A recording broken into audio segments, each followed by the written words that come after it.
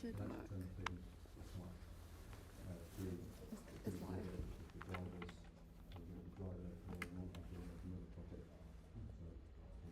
Can you hear it?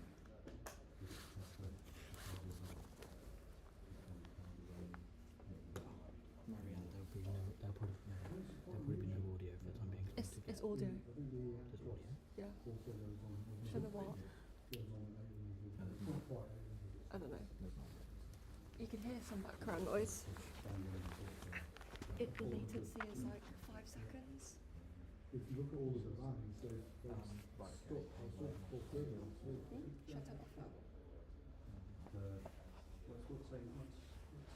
What's that effectively in kilowatts, power-wise, the volts? Well, it's 800 volts. I can't remember the outside, to be honest. typically they're going on at around 150 to 200 kilowatts. It's an 800 volt system, but they're going on at around 650.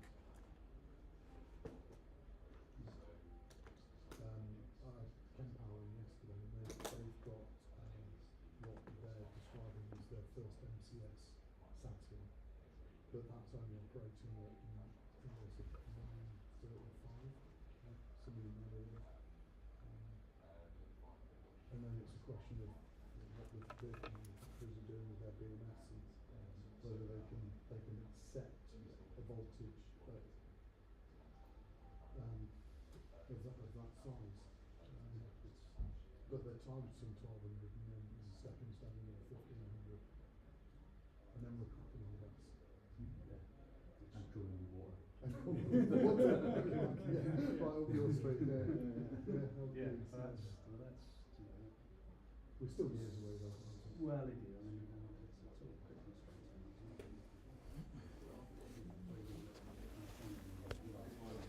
Gonna need laptop chargers though. No,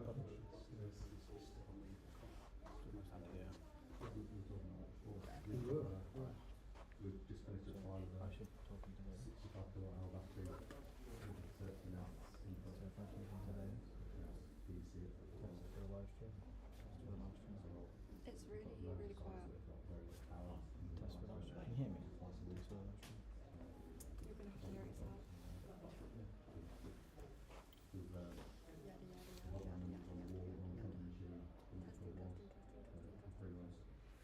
have to hear it yourself. And it works as it should be. Especially for a demo unit, I was quite surprised. Yeah. Oh, we're going to have to change the sound.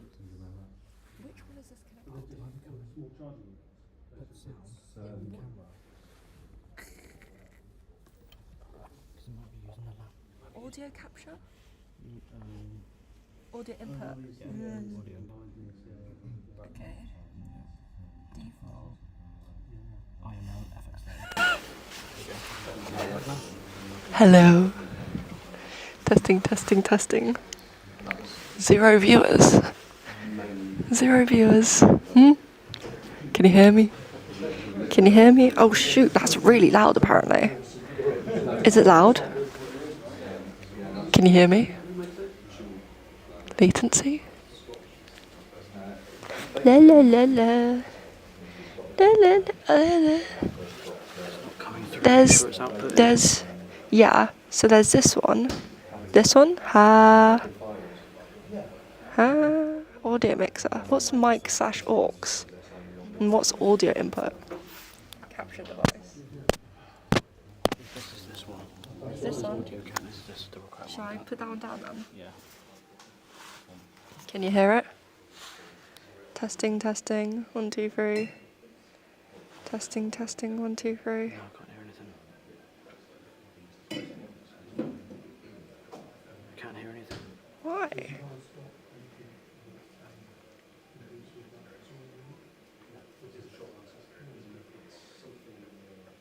Enable down maxing? What's that?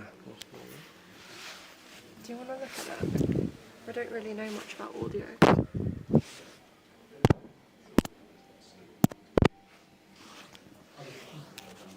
Where is it plugged in on yours? No, it's plugged into this. Oh, there. The audio's plugged into here, Yeah. like your headphones, and then the audio should be coming from here. I don't understand why it's not. Oh, unless it's because we stop the stream and start it again. Oh, I don't know how this works. So far back. Oh, yes. Oh, is it working? It was, you just had it replayed so far back. You're listening to something else. So I put it all the way to start. Yeah. Is it still streaming? Push play. It's a good start.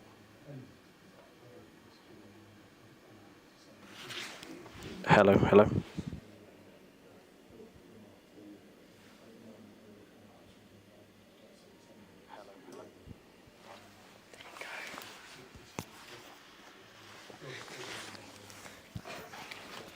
So this is a microphone test, so setting the gain levels to be correct. I think we need to be at minus 16 to get clear audio, maybe minus 24, because if everyone's projecting their voice, we should be about here, I think. Yeah, does that make sense? I think it's a bit too low. Bit too low, yeah? So we can probably... A little bit higher. But remember though, they'll be like projecting their voices, won't they? We're going to have to just monitor it and change it when Actually, they talk. that sounds perfect. If you put it on your collar.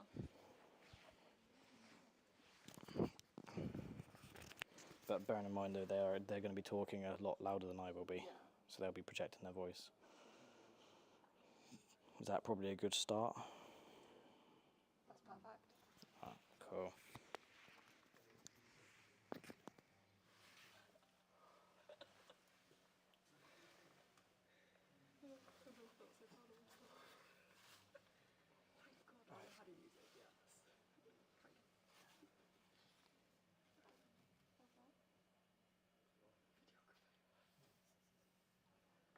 I'm going to message James that we figured it out. We did it. Without a doubt, as I say, we're looking at the scale of what is being done in Europe with our conventional basically a 20-foot container platform, which is supporting two charges of a standard three-phase 100 amp supply. So 30 kilowatts goes to 300 kilowatts basically, and then it's sustaining the charger station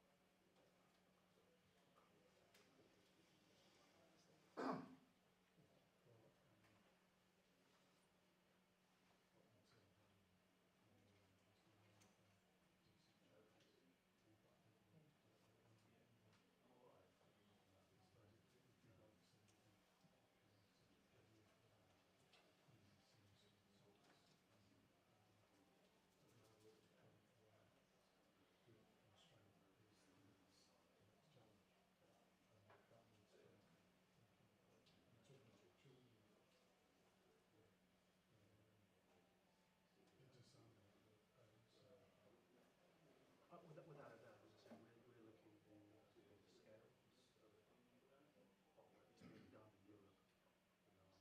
phone because it's not it's a rubber connection, straightforward. So, but it doesn't mean you can't bring it down to that scale.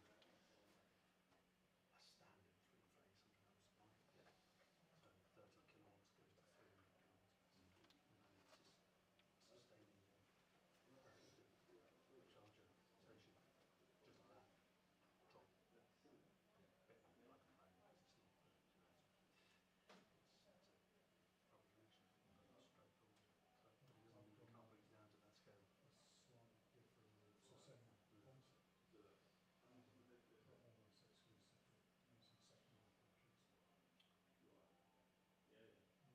almost exclusively using secondary batteries. You like that circular Yeah. idea. Renault were trying to do that when they first brought out the Zoe.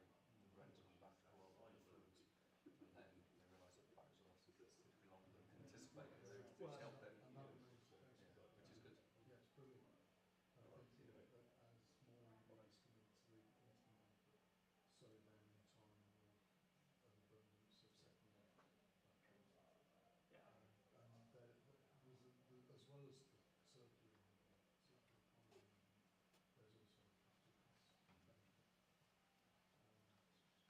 And as well as the circular economy element, there's also a capital cost benefit, and which is really most heart-affecting. You look at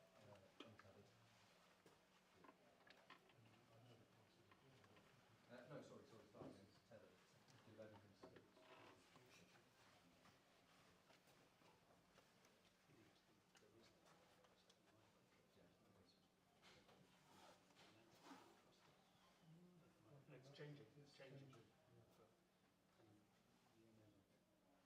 Well, the partly argument, if I think about the objections that were raised when we first started bringing it to market, one of the objections was, well, it's seems more gaseous, so there's a high risk of explosion.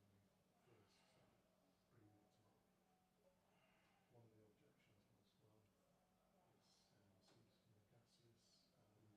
of a charging hub, and we're surrounded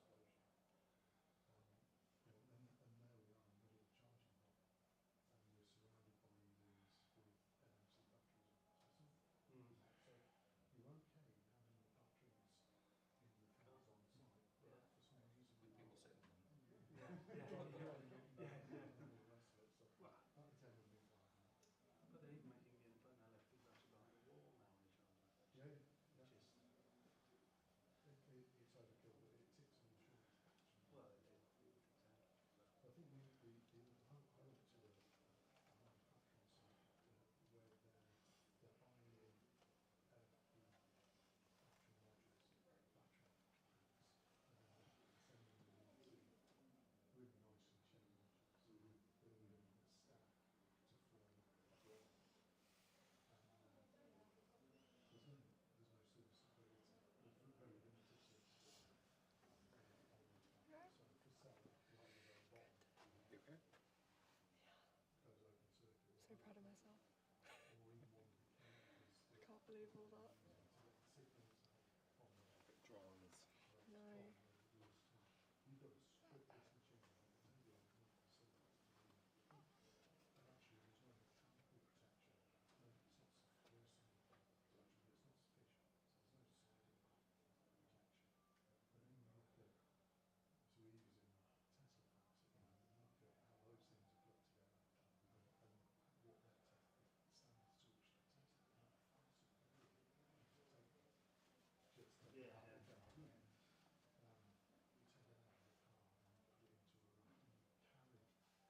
car and you put it into a room and you carry all of that, all of the approvals and the protection and actually getting it in one if one was failed. I'm not saying that it's chocolate prices, but if one was failed, literally 5 minutes out, new one 5 minutes in,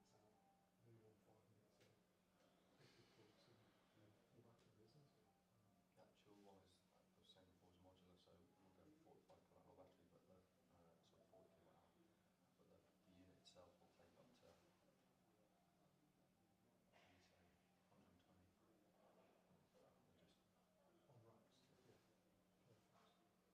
straight in, connectors on the back, and we'll upgrade it any time we can. And the same with the input. So that site in Moffat has got, is getting solar. At the minute it's got 100 kVA, three-phase, sorry. So when the solar goes in, we'll just be able to flick the switch on the back of the machine. And put a new plug on it to plug in the gas. Yeah. Or we might even move it somewhere else and put T-series in. Yeah. Because it's palatable now as well, just a pallet truck. For us, that's, it's a game changer, but it's certainly opening up a lot more sites to be able to. What we've seen with the T-series on your streets is that that's 63 amp supply, and it isn't playing the car, but it's often provided for within the infrastructure, the existing infrastructure.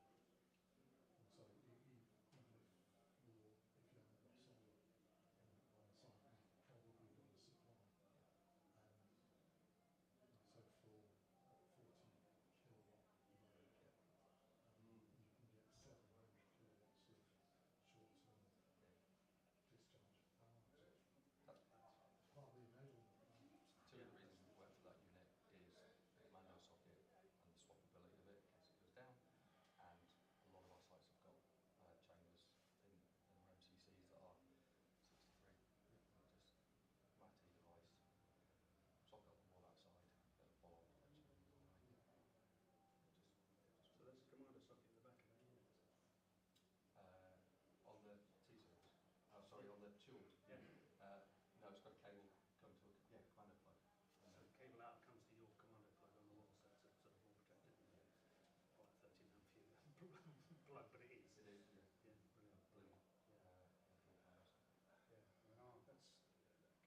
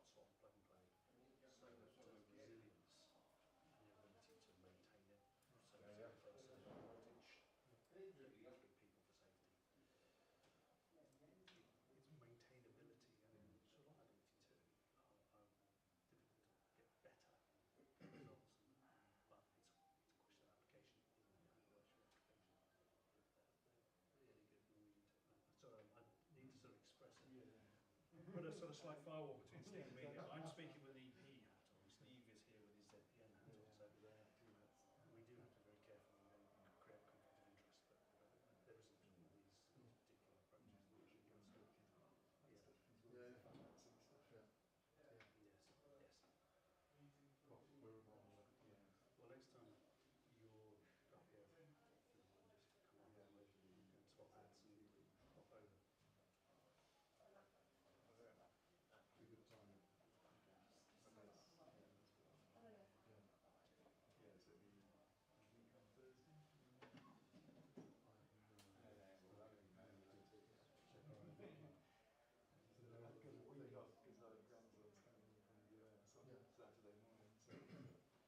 Saturday morning, so he's coming on Saturday morning, and early on Monday morning we're going to Northern Ireland for 3 days. Because we said, where do you want to go? Last year we had to come to Europe for the first time. And he said, I want to go to Northern Ireland. Do you want to do that? Why? I'm not that guy. I live against Northern Ireland. It's a beautiful place. I've been to England, Scotland, Wales, and I need to get back and do so. So, okay, fine. Actually, I might go to.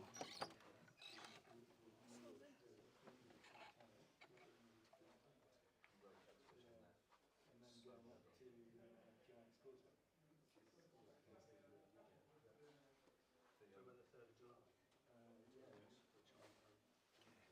I'll sort it out on my end. Because I can't do it. I'm hoping my laptop is. Alright, I'm trying to. Yeah, I think it'd be quite timely. My friend's a space scientist. She works at. When Stephen and I last spoke, we were swapping notes on beautiful beaches. It has to be said that Stephen probably took trips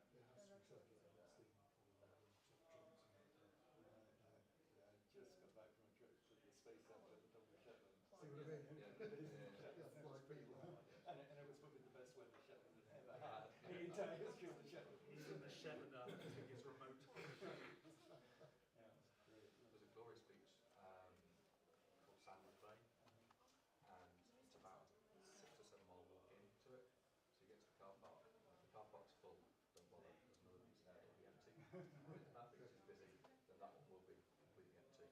We got onto it, and as far as we could see, there was nobody.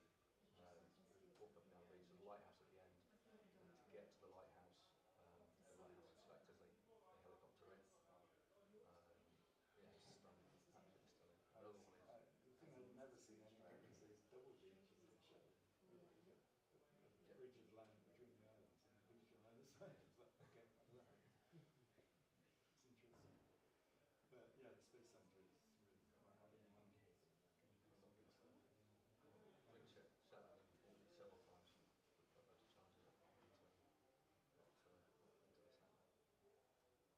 How are you finding the wear rates on those? You're just taking any special measures? No. Okay. We've had one issue with water ingress to a charger, and that was just outside the central belt. Top of the hill, middle of nowhere, it's near a wind farm. It just kept leaking. We've got shells around it. Yeah.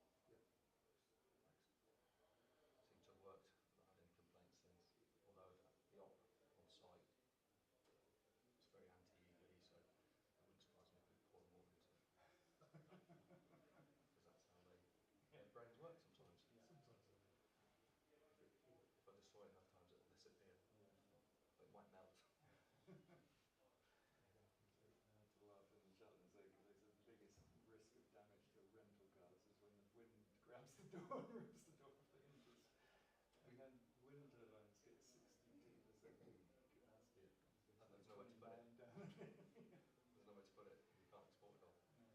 We did the PV rally of Scotland in one of our bigger scooters, so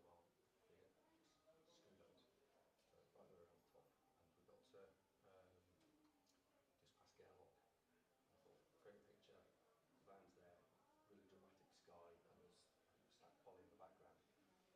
So I went, what must be like? I was like, you're right, so I can't open the door. And it's just like, you okay? Like, physically. And then the wind died, and I got out, and then I turned back again. I pulled that door, and I thought, this is going to come off, because it's here. Look over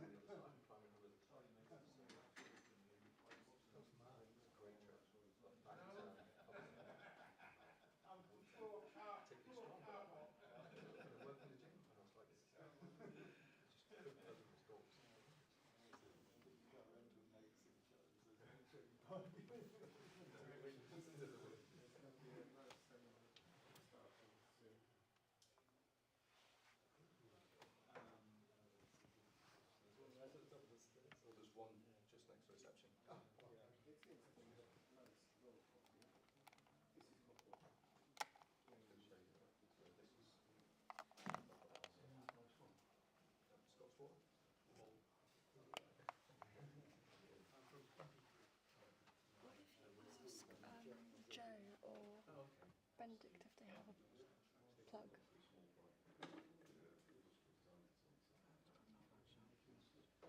Because this work is more important, isn't it? Shall I ask them? Okay. Just outside London, or London office, basically, right? Physical office, central office is London, so just up we distribute energy, basically.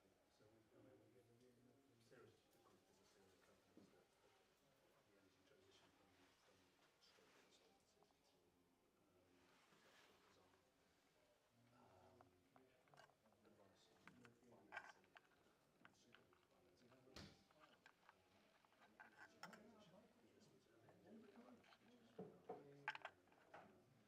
advice on financing, supported financing for energy transition investments and energy development, which is one of the distributed energy central plus solar, EV charging, heat pumps, generators, That's our network. Charges. Yeah. So anything increased or installed in the last 3 years, red is where we're decided there's no energy outside of purple is to be surveyed, and yellow is zero. So it's, Are those for public use? no. Your use? Just yours? And pay-as-you-go users who are either our contractors or Scottish Water employees. We don't want them to come sit here. Too much hassle. We'll wait until the customers. Yeah, exactly. Well, to our, we're not called fleet, we're called customer vehicles team. So everyone we deal with are our customers, which all my colleagues seem to forget, but it's what's the phrase being sales, isn't it? Like really easy for those customers to help. yes. Absolutely. But I guess allowing your active access to your This is his, this is Gabriel's, this is my cable. Really major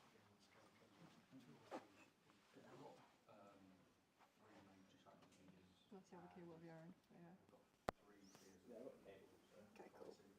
So fleet users Gone with get it? charged X. Is it charging us a real question? Charged X No. No? back, It's not. and site if you want Is it on? It's not even on far.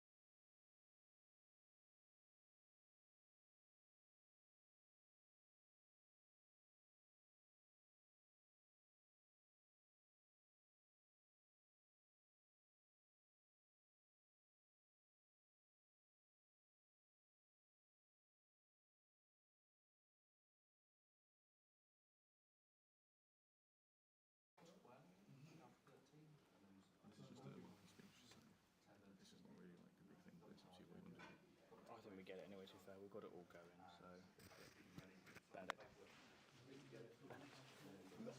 just means that this needs to be put on whoever's speaking. It would just be James, so if you want to slot. Okay.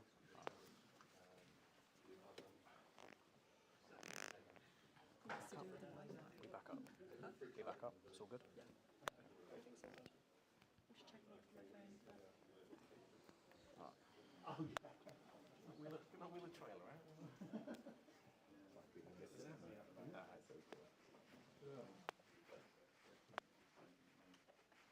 Now to confirm, record, red. That'd be good, wouldn't it? Yeah. Alright.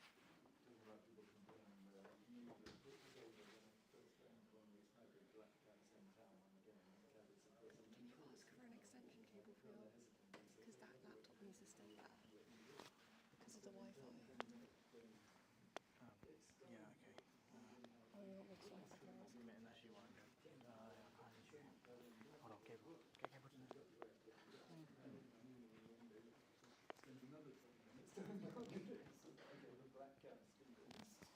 to the They had a display model, they kept the retail version of it.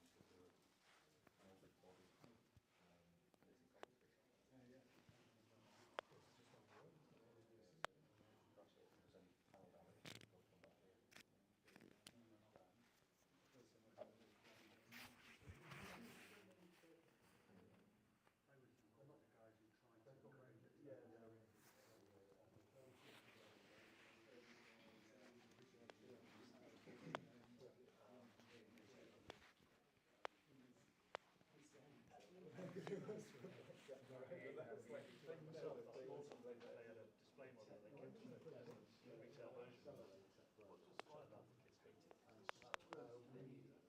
it was all everything close to that, it's basically close to the centre. He was like not going to give it to me, but then he's like, oh, I'm going to give it to you. I was like, okay. Don't say that to me. Is that long enough?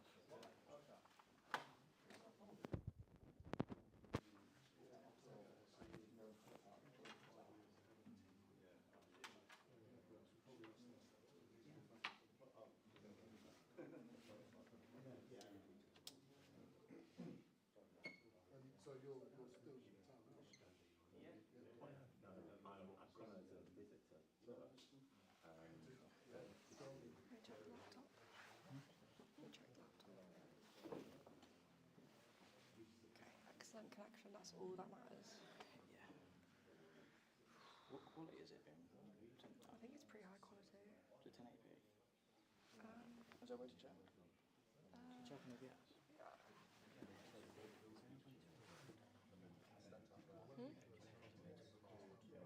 yeah, you can just press start recording. Just depends where it's going to. Yeah.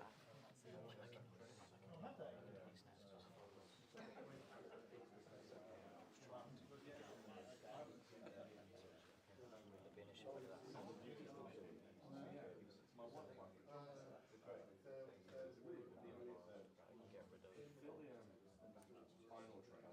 Get rid of Make sure you delete the trash as well.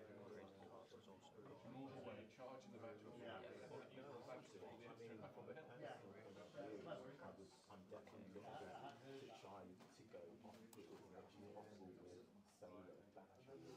solar batteries. Yeah, we're 600 gigs free now. Okay, so if you go into settings, I'm pretty sure. No. Settings. And then video. Where is it saving to? Does it? Oh no.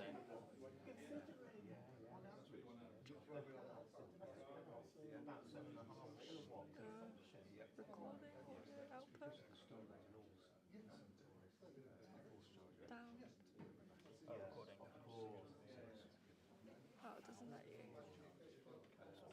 press it to start recording. It will tell you where it's saved.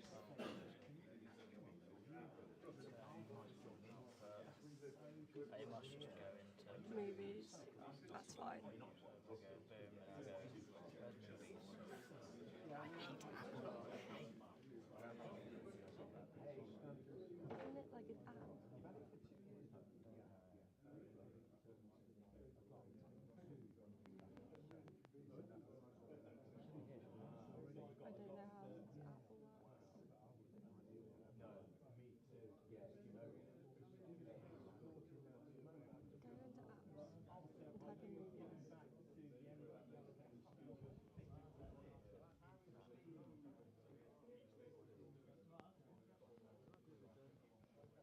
Oh, you've got it.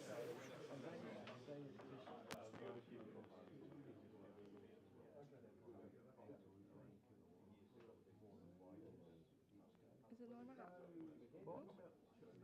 So it's like it literally knew that I wanted to go there. Today at 10:40. Yeah. Awesome. Now just start recording. Start. Is this full screen? Yeah. Yes, full screen.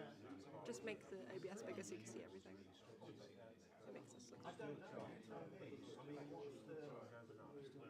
awesome. Right. We're sorted. All we need to do is just give this to someone. And make sure the audio is good.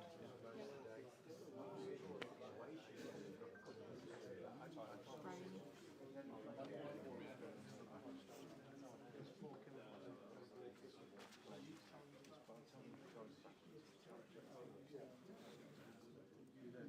So it's all gone. You've got £8 here, and that's what's that? So what's that? Out on that. 4 kilowatts. No. Cool. Fine.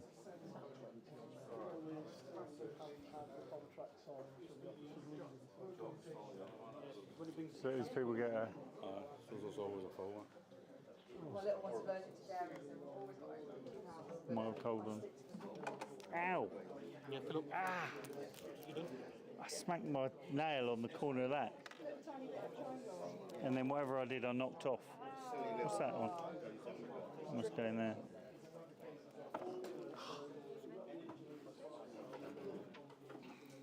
I told you both passed. How good is water? Both passed all the security stuff. Oh, good. Amazing. That just worries me as to the quality of the security.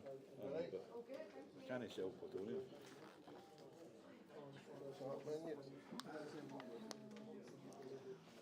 This one's this is to die for. Really? Yeah. I suppose you heard that last time. You okay?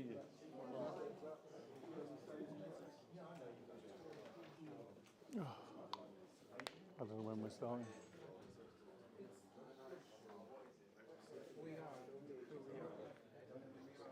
Hi Leah, you alright? How are you? Yeah, good form, good form. Good. Did you come up on your bike? I didn't know I've got to go on to Birmingham, so I came on the train. Which was, it was quite painful actually when the sun was shining. And Thing is, it would be warm today. it would, and flogging up the motorway, which you kind of less, to give yourself lots of time to become a fun route, is, it's not so much fun anyway. It's actually on the train. But, Yeah. I've had some good trips out on the weekend, so that's actually feeding my need. I nearly went on a hairy biker ride the other day, but I just couldn't. You weren't exactly going to get very far or fast with 20,000 people or whatever it was in that cavalcade. So No, it would have just been a very slow trundle. a bit slow trundle with a bunch of fat, Like I've hairy done. blokes on fat, hairy bikes. Yeah, and they never ride very quickly anyway. I've done a couple of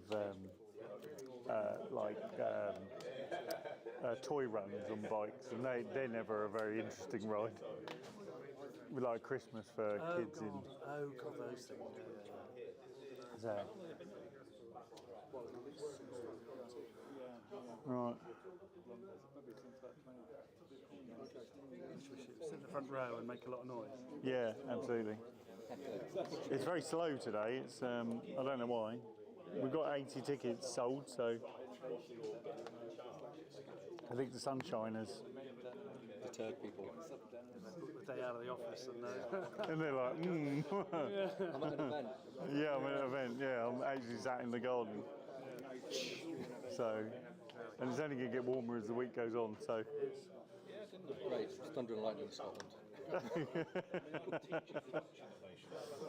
it's supposedly 30 degrees by the weekend down here. So, It was 28 yesterday according to the car. was it? saying, I mean, it's end of all the exams and they're delighted, which is very rarely does it happen that serendipitously. Normally the sun finishes the moment the exams do. It's for me anyway. Yeah. Well, I had PTSD for years about every time when I started hearing thrushes tweeting, I knew that I had an exam coming up, and I hadn't done anything. So I continued on my same form of not doing any. There you go. But I would have like PTSD for years after. I'd be like, oh my god, oh no, I haven't got to do any exams. I haven't had that dream for many years. Dreaming that you've got an exam and you haven't studied. So, unfortunately, I went through the world of right the way up until I think I ended up studying for one, but I was always sort of smart enough that I could blag my way through, and I always had a strategy with exams, which is any form of exam, read it, do all the questions you knew the answers to, and as long as that was more than 40% of the thing, you knew you'd pass. My eldest son, I got a school report. I was like, he lives with his delightful mother. I was like, son, this isn't you. This is going to fail. This is going to you're going to remove from the class. And it just was negative. I don't want to discuss about this, but that's not you. You are much cleverer than this. And when the eyes start to go back, like, drop it, move on. Yeah. As the exam results came in, did you pass? Well, I got all A's and 1B. Did you study? Well, only for the one I thought was going to fail. And then my eyes started rolling in my head. He's so clever, but I was a bit like that back in the day. But I wouldn't get A's and B's. I would get C's, and my parents would be like, look, if you just tried harder, again, but the point is pass. The point is not. The point wasn't getting an A. Like, if I had to get an A, I'd actually have to do something. So why would I do it? when I was in the military, I went on this course and did a physical fitness test. Pass mark is a bleep test of 14 or 15. And at 14, everyone just stopped. No, it's best effort. Everyone keep running. Fuck off. Yeah. We've got another test coming up in a minute. So I'm saving energy for that. Yeah. We're not telling you what the pass mark is. BFT. Yeah.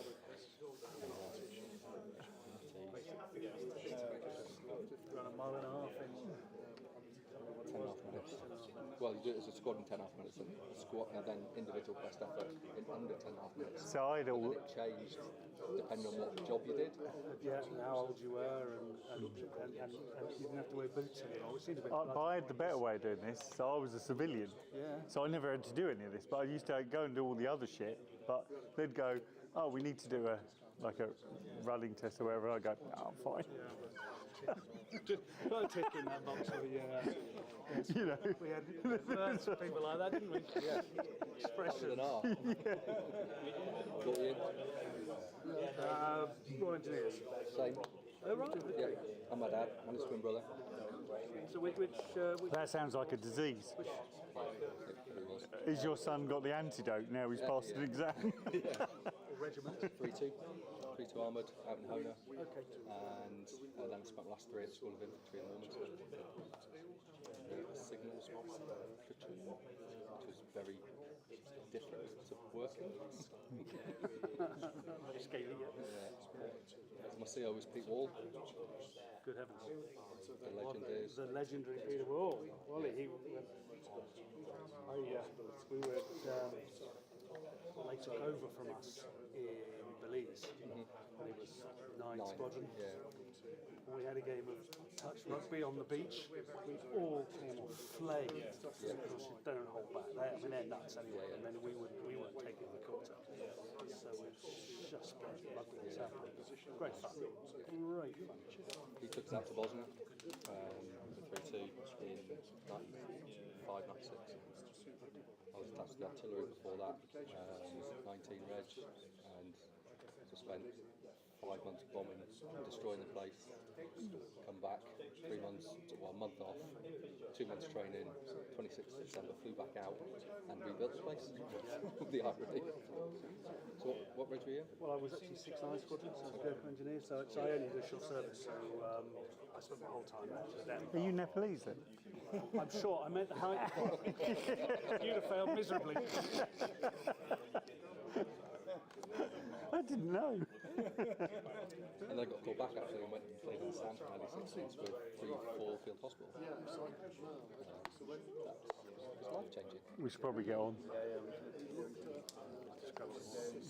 Do you want to take a seat and then I'll... You might as well. I was a crap teacher. You at the back, sit down.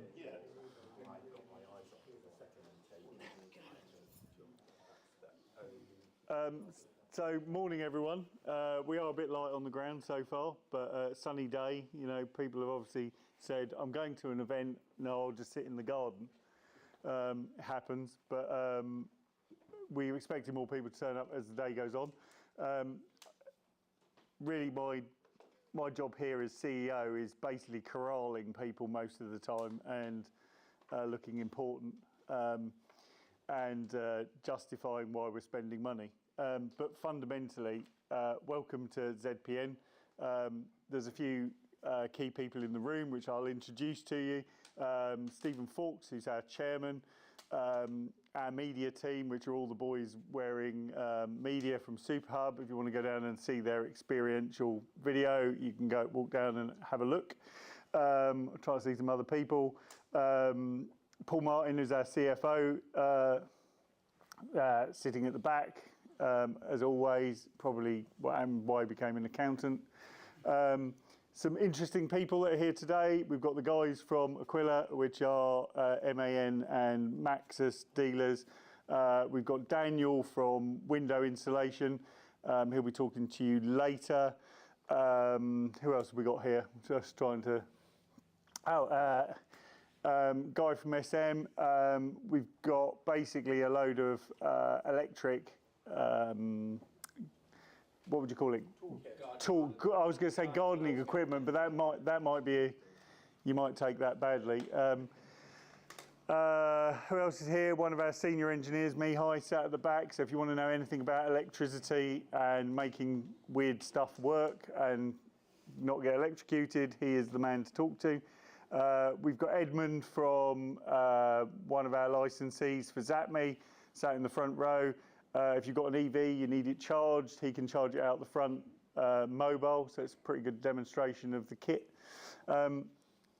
There's some interesting speakers on later on, Stephen Fawkes and others will give you some insight on the industry, because you don't need it from me, because I'll just try and flog you something. But overall, welcome to the day, and we will get the day going. But please engage with the people from BYD, the ladies from BYD in their blue shirts. We've got some good product, and they do have a new car out, which I've forgotten what it's called. Is it there's the Surf, which is the little one. Did you bring that one? Yes. Okay. It's got a funny name in another country, though. There is a story behind it, isn't there? It is. In China, I think it's the seagull. It's the seagull, which no one likes. We live in, so I live in Paynton in Devon, and seagulls are evil. And there is a story, which I will tell you, because it's sort of quite funny. They just, you know, when you go to the seaside and the seagull eats your chips, or your burger, or there's one very close to us, there's a Tesco store, and basically it's worked out how to open the door. So it opens the door, runs into the supermarket, steals a bag of crisps, and then runs out with them. So they actually moved the crisps. So now, and they put newspapers there, so it runs past there and nicks the Turkish Delight or something. So, but actually the funny story about a seagull is that we all think they work in teams, don't we? Right? And it has been proven. So near us is a place called Dawlish, and in Dawlish, they had a problem with seagulls attacking children, eating their chips, you know, being annoying generally. So a university came up with this plan. What we'll do is we'll kill some of them, right? Which sounds kind of hardcore, right? We all thought that they were going to kill all of them, but they didn't. They went, no, no, no, no, we're going to try and work out who the ringleaders are. You talking about the birds or the kids? Well, quite. And so they decided what they were going to do was they were going to kill 6 seagulls. So they targeted these 6 seagulls. So they brought in the army, you know, Keir Starmer brought in 2-tier justice for them. So some of them got imprisoned. Anyway, so I'm going on. Right? Basically, they killed 6 of them. And the instances of attacks by seagulls fell by some large number, like 95%. And what they worked out was it was actually a learned behaviour. So what would happen is one seagull would work out how to do it and then would teach the other seagulls to do it. So they then decided that they would come up with this plan that what they would do is do the same thing in each seaside resort. And they were actually blocked by a campaign by the RSPCA or some do-gooders. And it never went any further. But for 18 months, Dawlish didn't have a single incident of a seagull stealing someone's chips. So they are little bastards. The car's good. But the car is good. And I can't imagine the conversation inside BYD's marketing department that would go along is, you've got all these sea mammal things, named products, but we're going to name one of them a seagull, which are universally hated in almost every country on Earth. Although if you go to China, I don't think I remember seeing a seagull. Because they taste too good. They're probably. So on that note, obviously less is more. Don't kill them all, just kill the ringleaders. You can choose who you apply that to. Hopefully we'll have a good day. You're a ringleader. Of sorts. Are you one of my gang then? That was a good charge, yeah. So, but look, have a good day, and looking forward to what people have got to say. It is all being live streamed, so if you're on the run, there's some warrant out for your arrest, chances are it's going on the internet, so you know, tell us. We'll blur you out. All right, but thank you for attending. Thank you. What's the timing? Let me find out the timings. I wasn't given the timings. Well, actually, that's not true. My wife, who also acts as my sort of part-time unpaid PA, organised the event, and she did email it to me, but like all emails from my wife, I didn't read it. So basically, the 10:15 is, I think we're a little bit past that. It's meet me, and then we've got the media, the business development team, which is Joe Keenan, Craig Wheeler. I can see Craig, I can't see Joe. So have a sort of mingle. You've probably already been doing it. We've also got the project managers for ZPN products, which is basically Mihai, Ben Black, and Wes over there. Ben Black is the bloke who's about as tall as me. If you were here last year, he's half the man he was. And Wes is the guy on the right of the column. He's known as Happy, just so you know. Aren't you? And then from sort of 11:30, 12 onwards, we've got a Indian street food truck outside. So they're doing some interesting food. And then from 12:45, sort of lunchtime onwards, the various speakers are going to be speaking, live streaming it, see where we go from there. And we do have, if you hang around, you might get a glass of Prosecco. So, which always goes down the treat. Any questions? If it stays quiet, we might condense. Yeah, we'll condense it down. We're expecting quite a lot more people, but in the next day or so, if it stays small, we'll condense that time down. So, but you still have it. All right. There is amazing street food that will be ready from like midday out front. Yeah, it's a midday onwards, apparently. They are the guys that support Carwell, so they go around with Carwell providing their food. So it's really good food, and they've got lots of noise to the so it'd be really nice to support them. And they're just literally outside this window, you probably start smelling the aromas. Cool. Right, cool. There you go. Craig, Joe, Ben, do you want to make yourselves available? A seagull, a surf, and then if you can name surf, so that we can scared to go back and put away. It's a dolphin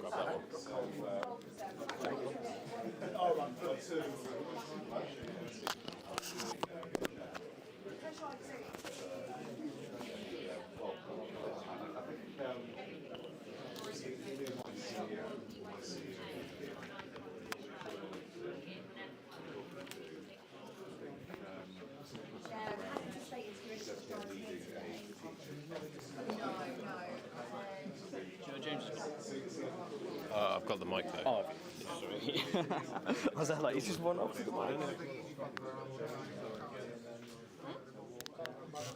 Yeah, we'll switch it. I've turned it off. Turn the recording on. So, Gabriel, what's the kind of gist of the gist? The gist of the gist. The gist of the gist. When do we need to be live streaming, basically, so that we know what's doing? Is it started now? Yeah, it's been on the whole time we've been doing that, so. But we're just. Yeah. The whole time, but I'm recording it to my laptop. I could do, they're both, to be fair, both the laptops are plugged in. I just, yeah, just.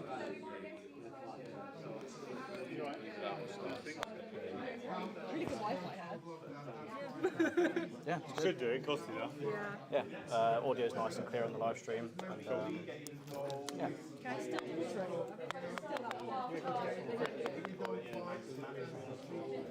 When do we need to be specifically live streaming for individual kind of? I mean, it's up and it's still up, but Just as and when people are talking. So, and you know, if people this demo, we'll still do the live stream. We'll just get it out as a piece of content. yeah, for sure. Yeah, because obviously I'm recording the live stream as well to my laptop, okay. and we're also recording audio to here. So whatever Gabriel will be filming, kind of alternative angles of whoever's talking. So it's like we've basically got all of the coverage. Yeah. Yeah. And I'm keeping an eye on it. 'Cause it can be a little bit temperamental sometimes, but just keep an eye on it. Everything's good. But if you need me to do anything, let me know. Because I'm an extra hand. Well, the thing is, we didn't know how many people were going to be here, and you know, it's actually a lot quieter than we were expecting. Because we sold 80 tickets. People just don't like to turn up. I know. But we, you know, it's bizarre. So, but anyway, we'll see. It's hopefully quality, not quantity. Yeah. There's some really interesting people in there. Yeah. Zapme. Yeah. A lot of talking bits on Zapme. Okay. We don't. That's not the same as exactly. Yeah, they're just licensing. That's why they don't follow the brand guidelines, despite giving it. So yeah. So no filming of that van? No. Okay, that's fine. You can film him doing it, just not the brand. Got you. Alright. Would he be able to...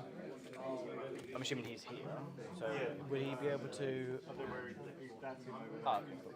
Would you be alright if he basically spoke about Zapme in front of the actually moving up man? Yeah. Yeah, cool. Alright, cool. Yeah, we'll get him in front of that one. Yeah, because he'll know a lot. He'll be able to sit there and go, yeah. So the individual different bits, basically. I want to get lots of little bits so that we can go. Oh, here's a really quick 10-second video on this. Oh, this is 10 seconds on there. So maybe it's just like we do a frequently asked questions segment. So like I don't know, like each video is a frequently asked question. So yeah, this question is what different. How long does it take to charge? Don't do call out time, but like basically little bits like that. Best in a joint venture. So once I've chosen a joint venture, I will.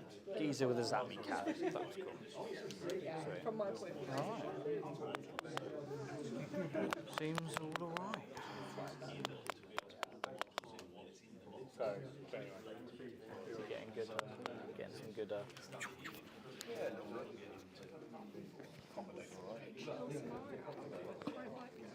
What were we just chatting about? Still live is on now? Yeah, it's like. I'm almost tempted to say. No, now it is still streaming. Yeah, it's always streaming. You don't have to turn it off or anything. I think it will last long.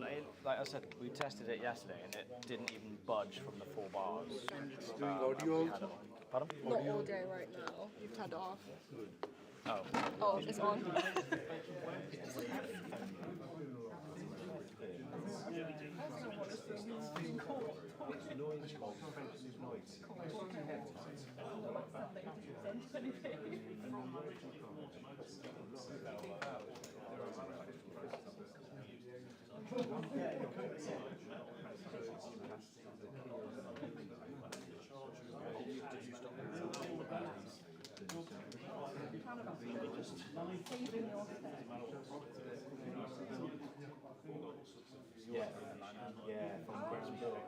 That's a no. Oh, I know. Yeah, I mean, a lot of their Dieselgate issues they had like 15 years ago, where Volkswagen dropped the ball, oddly, with the software. Volkswagen basically underestimated the intellectual property of the software, and that's where they really fucked up with the transition. They are now got their own software company called Carriage. It's called Carriage. So yeah, going forward, things should improve. I mean, the ID7 I think is probably a really lovely car. You know, lovely, lots of leg in the back, quite good efficiency. Over 3 miles. But again, the ID they just look at it. They just look bulbous. There's some So they'll get better, but without a shadow of doubt, VW Group, underestimated what was coming down the line, and they are really, to say they're catching up is an understatement. It really is. Yeah.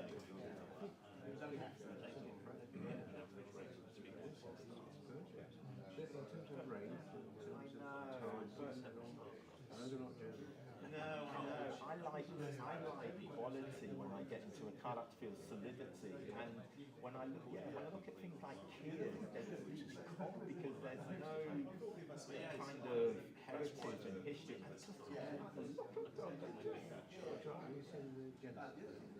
Yes, yeah, that's not bad, but again, you just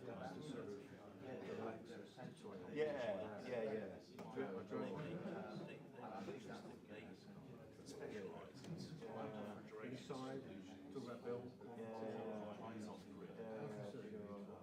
Performance, best car available then.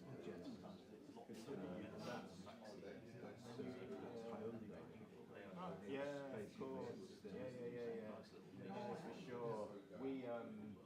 So I was trying to get into Moke. Remember Moke? The guys who used to do those sort of beach book. Yeah. They now have got a factory. I think this British private company bought the name Moke, and they're now based in Leamington Spa. And really, oh my god! So I went there a month ago, and they own Total bought EV, so it's an EV Moke. How much do you think? How much did you pay for a Moke?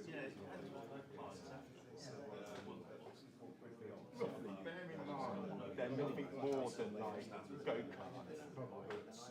They're very 45 grand, they reckon. Yeah, believe it. I mean, I looked at it. They manufacture 2 a week, and I'm thinking, who the hell is going to park with a glorified skateboard? somebody's schemes actually made out It does, yes, yes. The luxury car set, exactly. So yeah, a bit crazy. Yeah, it might as well. But I need to. Yeah. So if you come down from Nottingham, yeah. So here's a short analysis there. You can make money from, again, we've got the arbitrage sort of things, which is effectively charging for a battery from the grid or from the solar, exactly that, and then using it at perhaps more expensive times of day, which will be now 4% tends to be the most expensive time of day in the week. The solar's probably not, maybe this time of the year it is, but the solar points of the year is less that time of day. That's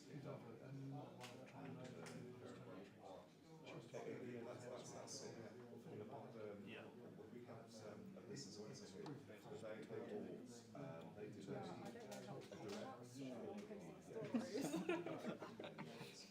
solar farm, so they can appreciate the shape. They just saw the headline number when that's 100% what we need.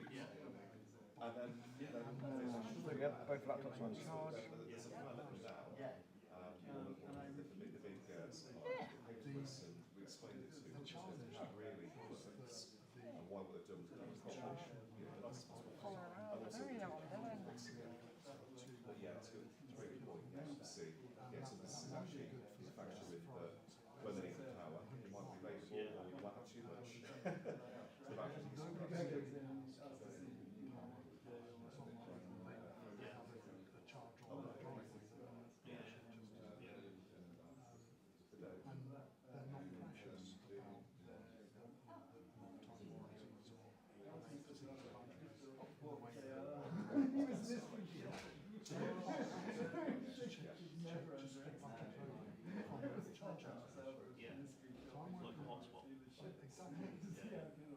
working with, I can show you a picture of what they've got in the market at the moment.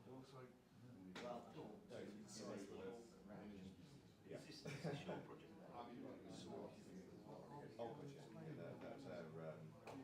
Way ahead in terms of renewables are also sort of about shop with the main actually they head office in Dublin, so that in fact they were so you can see that they've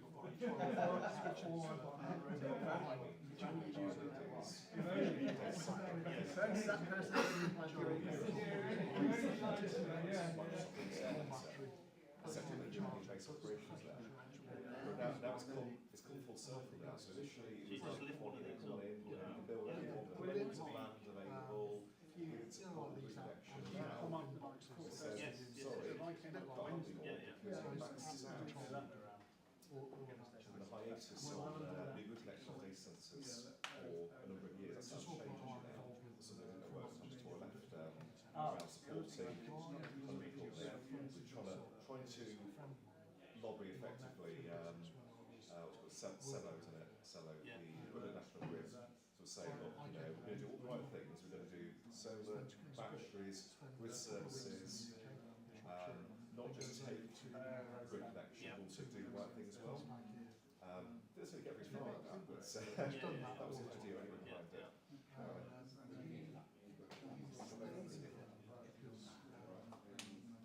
originally when I met him, he was doing power projects. You can't wish for that, can you really? No, it's more of a symbolic thing, if anything. Power onto the national grid. And I was supplying, me and my mates were supplying him generators.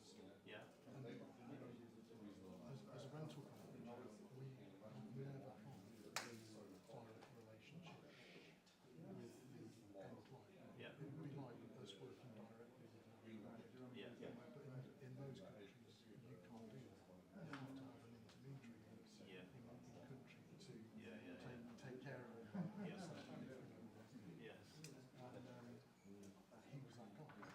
of course that eventually came to a conclusion. No. The Chinese Just had, I don't know if you're interested, so we just had an email earlier.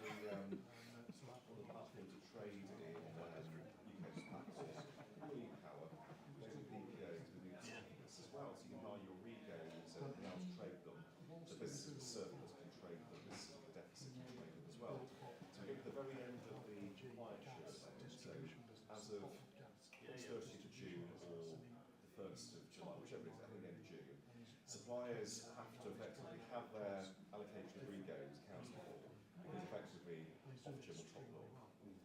They're trading at sixpence at the moment. They were £24 briefly at one point for a certificate. They've really tanked. But I'm not sure exactly the reason behind it. There's a number of different theories. I mean, a surplus of them, people perhaps not valuing them like they used to. A number of suppliers no longer buying them because they had similar feeling. What's the point in buying these? Because effectively all we're buying them from a different source, perhaps what we're supplying from. You're quite right. I mean, the annual matching supply to certificates is simply washing. My business actually, they do a number of businesses actually we do hourly matching. So between off-takers and generation sources, the regos, although yes, okay, the rego scheme is outdated and the regos are still permissibly given a 1 year vintage. So you could arguably change them, but we don't do that. And we actually do a thing actually, which is a bit of a nerdy, geeky thing. I'm telling Dr. Seaman about it actually. We offer a thing called supply license exempt supply. Sounds boring, I know. The idea is, if you are matched with a distinct asset in the country, anywhere, half hour by half hour, effectively you can create a virtual public Wi-Fi connection. There's actually a piece of regulation which allows you to do this.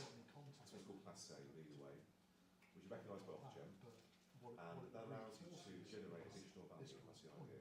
So that energy effectively can forego paying some of the government social and policy costs. Those policy costs work out to be, so if you've got a 5 megawatt asset, which is the max we can do on the generation side, you can save £2.5 million a year.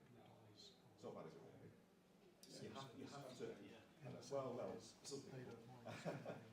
Those want to do it, it's a lot of money. I mean, we're looking at, for a generator, probably another £20 to £30 you can share, you know, the value between supplier, bank customer, and generator. We're doing sort of 20, 25 with £30 a push on top of your power price. That's not insignificant. That's a lot of money to people. So at the moment we're doing quite a lot of that because, again, generators are getting extra value. Demand customers are also getting extra value, but they're also having to be, because you have to demonstrate the match half hour, otherwise you can't do it. So you naturally get that link between generation off-taking as well. So it's a good thing at the moment, but you know, how long this will be around for, I don't know. It's been around for 25 years so far, but no one's been doing it now. Until 6-7 years ago possibly. Coming from Africa, No. we weren't allowed to see the grid at all. Really? So we for all this stuff, It's all low voltage. So that So there's a power source you take off. for hospitals and sort of like And it's not, they just rip there off are the bottom. like The Teslas, you know, the power Exactly. systems. V2G. But this is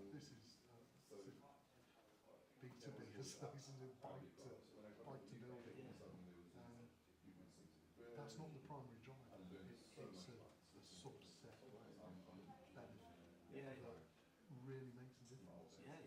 So for all of those reasons, and the fact that I see a real volume opportunity, I'm trying to help this guy. Well,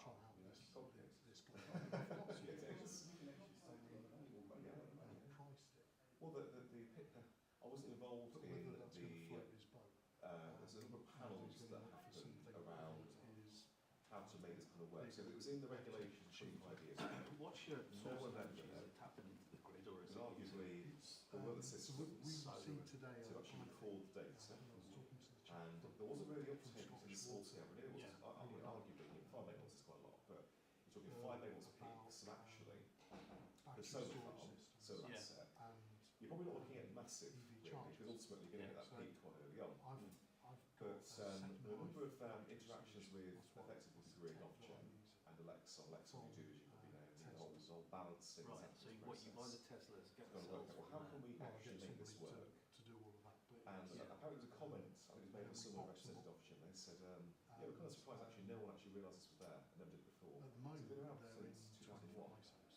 And companies only started to do it from 2018, 2018, and not necessarily in anger either, even recently, because of changes to the regulations, changes to systems, and actually Sorry, that is that now that you do modules that's inside the Tesla? their business offering, their business sort of USP or 75 each, so in this, proposition is in this 24/7 10 power foot matching. She's ISO got container, I've got the one that we work with is called Tesla Nosy, who are based in Yeah. Australia, each of but they do 75. it.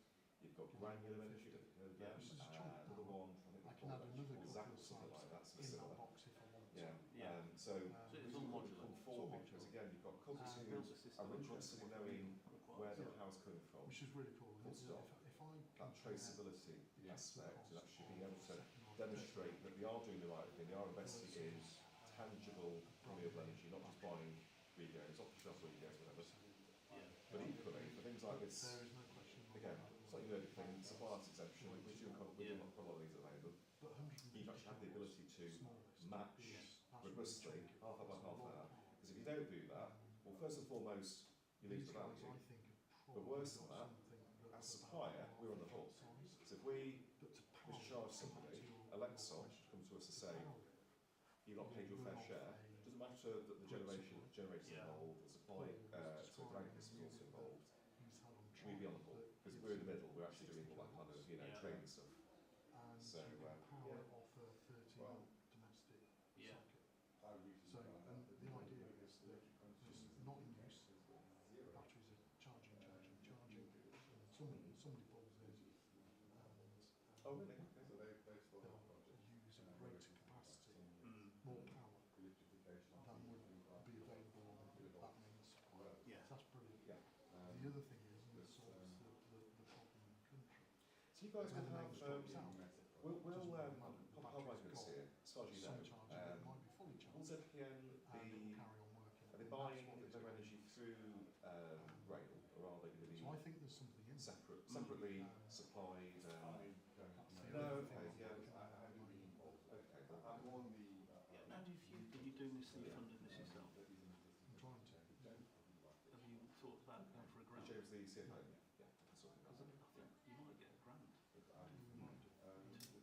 It's not waving too tricky, though, is it? Oh, it can be, yeah. I'm not. Yeah, yeah. Well, it's interesting. If you want any help from us, would be.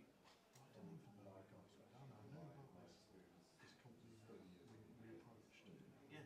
But that came through a friend who said, How many people do you have "Frequency can do it. Why don't based you go and see those in guys?" Yeah. I was driving past your building. You've got to know that, I suppose. Oh, well, that's all right. No idea what goes on. You'll have to come and have a look inside. I've been inside. I've been and met them. Of course you have. I'll come and see you. When did you go and see them? This is. So, it's quite small at the moment. I mean, obviously, you've got this site here. It's going to, Right, okay, yeah. No, probably. you've got the contract as well, so you have the, So I'm on the left-hand you have side. the support there, don't you? The kind of the investment Our workshop, because we build prototypes Yeah. and stuff like that as well. But Mark's got another place in Hinkley now. Okay. Because we were, at one point, we were building, he was building panels. Yeah. Got power builders. Yeah. Assembling all of the kind of, like the kind of stuff we designed actually for control techniques. Putting it all into the control cabinets. Yeah. But yeah, definitely be interested if we can help. Why don't we take a walk through it? Because I thought that we might have some presentations, but Yeah, I think we've probably just got to do a bit of a walk around and Yeah. Well, see what's what and ask questions as we go. I think they have got something like on the slate. Admittedly, that's probably not a good example of the general public. I mean, all the cars out there are pretty much EVs, I believe, including mine, to be fair. There we go. Yeah. Yeah, I had a 330e, BMW, which was nice, and I quite liked the electric range, but unfortunately it was quite short-lived. I think whatever they tell you on the the product sheet, say 30 miles, it's never doing that. And then I went to a Kia EV6, which was a good car actually. Kia have really come a long way with the quality. And then I've now got a Tesla Model 3, which I picked up. I was changing jobs after hand the Kia back. I thought it needs to be fairly quick. It actually is very quick actually as well. So it's quick to buy, but it's actually the fast one as well. So it's 0 to 60 in 3 seconds. It's insane acceleration. But no, it's great. I mean, the technology of the car was absolutely phenomenal. And I had a taste for electric powered cars cars early on, and I wanted more, hence why I went full EV eventually. But I mean, yeah, the range issue for me. I know people have got the concern, which a colleague, former colleague, friend, I guess, who drives to Scotland every 6 months, and he wouldn't go for anything other than a diesel, because for him it makes sense. He doesn't want to be faffing around, you know, so you put it, you know. But for me though, I mean, I do Lytham, which is 150 miles. Can't quite do there and back on one charge. But they have charged at the office, it's 50 kilowatts, that's enough. Couple of hours, I can go from 0 to 80 probably, or something like that. Yeah. Well, No problem. the whole thing with batteries is that 20 to 80% charge capacity, Yeah. so that's the Yeah. absolute band that you can charge quickly. That's what I do normally, yeah. And then it slows down a little bit because of trying to check the battery, I guess. Saying it's fine. Yeah. We can start at 80%. Yeah. 6 o'clock tomorrow morning, we finish charging. Okay. But yeah, it's interesting. I was having a chat with Sally. They're not even close. No. Yeah. They've got 500,000 inside of electric cars. It's coming. I'm quite keen on the new Polestar. Oh yeah. The SUV. I've never seen that actually, yeah. I'm quite keen to have a look at it. Oh, is it here? Yeah. Oh, I myself actually come join me. Things old. Soon I'm going to have my mobility scooter. Oh, that's it. I played too much sports in my early life. How are you regretting it? Your knees are shot, aren't they? Was that what would be? Yeah. What surprise? Oh yeah, my police skills are clear, unfortunately, so that would be absolutely. Oh.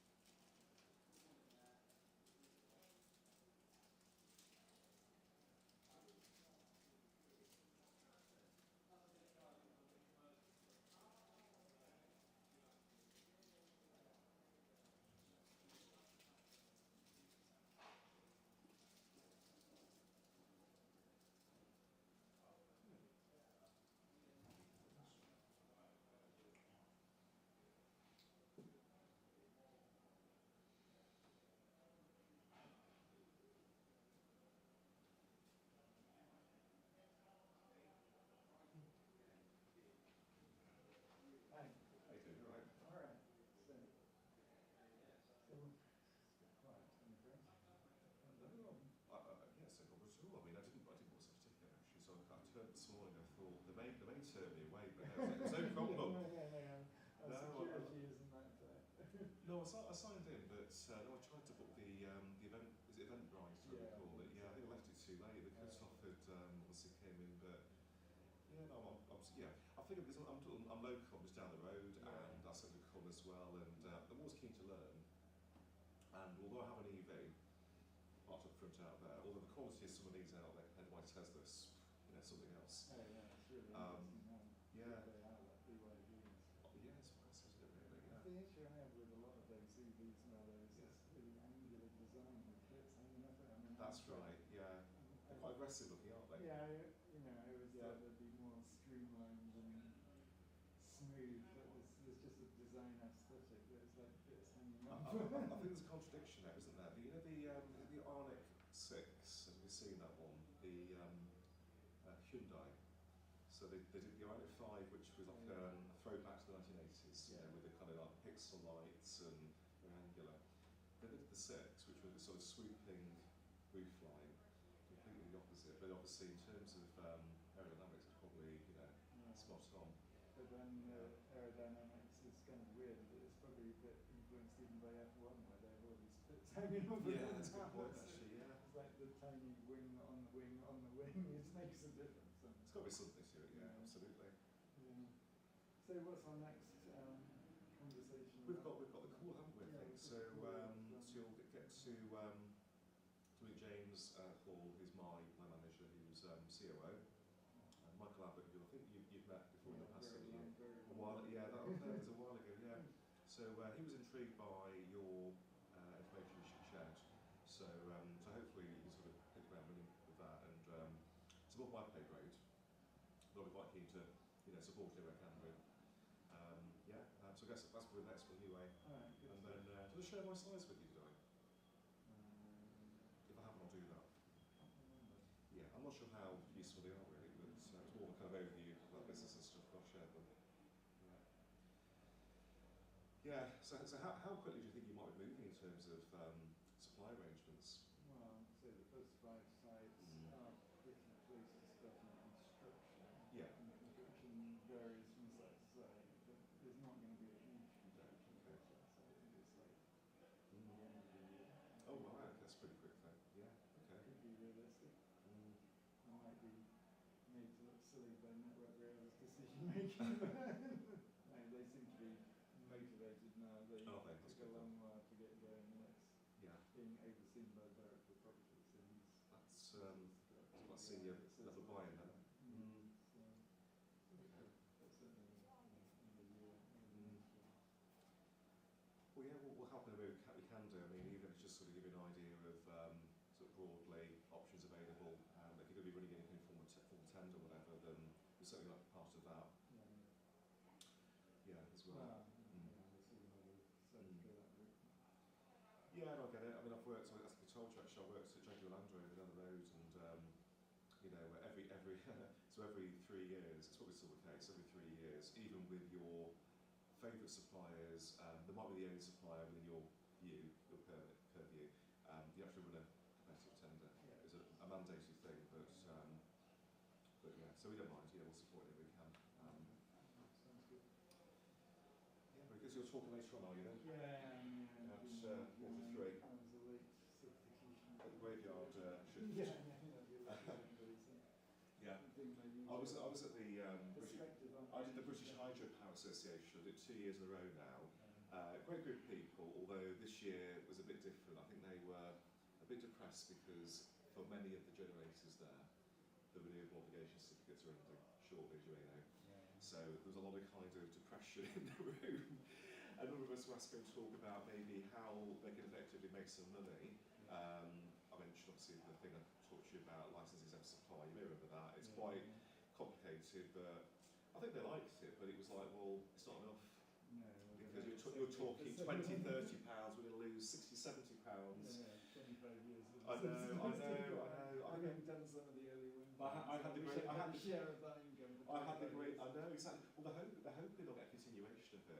Kind of, we're phasing out. I can't see it happening though. I can't. No. They just played to the negative commentary. They did that. Yeah, but I had the last one anyway. I had the very shift again, graveyard shift, and it went okay. It went alright. I just said I think the vibe in the room was different last year. Last year they were very positive. This year it was like, you know, tough crowd. I know. Well, you've got a number of them. I mean, the AD industry, they're in the same boat. So we obviously, I think everybody who got rocks, you know, 25 years ago, 23 years ago, will see them go shortly, and they're wondering what to do. But the way I look at it is, look, you know, I appreciate that you need the money and you've relied on the money, but it was a subsidy. Well, no, I mean, it's been paid for. I know, but their arguments were, and I won't pretend like I fully understood it, but their arguments were they've got these you know, costs to keep things running, you know, maintenance costs. And then just stop it. That's the answer. Well, that's what some were saying. You know, I know, yeah. Exactly that. Yeah. I mean, who would normally get that? Not many.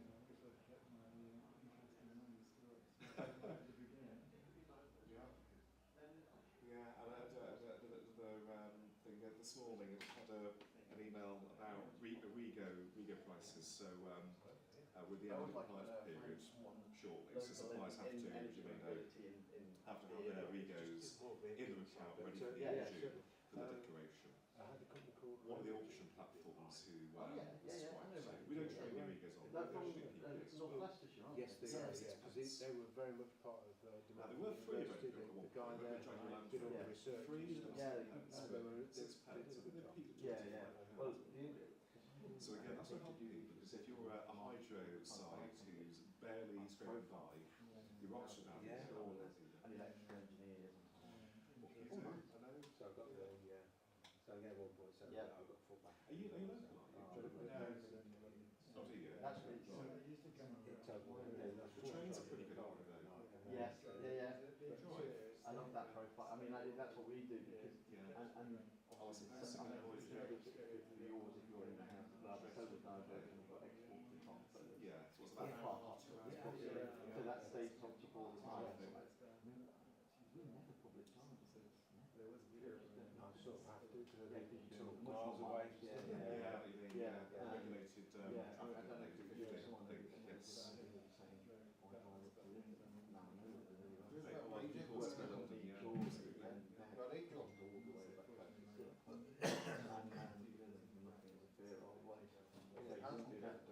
No, you look at it, so what's that? I'd probably do that with that because I don't but I'm going to do that and back probably not. I used to work actually, they're based just not far from Coventry station. And the company I went for was down, I mean, it wasn't good for the car, but let's put it that way. The Shard was down 3 times a week, and that was something Lucas was down as a Royal Mail. We're going to Cornwall next month, so we've been up for that. And they're very demanding, so I'm breaking down the but yeah, the train, although I'm semi-rural, so I'm north of here, though you know this part of the road, you know Morley, you know Anstey Shilton, next village past that's 10 minutes from here. But in terms of train stations, you're probably half an hour from a train station. But if you train to London, it's 50 minutes.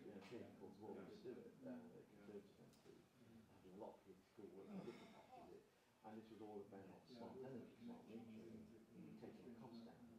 And his constituency Yeah, it's a bit like that, yeah. was Wigton, just below the Scottish border. There's nothing there. Well, we can Coventry. I mean, I think it's what the same one. I'm probably going to have to touch this, but both reputable universities, Warwick for the arts, of course, and Coventry for engineering arts. Yeah, of course. That's as well, is it? Yeah. Anyway, so we did try Wigton is in the town, and then either side of it is just here, where Dan can solve that private life. Cheryl Road is where the incredibly inclined to the regenerative braking of the Canada with a really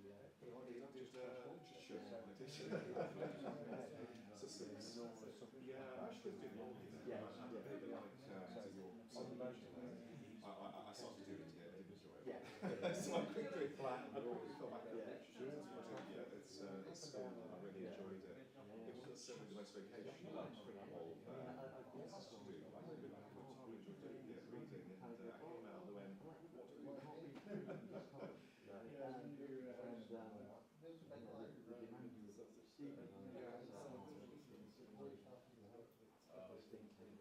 Awesome. Yeah, it's on the edge of Brighton, so that's my world. Yeah, quite close to the Summer Downs. Yeah, I'll take it away, that's my opinion. I've spent in Coventry, I've had to brought me more Coventry, so I looked at all of the location you go, which is reasonably far away without crossing the border into the country. And so this is what oh wow, okay. Okay, this way. Yeah. Anyway, I'll see you in the luncheon time. Yeah, that'd be great. Thank you. Yeah, 100%.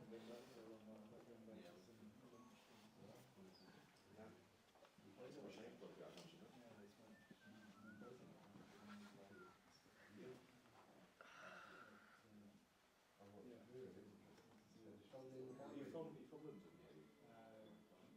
Kingston.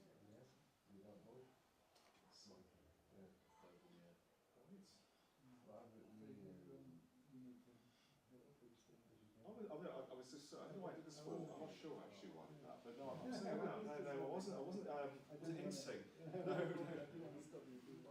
So I'm going to hang around for a bit. I've got a call I need to take, unfortunately. I think it's before you all go.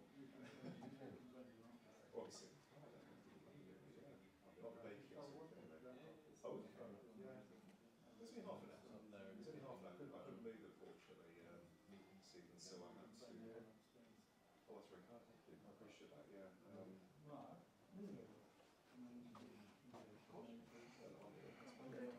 I'm Neil, I'm Rob. You told me that. I'm tired now. Oh, great. Oh, we were talking about the positive now. I'm probably going to crash in about 2 hours. So Well, if you need me for anything. I've done a lot of stories.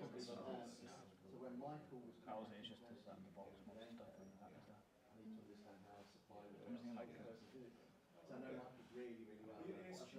It is cheap. Yes. If you take it for Yeah, in fact, Lindsay works makes sense. I'm happy to do anything you need me to. I don't like doing extremes because then I'm like, I am a bit like. And it's quite when they go across occasionally back, I think it's quite friendly.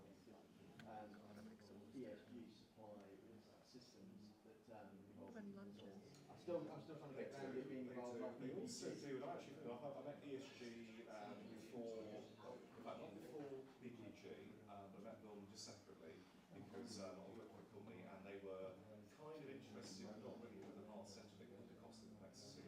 They were interested in supply licenses. Oh, so you met Danny then? Danny, yeah, Martin, they pitched to in half a day. Yeah, really, okay. Yeah, and I mean, I thought it was the right thing to do, but because of the amount of money and the amount of time, the company just said, you know what, we'll just keep it as it right now. It's really interesting that they've stated and they've stated to it because it's how one of the conversations that changes in here.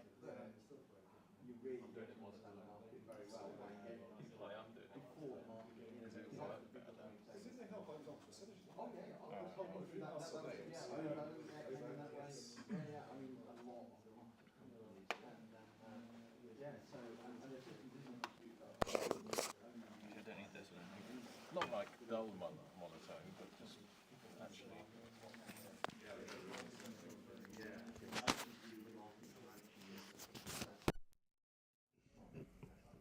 just want to do the transmitter into the phone and upload it straight away. Yeah, it is. Yeah. No, I'll just work it on here. Because I've got B-roll stuff as well.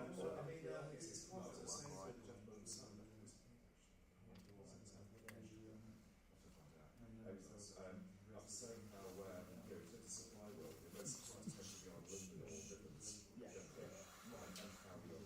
Got your audio coming through. What's part of the world, though? I mean, yeah, I've said that quite a few times recently. I've been appreciating people. I've been to BPG, they're my supplier. It's a HOMIS, and I awarded them a power contract. But I was only there like £400.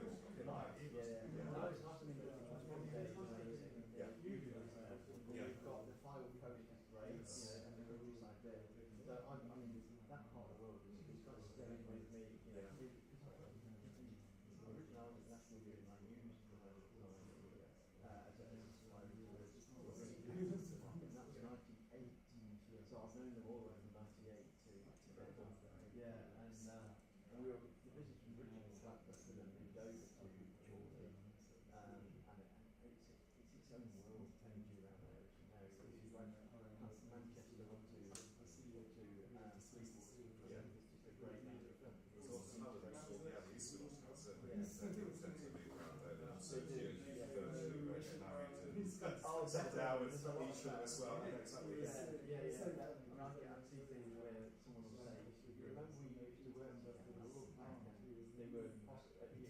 maybe 6 months or 5 years ago, or 10 years ago. So it says, there's 700 people, and in the UK probably 300 at the moment. So there's a lot of churn of people moving out, just taking months as well.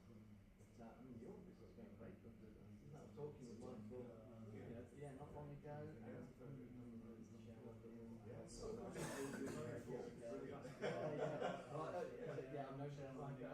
I've been a number of times when Michael kind of convened a call and said, Mark, would you just help us on this point? And he knows alloys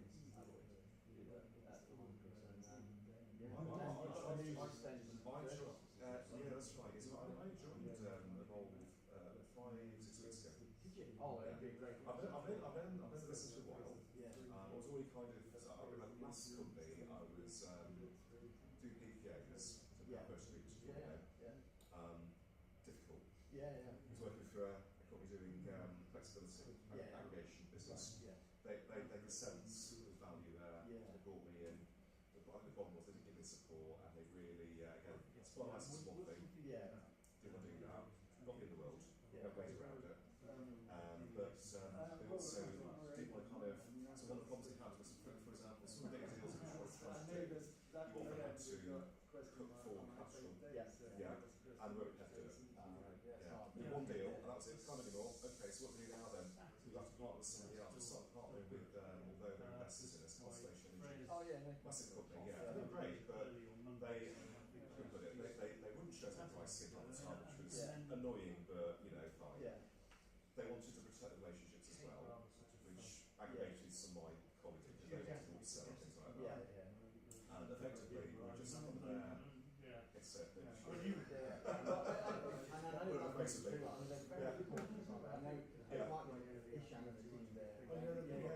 Well, at the moment they have leaving, they're boosting out those things. So it's like,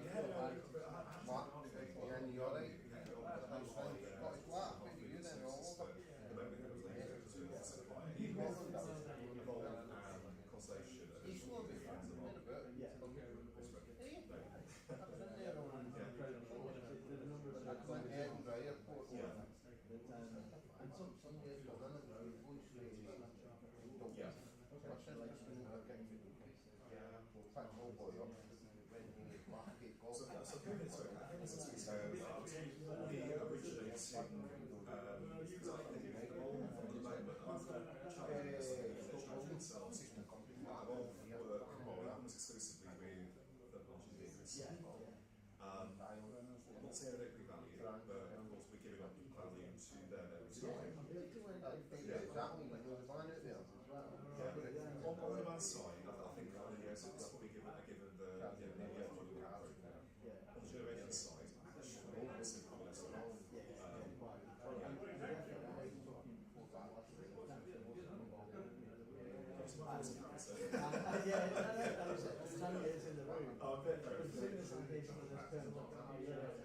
was born with a poor guy. For me, it's kind of like, it's fine that because I've helped a number of businesses now work out their director, so they are definitely going out with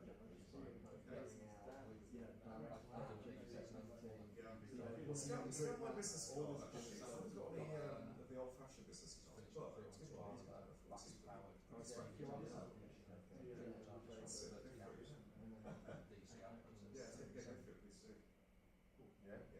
No, it's the same way. It's Mark's site, isn't it? No, not Mark. I created the confusion.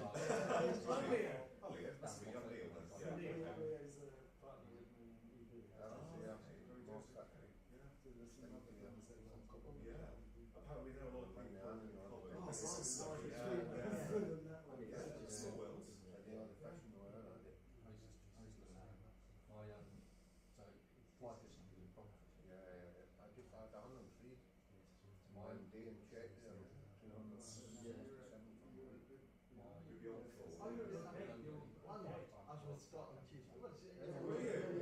Scott was my colleague, and then I ended up reporting to him because he was a better manager than Scott.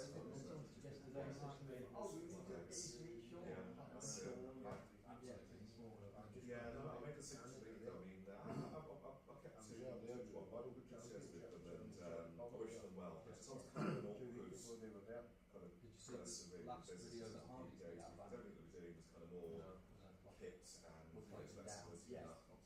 I was really helping them all anyway. And I had a conversation with Christmas with James Hall, and he said, James, great guy.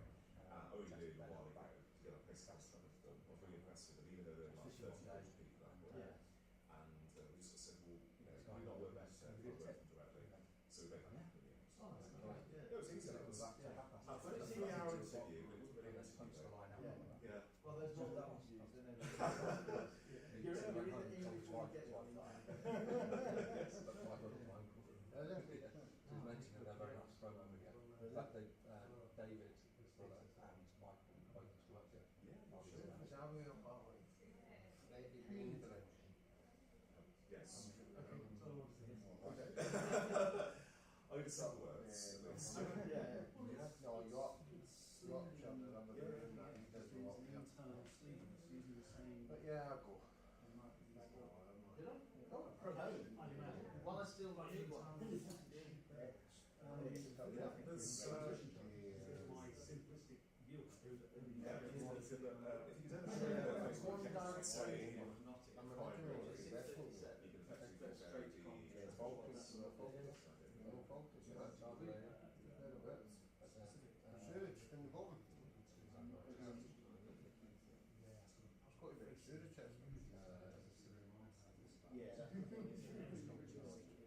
So who's doing your charters then? RNA Group supplies them for Green power. So you're buying them for B charge. sorry. And the flats just put million in. And the Green power. No, they've got B in the UK, but they're buying them themselves. Well, I'd be happy to have a call on this because, Mark just as a head start, he heard the phrase, and a lot of people don't get it, it's complicated, but there are, for example, license exemptions that exist. So that's the thing that Mark was now, as a business at the moment, I'll start with the actual, what is it? So, effectively, if you create a virtual private wire network call between distinct So you can charge it all of it. So how you going to break into your market then? Can it move around as well? So solutions, for example, where What is it you want to sell? for doing that, you have small Just finishing the trial. If you've got generation asset, that generation asset can produce up to 5 megawatts. You can do more, but in terms of the exemption, up to 5 megawatts per hour, provided that goes to the state entity, it effectively makes savings, which are through the public social and deposit costs, which effectively are ROCFD, CNO. At the moment, you're looking at around 55 to 60 pounds per hour. Things like fate, I can't remember the number. And that can be shared in principle between three parties involved. So 3 parties would be the supplier, the supplier's important to demonstrate that billing, whatever, and the state costs, and the bankers. So the bankers for the if it's domestic customers, you can only do 2.5 megawatts. So you can have 2.5 business, 2.5 domestic, you can have 2.5 domestic only. You can still do it either way, yeah. It's quite a nice thing, good opportunity. We do a lot of it at the moment, and some changes actually in the background. So there's a thing called P442 that came through a few months ago. 4 and 5 was what I was looking at last job. That was a good beyond one that we're looking at, which was trading of the hydrogen assets in the wholesale market. Anyway, P442 was, as my manager has told me to call it, an enduring solution to the issue of effectively managing variable assets, setting variable assets in the half-hourly market under exemption. So that's complicated, right? But basically it allows us to do fit, RO, CFD and CM. Because of the way that they're managed, a couple of them are more challenging than the others. So RO and fit were okay for a while. The moment you want to start doing variable assets like solar and wind, for example, which is of course where a lot of those sub 5 megawatt assets will be, because that's a Lexon, it was far more difficult. You have to be able to demonstrate at all times throughout the course of the year you're matching, which was difficult to do. I'll just leave it there for now. So P442 came in February, and that now provides enduring solutions for doing it. Okay. Yeah. You're already doing this, Sorry, so we should have a proper conversation. Yeah, of course. The main thing is we know how to do it. Yeah. Good, because every time I years. speak to Yeah. someone about this stuff, I learn how little I know. There's always more you can learn. That's what I'm still doing for 17 years. I do try to learn. I know what you mean. Learn to go on my back and. Yeah.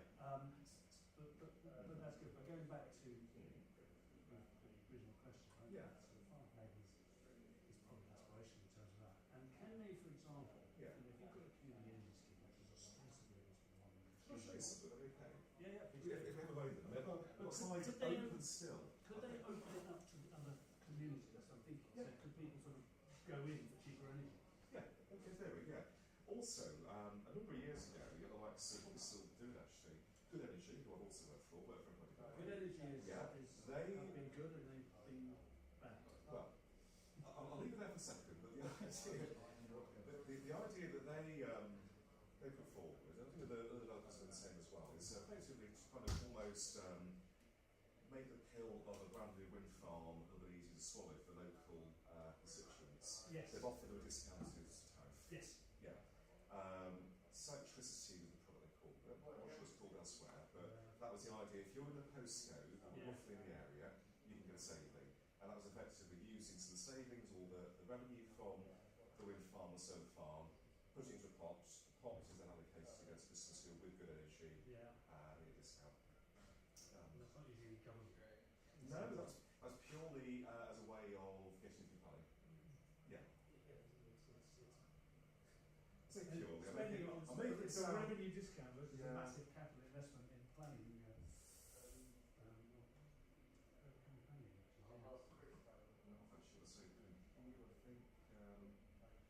was saying Stephen, not Stephen, sorry, keep calling me, earlier on, Stephen, I went to do a talk at the Hydropower Association, been there a couple of times now. We were members of Good, the members now have evolved, I'm joined them, and very good people.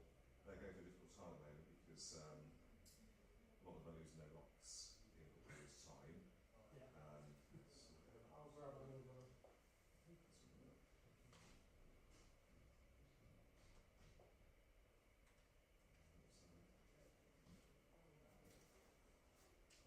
Right, so I'll put through very quickly. So I'll move stuff around those. Okay, so some stuff on the exemption. What is it? Why is it not too good to be true? Because that's one of the challenges you get on this as well. The value, you can see that very well, isn't it? Actually, okay, right, there's the value there. So, based on a slightly out-of-date forecast, it's £57 megawatt hour. Okay, that's the total value you can generate. And to make it really clear, something I learned early on was first pitch speaking this, to explain that value generated from the demand side, not the generation side. Because effectively, a supplier will have to normally recover fit RO, CFD, CM from industrial and commercial customers, any kind of business customers, to pay their share. But effectively, you can demonstrate an exemption happens, and there's some process you have to go through to do that, some documents to sign off. You can effectively generate £57 megawatt hour. If you had a site which was maxing out at 5 megawatt allowance, which is probably not very likely, but it could be an AD facility, could be a base load, a large wind farm in theory, an offshore one could do it. Yeah. You can make £2.5 million. So it's not small money. No. That can be shared between, for example, generator, supplier, demand customer. I mean that conversation, it's up for negotiation as to what the share should be. We normally start with a third, 3-way split. Let's get a start. Arguably, generator, we thought about supplier, from the point of view of importance leverage, probably should have a big cut, I would say. Although if you look at a community project, you might say actually demand customer also there's a bit of pressure too. In terms of what you have to do to actually get it, arguably the biggest burden is on supply and generator. generator's got a 5 megawatt allowance, you can give 20 in principle. Well, as a supplier, not many suppliers can do it. Also, we are on the hook if something goes wrong. Yeah. And in our environment, potentially, the generator is also the customer.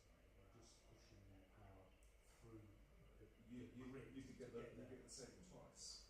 Exactly. Yeah, you've got to start already. You could do. Yeah. Another interesting thing actually as well, maybe you're quite interested, I don't know, but the battery as well. Yes. Batteries help because in theory, well, not in theory, in reality, all this is interested in is the amount that's going to the export meter.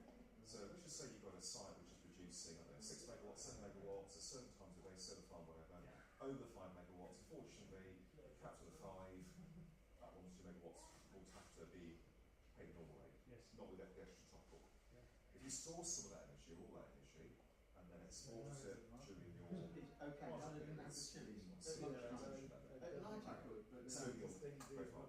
Yeah. No. I can see that exactly. Yeah. First, the massive things that you could you effectively regenerate, push it down, store some Right, I can't stand celery. I'm alright with the others, but I mean, chilies I like, they're just really, you never know how you're going to react to them. Solar Solar when I first went down there, they were like really just to make the one place are in this Would- really would- they would be with the boss connected to the same and he calls the chef out to the whole company. Oh, really? That's been the challenge there.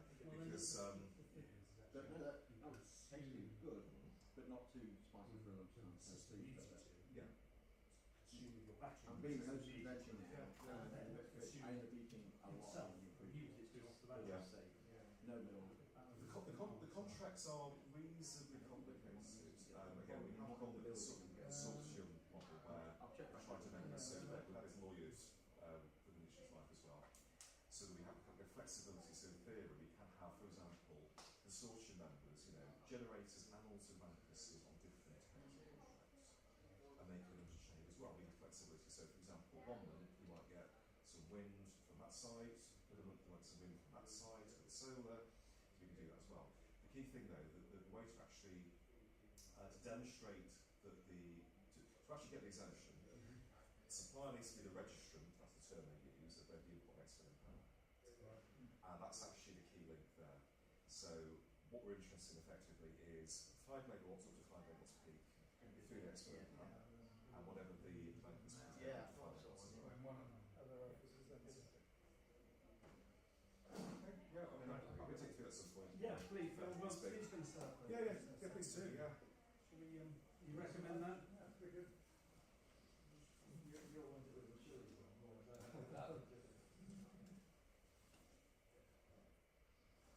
Can't do with the chilies on if I'm going to speak. I have done a cheese and egg before and gone dry halfway through a speech. Are you not eating? Yeah. I feel, yeah, I'll go to see. Yeah, sounds good. It's my kind of thing, really. Hot spicy food. That's better than our normal ZPN lunch where we go to Tesco's and get the well, the occasional Kentucky Fried Chicken, which I never eat anywhere else. No.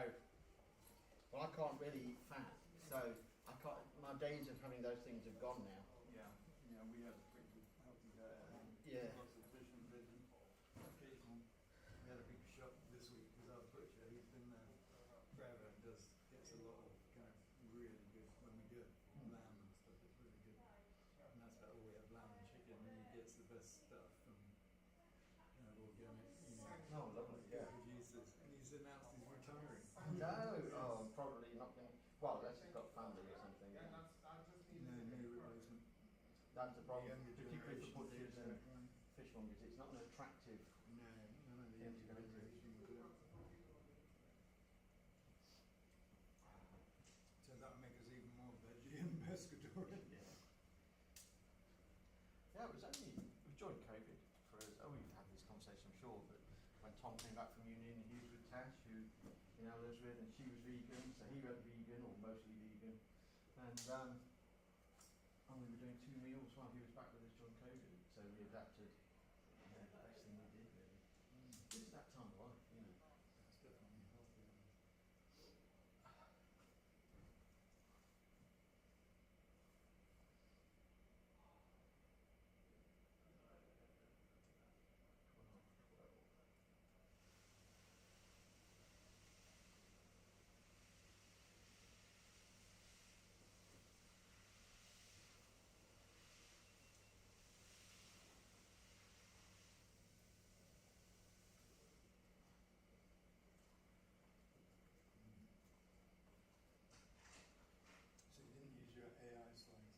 No, I've got actually for about a minute I have got them in there as an exemplar, if you like, of where we've got up to. But then I move on from them pretty quickly. But I'm not giving you all of that. You know, it's just it's useful material at a certain point. In it.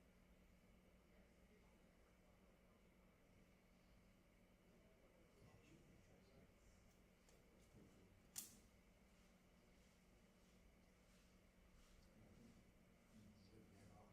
ZPN archives.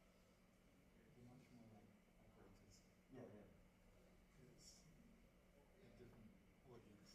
It is, yeah, very much so, yeah. Yeah, I've actually got a picture of my fuse box and my EV charger, for example, in there, knowing, you know, playing it as part of the theme I want to talk about.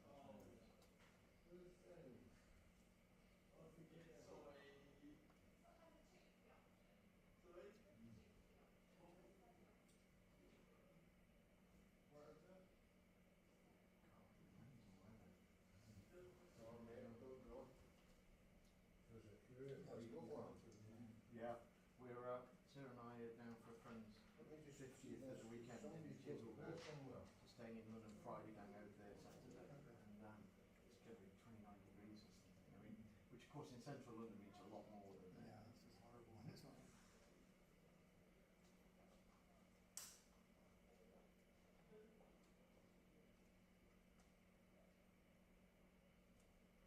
Every chance we will visit those little Spanish bars.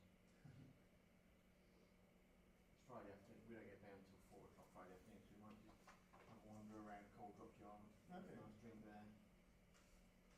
Well, if you want to drop in, Curry. I can easily get down here. Not that I'm inviting myself, then. It's a 10-15 minute tube. Yeah, very close, isn't it? It's amazing what they're doing with that place. It's incredible. I mean, I took Tom, I remember coming down as a youngster, first for fun and then for business, but my first trip for business, I think, was to drop a tender off to the MOD in New Oxford Street, their old offices there, and they still be there, but you had to take them in person back then. And so I was there with boxes on the train, took them in, and then was done for kind of 10 o'clock, you know, had nothing to do. And I remember wandering up King's Cross area where my train was, and it was so dodgy. A policeman came and said, "You're too young to be standing around here," and escorted me out of the area. It was really bad. It really was, yeah. And you certainly wouldn't have walked behind those stations to where Cold Drop Yard is now. I mean, that was a den of debauchery. When Tom and I went to see Blur the year before last, we had some time. I took him around Cold Drop Yard. He just thought it was amazing. It's purpose built its own year, isn't it? So open as well. So yeah, it's nice.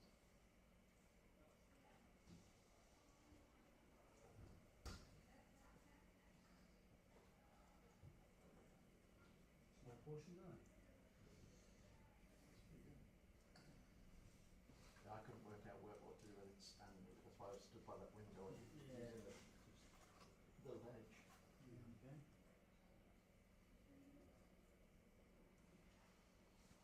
One thing I do want is to have it down my front when I speak on camera. I did once go to a very serious meeting. It was now. I remember it was serious, and I made the mistake of having a coffee on the train, and the train jerked. All the coffee went down my front. There was my tie, you know, my shirt, and then a big kind of run of coffee down. Nothing you can do about that except make it worse. Yeah, exactly. Yeah, you're right. And since then, I never have coffee on the train anymore. I have it before or after, but not when you know they're bumping you around.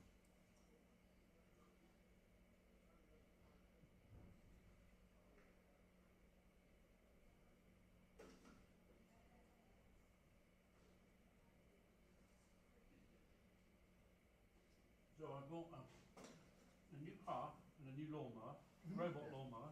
Nice. Expensive morning. Yeah. It's not all the same item. It's not one item that does two things. It's new tech. Two items. Chinese technology. Yeah. Well, I'm just thinking of that. What was the film where he's on the lawnmower going across America, remember? Oh gosh, it'll come back. David Lynch film, one of his more normal ones. Yeah, and this old guy goes across America on one of those big wide American lawnmowers.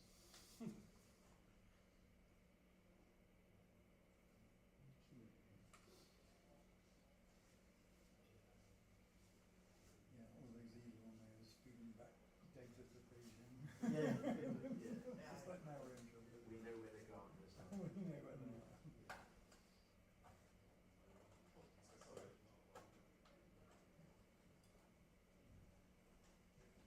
Actually, I have to constrain myself on 1.1, so Okay. about something 3 months doing right now. Oh yeah. I can't really keep it down. I know it does. Yeah. So I'm glad that came up. That's somewhat close to the party.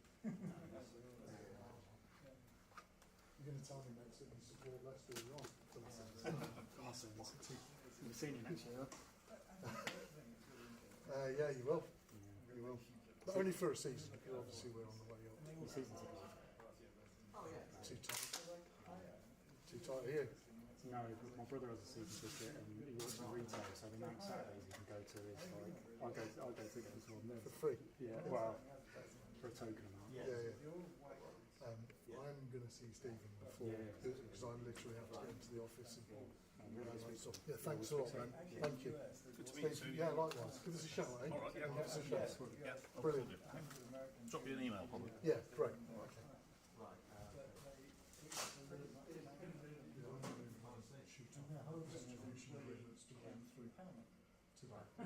Wish me luck. Come see me. Yeah. Steve. Okay, I'll check. We're here to tell you that. You guys find out. And they come back to us. What does that mean? His whole, and he has a whole, sort of training program that's like a business. So that has decentralized decision making. Which goes for some other stuff I've seen in the US. But, it's just really interesting. Yeah. So it's got philosophy to it. Yeah. It goes beyond making usual supporting people. That is interesting.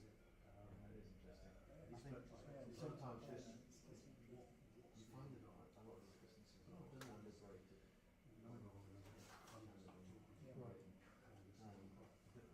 But it's higher, starting from now where it's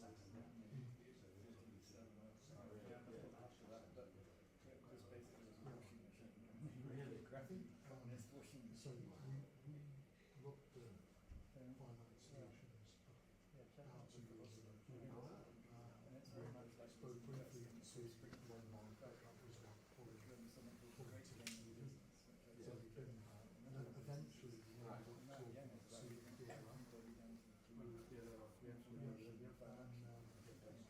Yeah. well, we were more giving them to targets and everything. This spiritual and he's jumped around a bit. refurbishes engines from trucks and diggers and stuff. It's like the biggest, muckiest, grimiest business going. The And again, it was challenge bought, was where it was run by Caterpillar originally, and they sold it. finance for Harney, they CEO said that they went in hot and I think they need some shanty debt as well. And over the which for someone like grain this tremendously, but what it was was only about half of the Newton's philosophy that became created a whole load of other businesses. whereas what we were looking to present as a project.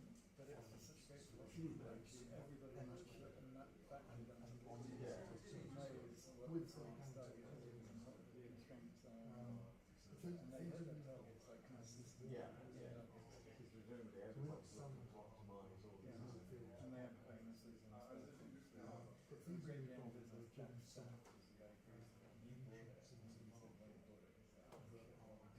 when the interest rates went up to 15%, Yeah. to see the recovery on it's like it's not high-tech business. It's refurbishing big diesel engines. getting traction. But I guess you can apply It's a similar philosophy to hire. Yeah. So I find that really I've got to try and go something. Yeah. or the disconnect whatever it might be, leaders and fixed price. And it might be capacity consumption, so it has a guarantee of return, that makes it comments for the customer. I don't know. And that's where the vital investment. We don't see it necessarily. So what we want to do is to sell it, install it, and service it. So actually, well, when you get if we get paid for the work that we do, and of course that's when you do provide, trade scale. we're not precious about remaining within that contractual Mentioned disconnect certain calls to the people working in the You may be selling a PPA, but you're not No, so signing. Great Dane Business is what we're looking at, and again, it's sort of remarkably similar in a way, but they both do No, no, I in don't. the middle of Missouri. Yeah. And these Chinese guys Well, get yeah. right. Because the other big thing is GGOB, Great Dane Business. fully worried about the revenue. Successful. I nearly went on one like this. One of the Yeah, projects yeah. that It was in Kansas City, and I had to do Kansas City. Didn't do it. maintaining But I think interest it's for in us. the excess. It's Right. That and the kind of not incredible. Excesses in trading. Yeah. That's the real Well, that, yes, it is. There's more value in it. So just selling the customer needs these days. Mhm. Maybe not enough. So one of the contracts on renewable funds is set up for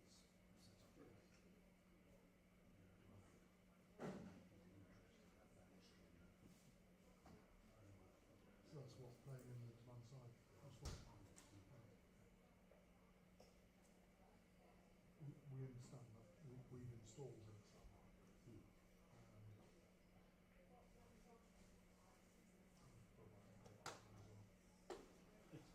It's doable. It's a question of a week.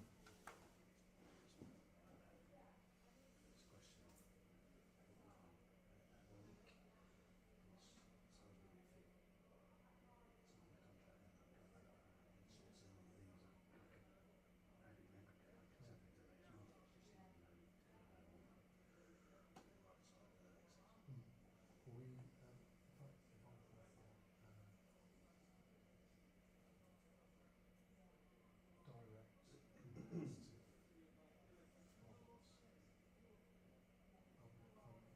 companies like INEED, who are in the market entry. No, they're brand new.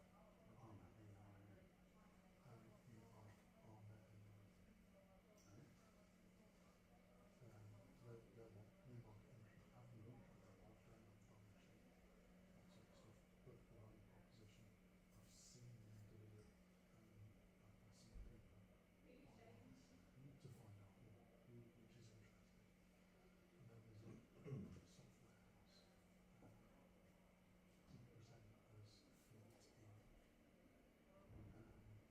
So there's plenty of new different.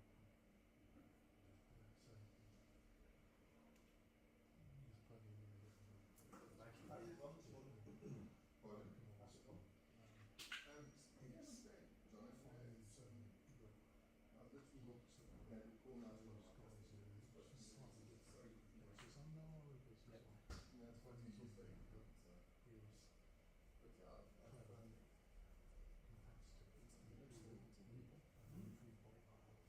existing value proposition, we're a business. Okay, so now you've piqued my interest. Why is that? Stephen Oh, said, that's okay. Well, thank you. I thought it was boring you. Probably was. so I think that, That's a really difficult question. That's generally the answer, yeah. more Okay, but finance expenses. Yeah, exactly. Yeah, supplier. I get it. Yeah. And look, Innovative supplier, I would say, not the old. So is that commercial? Context of It's actually it's B2B, so yeah, yeah. I mean, I think you've got to be well, I'm going to put it yeah, very do that down our website, special. yeah. I think to do domestic energy nowadays. Yeah. You know, I think the sort of businesses who are doing it, they're doing it for a long time. I think anyone who's trying to Well, raise then you domestic do it energy if right we- nowadays, they're going to be mad. If you've got air conditioning. But obviously some people need to. Yeah. But yeah, we do business supply, over 50 people, not massive, far smaller than what people realise, but growing. And there's plans to grow the business by, well, not sure if it's headcount, but volume by 3 to 4 times in the next 5 years. Yeah, but a lot of investment. Got one investor, one high net worth individual who's got loads of money in businesses who's just giving us all the money to grow. Yeah, there's all sorts of property, software, got yachts. He hires out yachts for people. Yeah, also, but energy as well. So we do. We're really into. And for me, it was kind of. It was the perfect way to go and work. I was already working with them. I'd already given them a contract to work at Hovis, so my supplier. That was my choice actually. Quick pivoting tacos actually were quite nice. Mark, we'll see you on the next round. So you're so I joined them only about 6 weeks ago. Well, I'll see you in a couple of weeks, 2 or 3 weeks. Yes, whenever we said our CEO knew him, so I set a call up. Yeah. And I'm a local lad, so I came down here, 10 minutes drive. But yeah, I had a chance to go and work for Evolve because they were quite keen on the idea of bringing accessibility to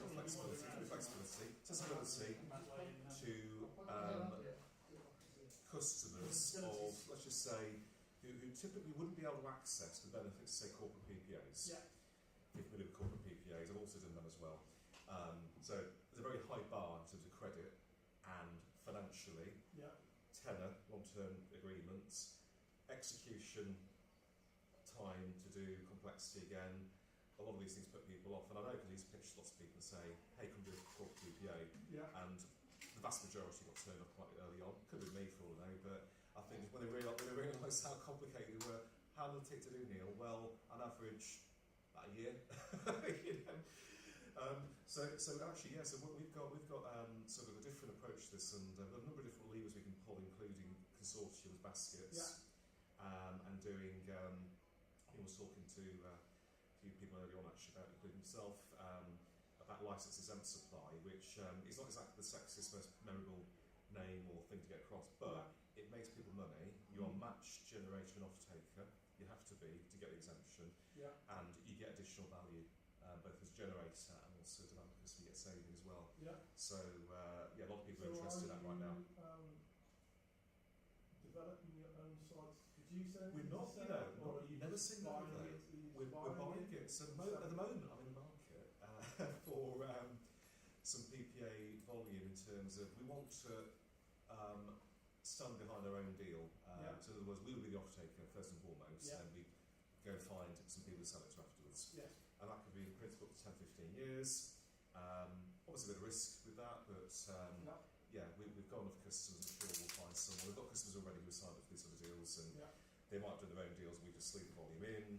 Consortiums, there's actually some customers who've got long-term commitments. And so you're also looking for developers who want to sell energy? Yes, absolutely. Yeah. I know quite a few of them, by no means all of them. There's always new ones popping up. Happy to meet them, happy to chew the fat, share information, pricing, whatever, and ultimately see if we work together. Yeah. I mean, the exemption opportunity, particularly, I was actually talking to, I've done a couple of talks this have been here already. I did the British Hydropower Association a couple of weeks ago. Yeah. Quite a small group, small generators, but they're in a quandary at the moment because their subsidy's ending in the next couple of years in many cases. So I went to speak to them. Didn't go as well as I'd hoped because I think they were still quite depressed by the end of the day. It wasn't my fault, but I was talking about a small, relatively small amount of value we could generate for all of them. I mean, sort of 20 to £30 they would have probably. But they were losing in some cases, 60, 70, maybe twice over. They got multiple rocks as well. Yeah. And I kind of wondered what they should do about it. So myself, we had a chap from NLX who was there as well, talking about capacity market, things like that. But I don't think that was really enough to move the needle for many of them. But yeah. Work for a global EPC business. How do you? Yes. Okay. Where the title's global head of BESS and head of BESS. Okay. Yeah. But I'm predominantly focusing on the UK and Irish market.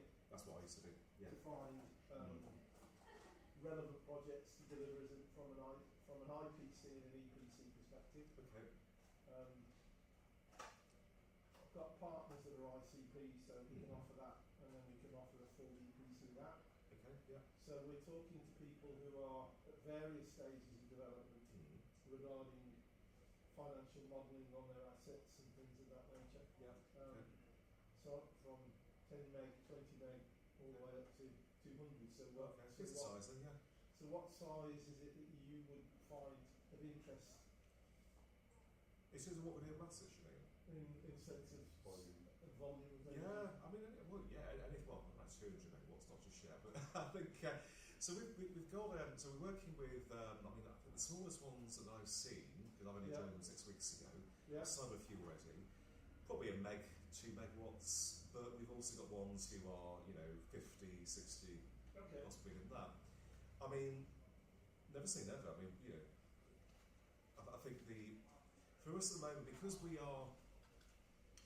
1.2 terawatt hours per annum demand at the moment, and that will increase, of course. That's a limiting factor at the moment. Many of our customers that we work with, they're not necessarily the biggest customers out there. We tend to go for kind of the smaller, not small, but slightly smaller IC businesses, for example. All half hour metered, all flexible supply contracts, so we generally tend to go after IC. So I guess as things move on, the size of the assets could increase, but probably at the moment we're looking at between say 1, 5, 10, 20, 30, that kind of size. And if they can be catered with a battery, I mean, there's nothing wrong with that either. In fact, if anything, that can probably enhance the licence exempt benefit they can get. Because effectively, the way it works is quite simple. We can demonstrate fundamentally there's a linkage between generator asset and off-taker. You do that through metering, effectively. There's some contractual stuff that goes with it as well, which is not straightforward, but that's what we do. We manage that farm. If you're a solar farm, then of course your ability to take advantage of the exemption is going to be limited by there's a 5 megawatt limit per hour, and obviously your production profile as well. But if you can store energy in the battery and discharge the battery through the export meter at different times of the day, you can still use obviously your 5 megawatt lamps. We've done this with smaller generators who are sub 5 megawatts. We're looking at it with Shell at the moment actually. Shell actually are our route to market partner for wholesale energy. They provide 95% of what we need. EV Shell, or is it Shell Energy? This is Shell Energy Europe Limited, so SEAL, as they're called, So of course they're not a supplier anymore, but they have their own generation assets, and so we buy from them. Ultimately buying the energy, business guy to business guy. Are you going to be concerned who is going to deliver that for Shell? Or are you just going to be care that's going to be a different job? It's a delivery, in terms of if it's So what I'm saying is if there's a site producing 200 megawatts of energy, I mean, obviously, it's a project. Massive, massive project. Even if it's 50 megawatts or 20 megawatts, it's still a considerable size project. And there are lots of companies in the UK that say they're capable of delivering 20, 30, 40 megawatt projects. But in reality, there's only select figures. And if they're not on your horizon, how does Shell go to market to determine its partners to deliver the project to ultimately you can sell 30 megawatts into it? I'm not sure fully that's on the question, but I'll give it a go. Okay, you can correct me. So on an IPC and an EPC, client comes along to us and says, right, we've got this piece of paper, we want to generate X amount of energy through solar, direct to grid or through private PPA, or we want to do co-locating, we want to put on solar and BESS. We've got the planning going through, help us with the planning stage. Then when we get consent, then when we get it all together, we want you to come along and ultimately do the civils, do the connectivity, connect to the grid, solve all the issues, do the SLD designs, do CDM, do all of that. That's what my business does. Yes. I follow that. So if Shell is looking to ultimately develop assets, and to give all they will, for example, go to tenders and source them through that as well. So not their own third-party ones. And what they do, for instance, my attempt to answer the question, maybe we're really right though. So we have regular dialogue with them, because again, they're our primary route to market. So we do clever stuff as well. We have carved out some agreements with Shell to do that. And again, we are looking at doing one of these with Shell as well. But we meet with them weekly. They will tell us what the pipeline is. That will be ones which they're developing, or ones I went in the canteen. Oh, did you? Okay. That's probably the best place to be, really. We don't have to buy 500 megawatts though, we could buy a clip, Yeah. whatever they might be. So we could buy a percentage or, you know, whatever number of megawatts we need, depending on whatever the value we've got. Yeah, you know. So I'm just curious about our network. Yeah. Look at the number of bags. Yeah, but I talk to all sorts. I talk to the smaller ones as well, smaller generators, might be more in your space, focus, you know, like EPCs, whatever. I talk to IPPs, all different types of businesses really. Renova, Pace, answers there. Schroders Green Cap is quite big recently. Some smaller ones, Green Cap Renewables, Levergen. There's quite a few of them. And some will be the bigger end, some will be the smaller end, and some will be a combination of two. Yeah. To beat this awful. It's a local town cap, like a proper what's the latest energy rate to sell at around your area? Because I don't see and then they've just got two video screens like this that aren't being maintained with a rolling colleague who I know, view I'll of introduce what you to them and hydrogen could be. vice versa. Not Well, like see, fusion that could be. enables me to sit down And that's it. And you said, well, that's your hydrogen early cafe. stages. So, I mean, we'll even look at stuff pre-application as an idea. For me at the moment, this is just my current opinion, I think it's backed up by a level of experience and maybe data as well, is for us, the best fit is effectively existing assets, And I could see it going. possibly assets we get a subsidy, because it's still, okay, they're not presenting additionalities, so certain demand customers won't want because of that, they're not brand new and shiny and they don't certain services. But they'll be available, they've got track records and the price can be better as well. If the new assets, ones which aren't looking at doing CFD, for example, and then we can sell to can't or won't or whatever reason, you know, that share tends to mean some 5 megawatts. Because as you may know, you said yes and like noises, so onshore wind and solar, anything over 5 megawatts may well go for CFD. And if you go for CFD, of course, we can't do the other things we want to do with it, of course. And I think equally, when you're competing against CFD, you're competing against government's balance sheet, gold plating agreement, 15 years with CPI and it's saved every year. It's hard to compete with. And that's actually something that I've spoken to, when I've spoken to, you know, various people, including pitching to potential demand customers, I've sort of said, this is something you need to be aware of, because just because you've got the money, well, just because you've got the appetite and you think you're ready and you've got the money, you're competing with us. Last year, for example, one of the developers I was talking with throughout the year, saying, look, you know, I'd like to buy some of your volume. He was saying, well, yeah, I get that. We've got 6 projects which go through CFD at the moment. We're already partly through the process, therefore can't take them out just yet. We want to see how we go. And let's speak a bit later in the year. He was hoping for 2 or 3 of the projects it's subsidised. We got 6. So that just goes to show, actually, that, you know, people are getting the CFD as well. It's just a case of applying for it and hoping you get it. People are getting it as well.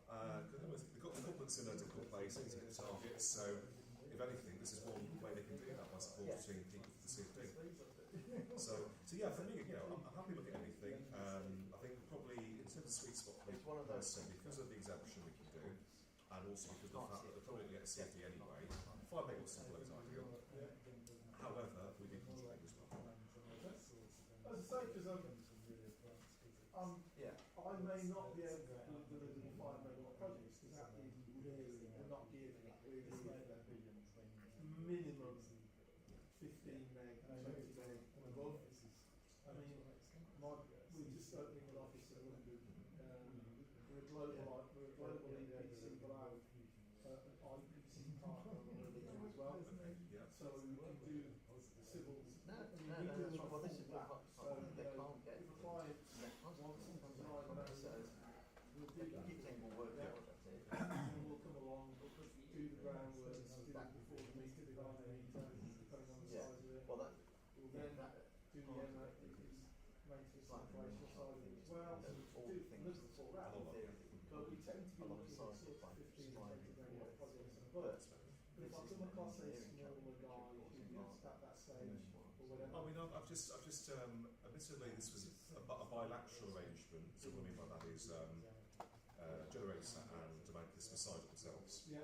And then I'm not sure how early we got involved actually. I got involved quite late because of the nature of, you coming in 6 weeks ago or whatever. But effectively what we've done is we sleeved that volume into the demand customer's position. Because they're our demand customer already. It just happened that they went out to market and they saw something from a developer. It was 30 megawatts. So we do, I mean, although it was their deal, we do involve us in it. And we have also, again, through Shell primarily, we have some You do need to say this. I think with the growth plan as well, I suspect probably larger assets will be attractive as well. Okay. Well, as I say, I've actually got a private developer application stage for ultimately that produce 200 megawatts. They might do it already megawatts. Okay. Would that be possibly independent grid connections as well? Yeah. That seems. I don't know. It's, they're going through the planning stage on a piece of land where the substation is obviously key to what it is. So they reckon they're going to have an application approved by it's your whole way of July. Planning application approved by July. What part of the country is it? Not here. Oh, down south. Just here. Jobs in Britain. Really, this is about. I know the driver like him really well, but I don't get involved with people until they come to the stage. So like, we've gone through these stages, we've gone through RTB, now we've gone through planning consent, and now at RTB, that's when I'm going to engage, because that's when the funds are. Yeah. If they want to do all of that stuff, I then, before that, ask for people like you to talk to them, to see what's the reality of their expectations on what can be achieved from the outside. Yeah, because it's not my job to do that. My job is to go to them and go, do you need help on the application side? Because if you do, we can help. Yeah? If you need us to come in commercially and give you an evaluation on an asset at certain sites, we can do that. We have all the engineering expertise, we have all of the design expertise, we have all the connectivity expertise in-house to be able to give you a good commercial answer within 2 weeks, which is pretty fascinating when you're looking at all the elements involved, particularly civils and connectivity side. Those are the bits that I think everybody needs to make sure it's enabled. And then on any side of the project, whether it's 1 meg on a roof or 1 meg on the ground, there are different complexities of the project, and if you're not in that space and you don't understand it, you can waste a lot of time. And I'm not in the business of wasting clients' time, but I'm also not in the business of wasting money. Your time either. That makes sense, yeah. Because actively, until they're approved, then there's nothing I can do to help them. No. If you want me to help you, Just do it quietly. then let's take it out, and we're more than happy to do that. But that will cost us. And then we go, well, it's this fee, and we can do it as a reduced fee if we are able to get connectivity, and then we ultimately move to be selected. Yes, yeah. But the worst case for us is we give you all of the systems, you go to market, and then you It never happens. And it never happens. Yeah. And then we just wasted your time. I've met some people like that as well, and they're very passionate and really keen on doing it, but the reality is, they haven't got, they know what it is behind them, the investments, they haven't got the right grid connection, they've got the connection, planning is an issue. So you have some nice conversations with them anyway. I was at National Grid, so they had to get I've got one of those conversations, because they really want to understand, from our office. because they're not into asset development, they're not into asset development, they are actually a commercial group who I then had to be the person who helped set are it into up. all sorts of data centres in the US, It's completely new. they're into farming in the UK, There hadn't been a new genset bought online in like this is 20 new years. what we're talking about. You can imagine mid-80s. They want answers, and they keep saying to me, well, tell us what energy is available or what is sold at. And I go, Liam, I don't follow that every day. I'm not watching the market every day. I don't go onto the market and watch it every day, because I don't need to. that's your job to develop the uses of networks of people like yourself to go to the Oh yeah. Well, That's why I'm excited. I use a combination of things. I mean, Oh, that's right. it's a platform with my pay and annual fee for it. I mean, they can do that if they wanted to. It is not right. It's a platform which effectively takes polling data, whole industry, and asks people, what do you want to sell at, what do you want to buy at? As you might expect, you get some weird and divergent results. You know, seller wants to sell at a really high price, buyer wants to buy at a low price, or whatever. Anecdotal information, of course, talking to developers, that's always helpful because you get a feel for what do they want, what do they think they can achieve. I've had people say to me, I'm actually keep going, I've been involved in tenders, I've been really, really low, Neil, and I still can't win. You know, and some of the numbers he was spitting out, I was thinking, bloody hell, you know, that's cheap. You know, well, in this sort of line of work anyway. Ultimately, you can also do it with a trading team as well, pricing team, pricing and trading together, and we can produce our own offers. That tends to be more based on the current market. So, you know, fundamentals basically, where the price they're just trading at, any additional risk or whatever built into it as well. But yeah, I mean, but ultimately with a lot of this stuff though, it's a bit of an educated guess a lot of the time. Well, I think that's especially for a 10-15 year deal, because who knows where the market's going. Well, I think that's what people have to understand. This is how we guide them, you know. But as I say, I always talk from a position of knowledge, right? If a client comes to me and says, okay, I have a piece of land, what's it going to take to get from concept to energy, what's the time period going to be? I can roughly advise them, because what stage are you at? Yeah, it's rough, You know, you come and tell me what stage you're at and I can advise you. But I can't help you until you're actually at DNO application stage or DNO approval. If you've got DNO approvable, your bankability, right, is amazing. But until you get that, it's hypothetical. And we can give you broad stroke advice and broad stroke guidance and broad stroke commercial guidance. But until you attain this, then all I can do is introduce people that you can talk to. Because that's your job, is to advise on potentially what might come to an asset. My job is to advise on what it's going to cost to produce the energy. Give you CapEx, give you OpEx, do all of that wonderful good stuff. But when it comes to figures, don't take what I tell you might be a market rate. And actually talk to the people whose job it is day to day to look at it, buy it, sell it, trade it. That's what we can do for you. Well, look, you know, if you want to introduce anyone to some private conversation, I have a card of sorts, it's all been given, which is the new way of doing things apparently. Oh, okay. It's a scam. That's it. And you know what? The day actually, so I put this in my wallet, and didn't realise it was still there, and my phone kept flashing up. Well, this is calm. I thought, where's this come from? And I realised my phone is scanning that. Well, I've got a signal anyway. Yeah, that's it. So that's how it works. You know, the tap you can scan that there. Last week, and 2 days of that, someone was trying to press her bag, and I just do that.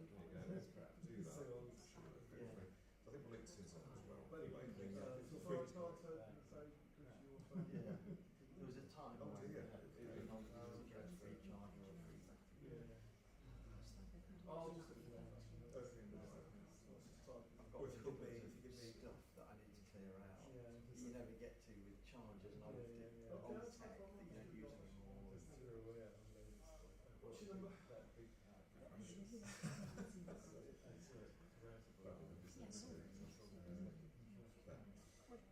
078 Right. 02 Yeah. 434 Yeah. 07802 434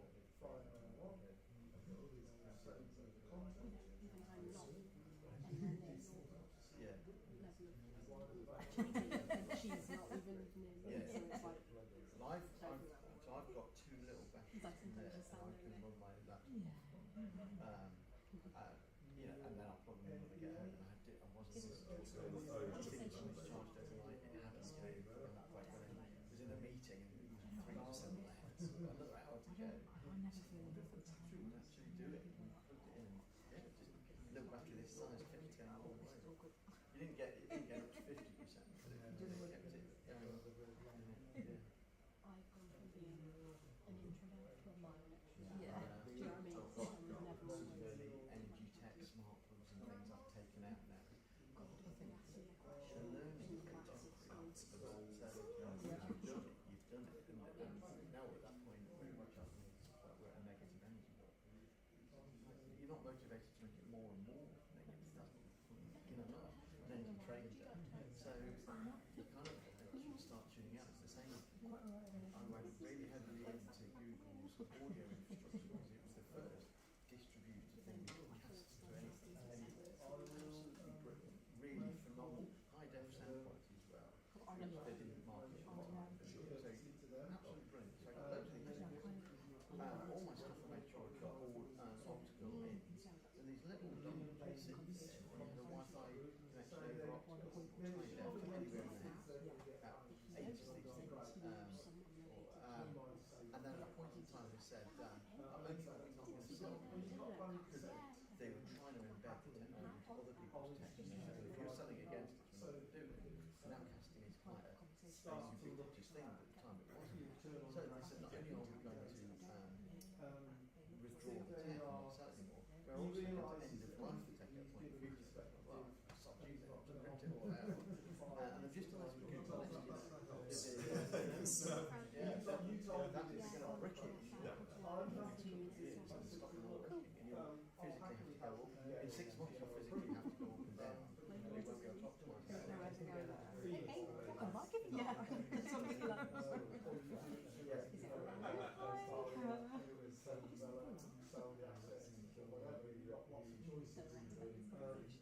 So he's open for our I'd gone over to see us and just go, well, John's given me a code. John's given me an office. Yeah.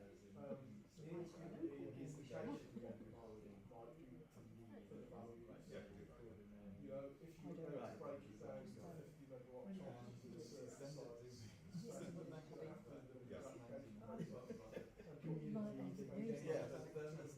Yeah, just like yeah. I mean, I think it should be looking at story of obsolescence. Wouldn't hurt to. I mean, how soon is he going to be looking at? He says they'll have planning application by July 1st. I'm not sure exactly what's happening with the AR7, so the CFD application about it was delayed because the government consultation was talking about REMA. Things that matter are very different. Okay, yeah, that's good. Possibly. I'd have to. They mentioned I interviewed for the about it, so I don't know how much they yeah, I've got a lot because they said, yeah, not a problem. You know, I've been down in the last shop and in fact our first virtual simulator data centre so it's actually it's problem with the Irish market in terms of but it's actually got a single subsidy there again subsidy there to wider range generators and of course when they got there they were like, who are you? It's British American and you did get in and get the meeting with it. I think more to do this is where we're going to put our tech and they're like, I think I'm trying to use a sort of street lights and LEDs and the benefit of the LEDs. So AR7 is probably right now as in application process and it's normally weekdays, so they get by September but it's very similar to Wicked but activation just took about 6 months. It delayed it, I'm not sure if it's kicked off yet, but it's probably going to be happening very, very soon. So the AR race which will be for projects, that's 29, 30. Resilience in the LED, so the quality because so, it did. yeah, And the business case nothing to do with it. It was the sodium because all these millionaires in comparison to how they warm the crew. Yeah, kind of stuff, yeah.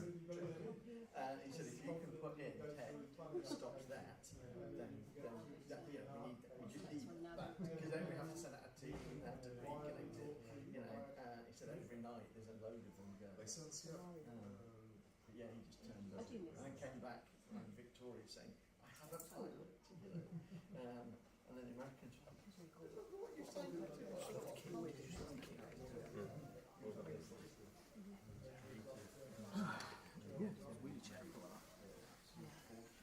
Press record. Touch So, AR7 is actually August 25. I'm trying to get another drink, so thirsty. So, I don't know if they want to where you've got time there. So, you need to have a good connection, to have your planning permission. So wherever they went, It's really automatic. Now, I'm not it myself, but I know I'm not saying about it. So then, yeah, and then imagine the signal being absolutely good. where it went for, at what time, so you can track it yourself. So, With the rates last year, this kind of stuff. so what hospital the rates last year were less than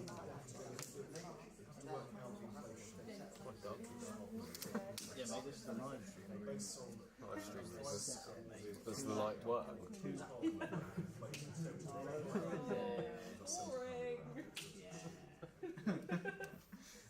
Be careful what you say, mate. 15 years. Really, really good. So if you can get that, it's well with That actually just makes it like that. Well, we did last year. Well, we've got A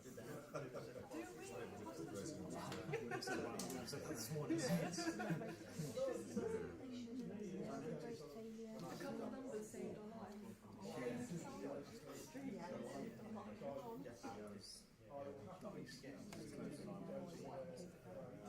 If it goes somewhere for the, or maybe the application, so you go to We've got the mic case. Yeah, could you pass the mic case down? then obviously takes too much step on your application. Subject to the Bang a bit of charge into it. It's internally big. Yeah, that's it.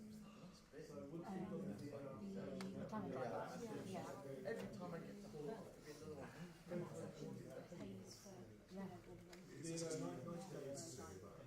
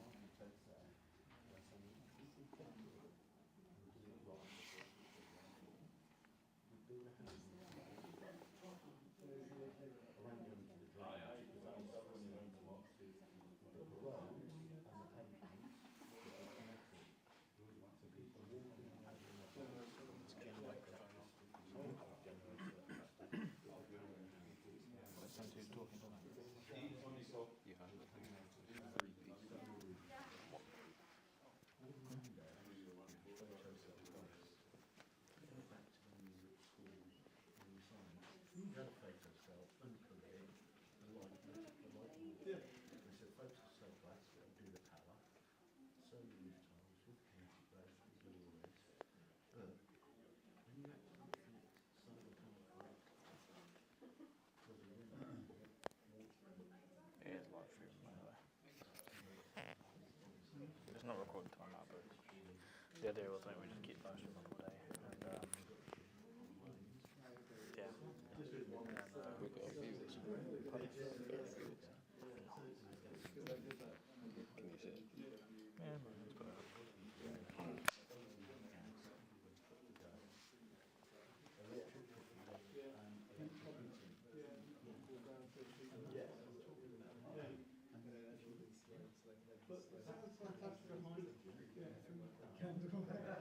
This actually wasn't.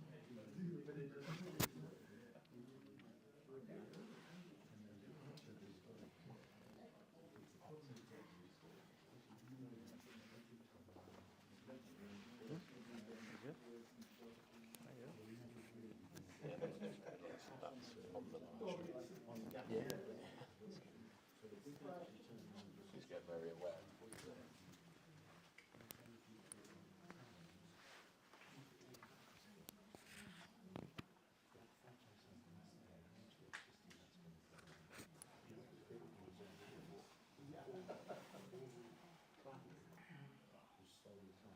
Yeah.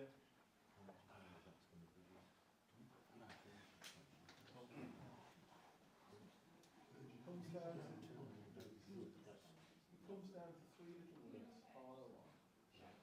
And if you talk about I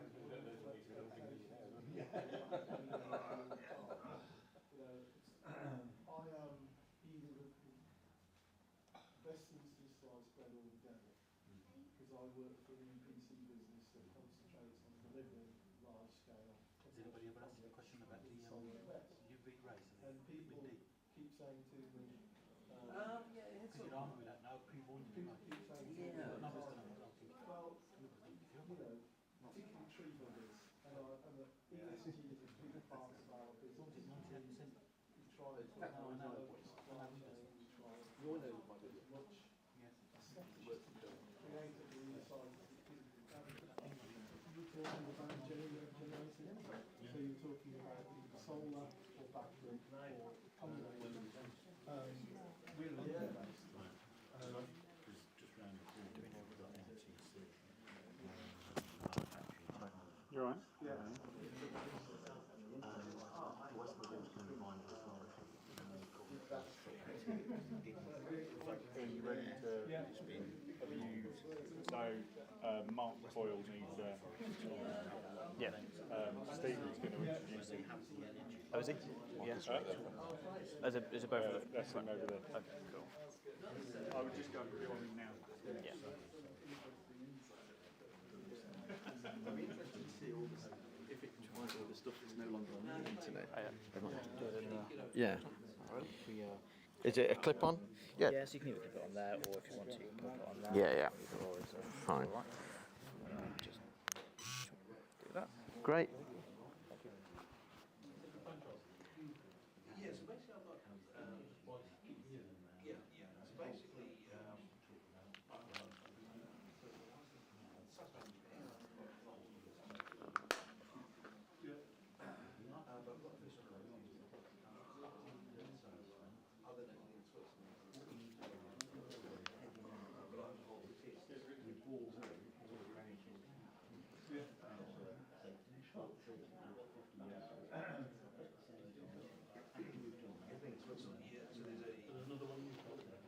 yeah, they bought the license about 15 years ago. Places in both countries, but it's quite small scale.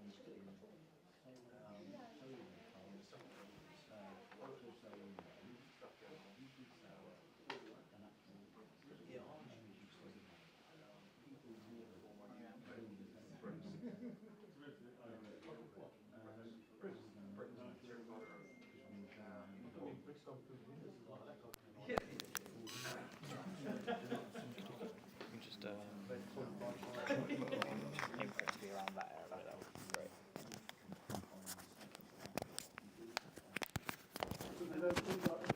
Yeah, that's all progress. All right. So, can we...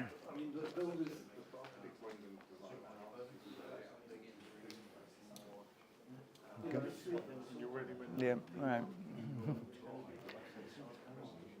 Right, everybody, we're going to kick off with some presentations. So, as James said earlier, I'm Steve Fawkes, Chair of ZPN. So the first speaker that we have is Mark Coyle.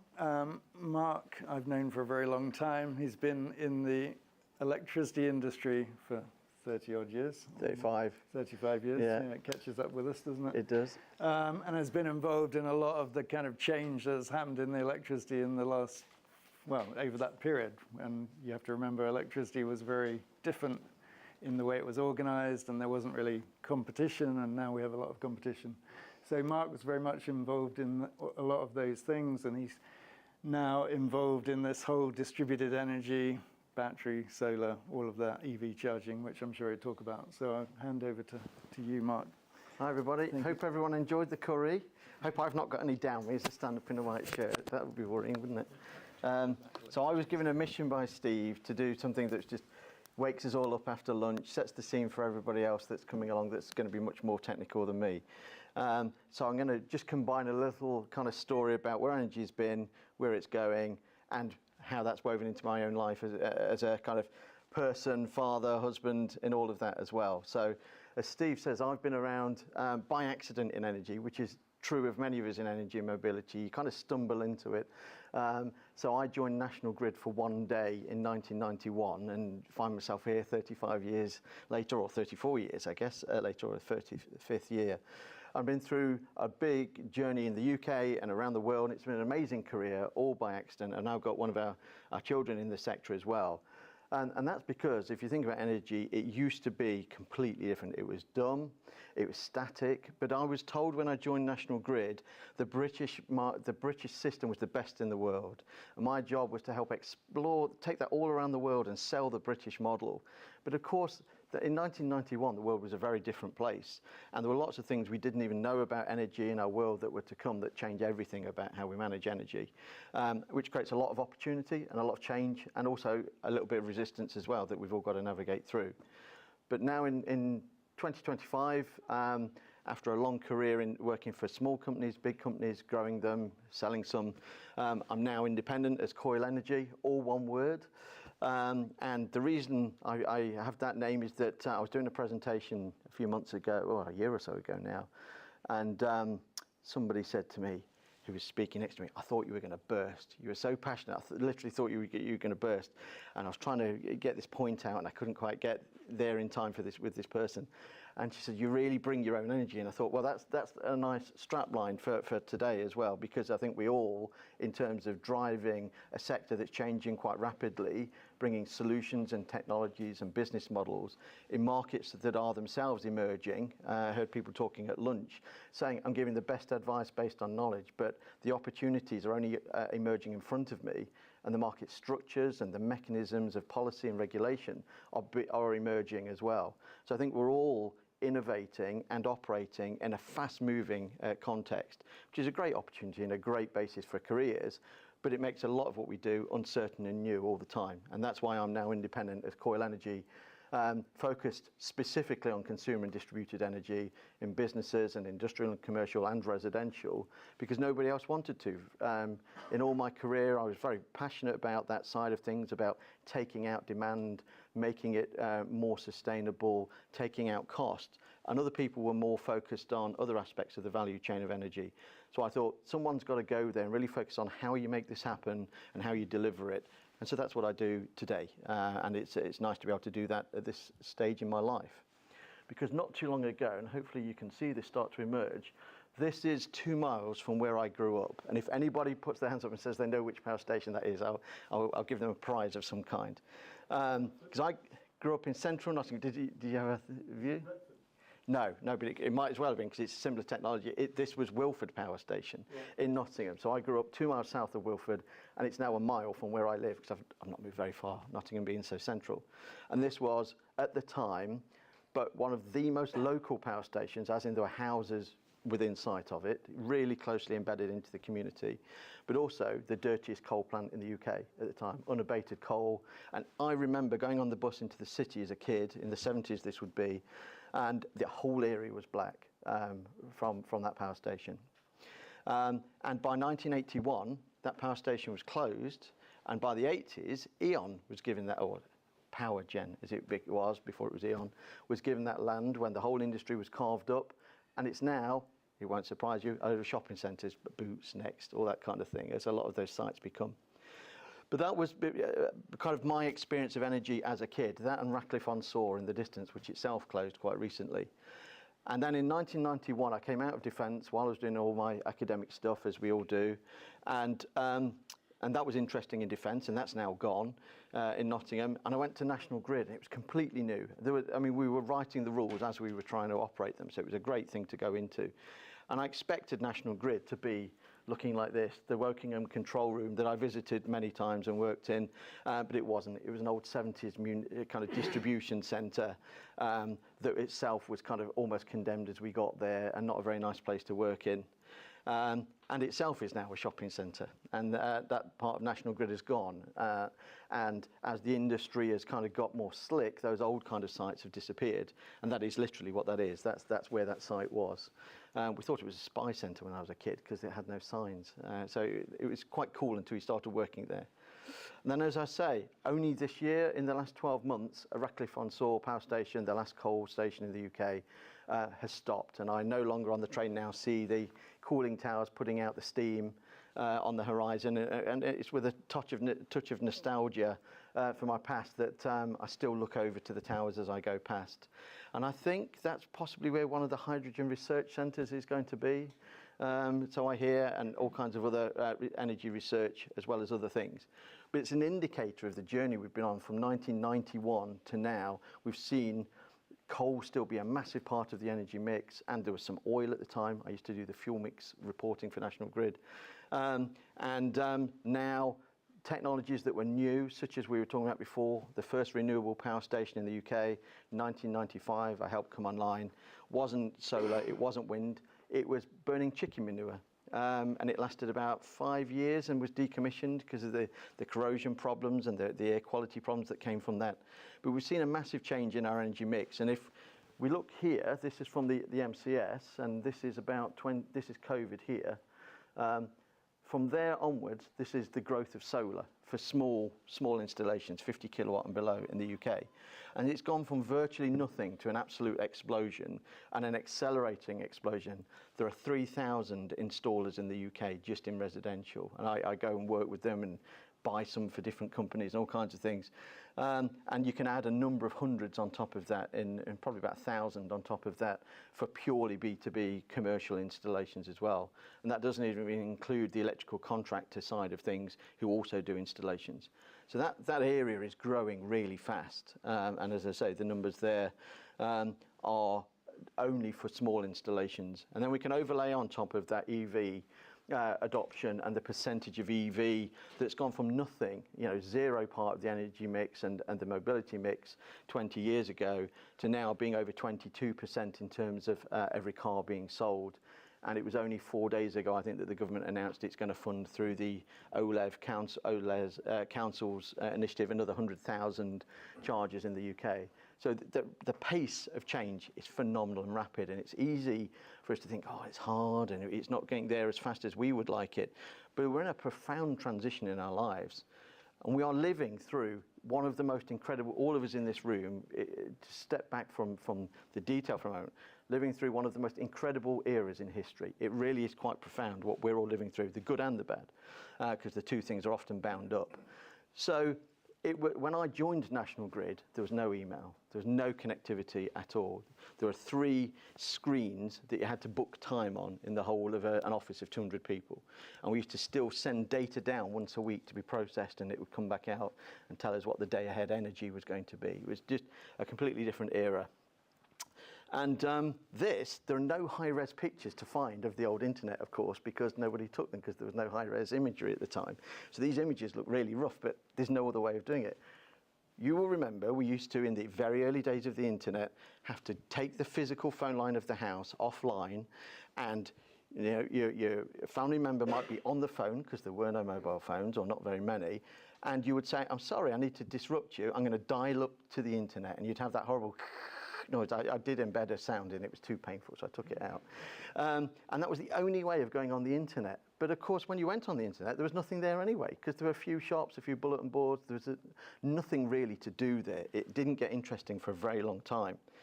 And then the millennium comes along. We lived, all of us in this room, if you're 25 years and older, and if you're not, then you're on the other side of history. But we lived through a millennium, and it's just an arbitrary number, but it's a number that only comes around once every 1,000 years.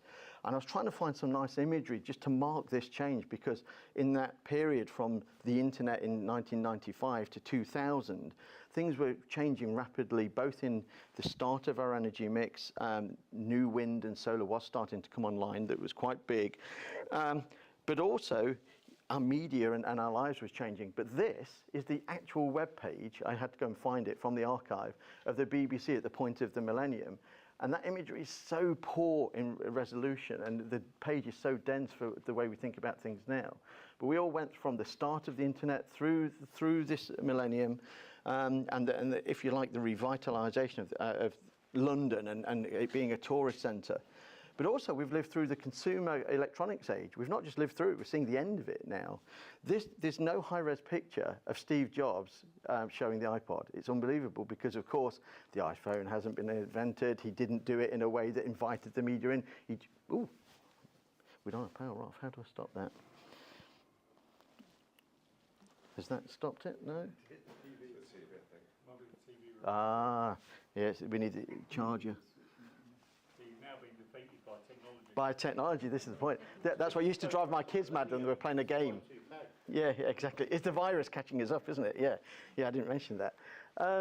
So Steve Jobs, he was quite late with this actually, but he was the one who turned consumer electronics into the thing that dominated our lives, and went from the iPod to the iPhone, and now we all live on those devices, and they're converging to an ever smaller number of those in our lives, but with lots of distributed technology in our homes. And this predated what's now happening in energy with smart data and the ability to connect to things. But we've been through the birth of that consumer electronics age of things in our pockets. We've seen it peak, and we're now seeing lots of products withdrawn. We were talking over lunch about Google's smart thermostat, which was the first AI smart thermostat for controlling heat in homes. And it was this massively launched thing, and it was for a while the leading technology, and they've just said, European heat's too hard, we're giving up. And they're going to end selling it and then supporting it in Europe, and deliberately turn off the connectivity because they don't want to have queries about it. So in 6 months' time, if you've got a Google Nest thermostat, you won't be able to connect it. It won't be connected anymore. You'll literally have to go up to it and turn it up and down, and it will be a dumb thermostat. So it's gone from dumb manual thermostats, we used to turn the lever, I'm sure we've all done that, to a very smart AI-driven thermostat, back to a dumb thermostat in their cases, because supporting consumer electronics is a really hard ask. You've got to scale those things, you've got to have enough market, you've got to have enough upsell for it. And one of the reasons for this now is that people don't want to sell things, they want to sell information, and they want to sell outcomes, which is supposedly what the AI age is all about. And in our lives, we've gone from experiencing the first steps of the information age, of data being available, first in things like point-of-sale machines and ATMs.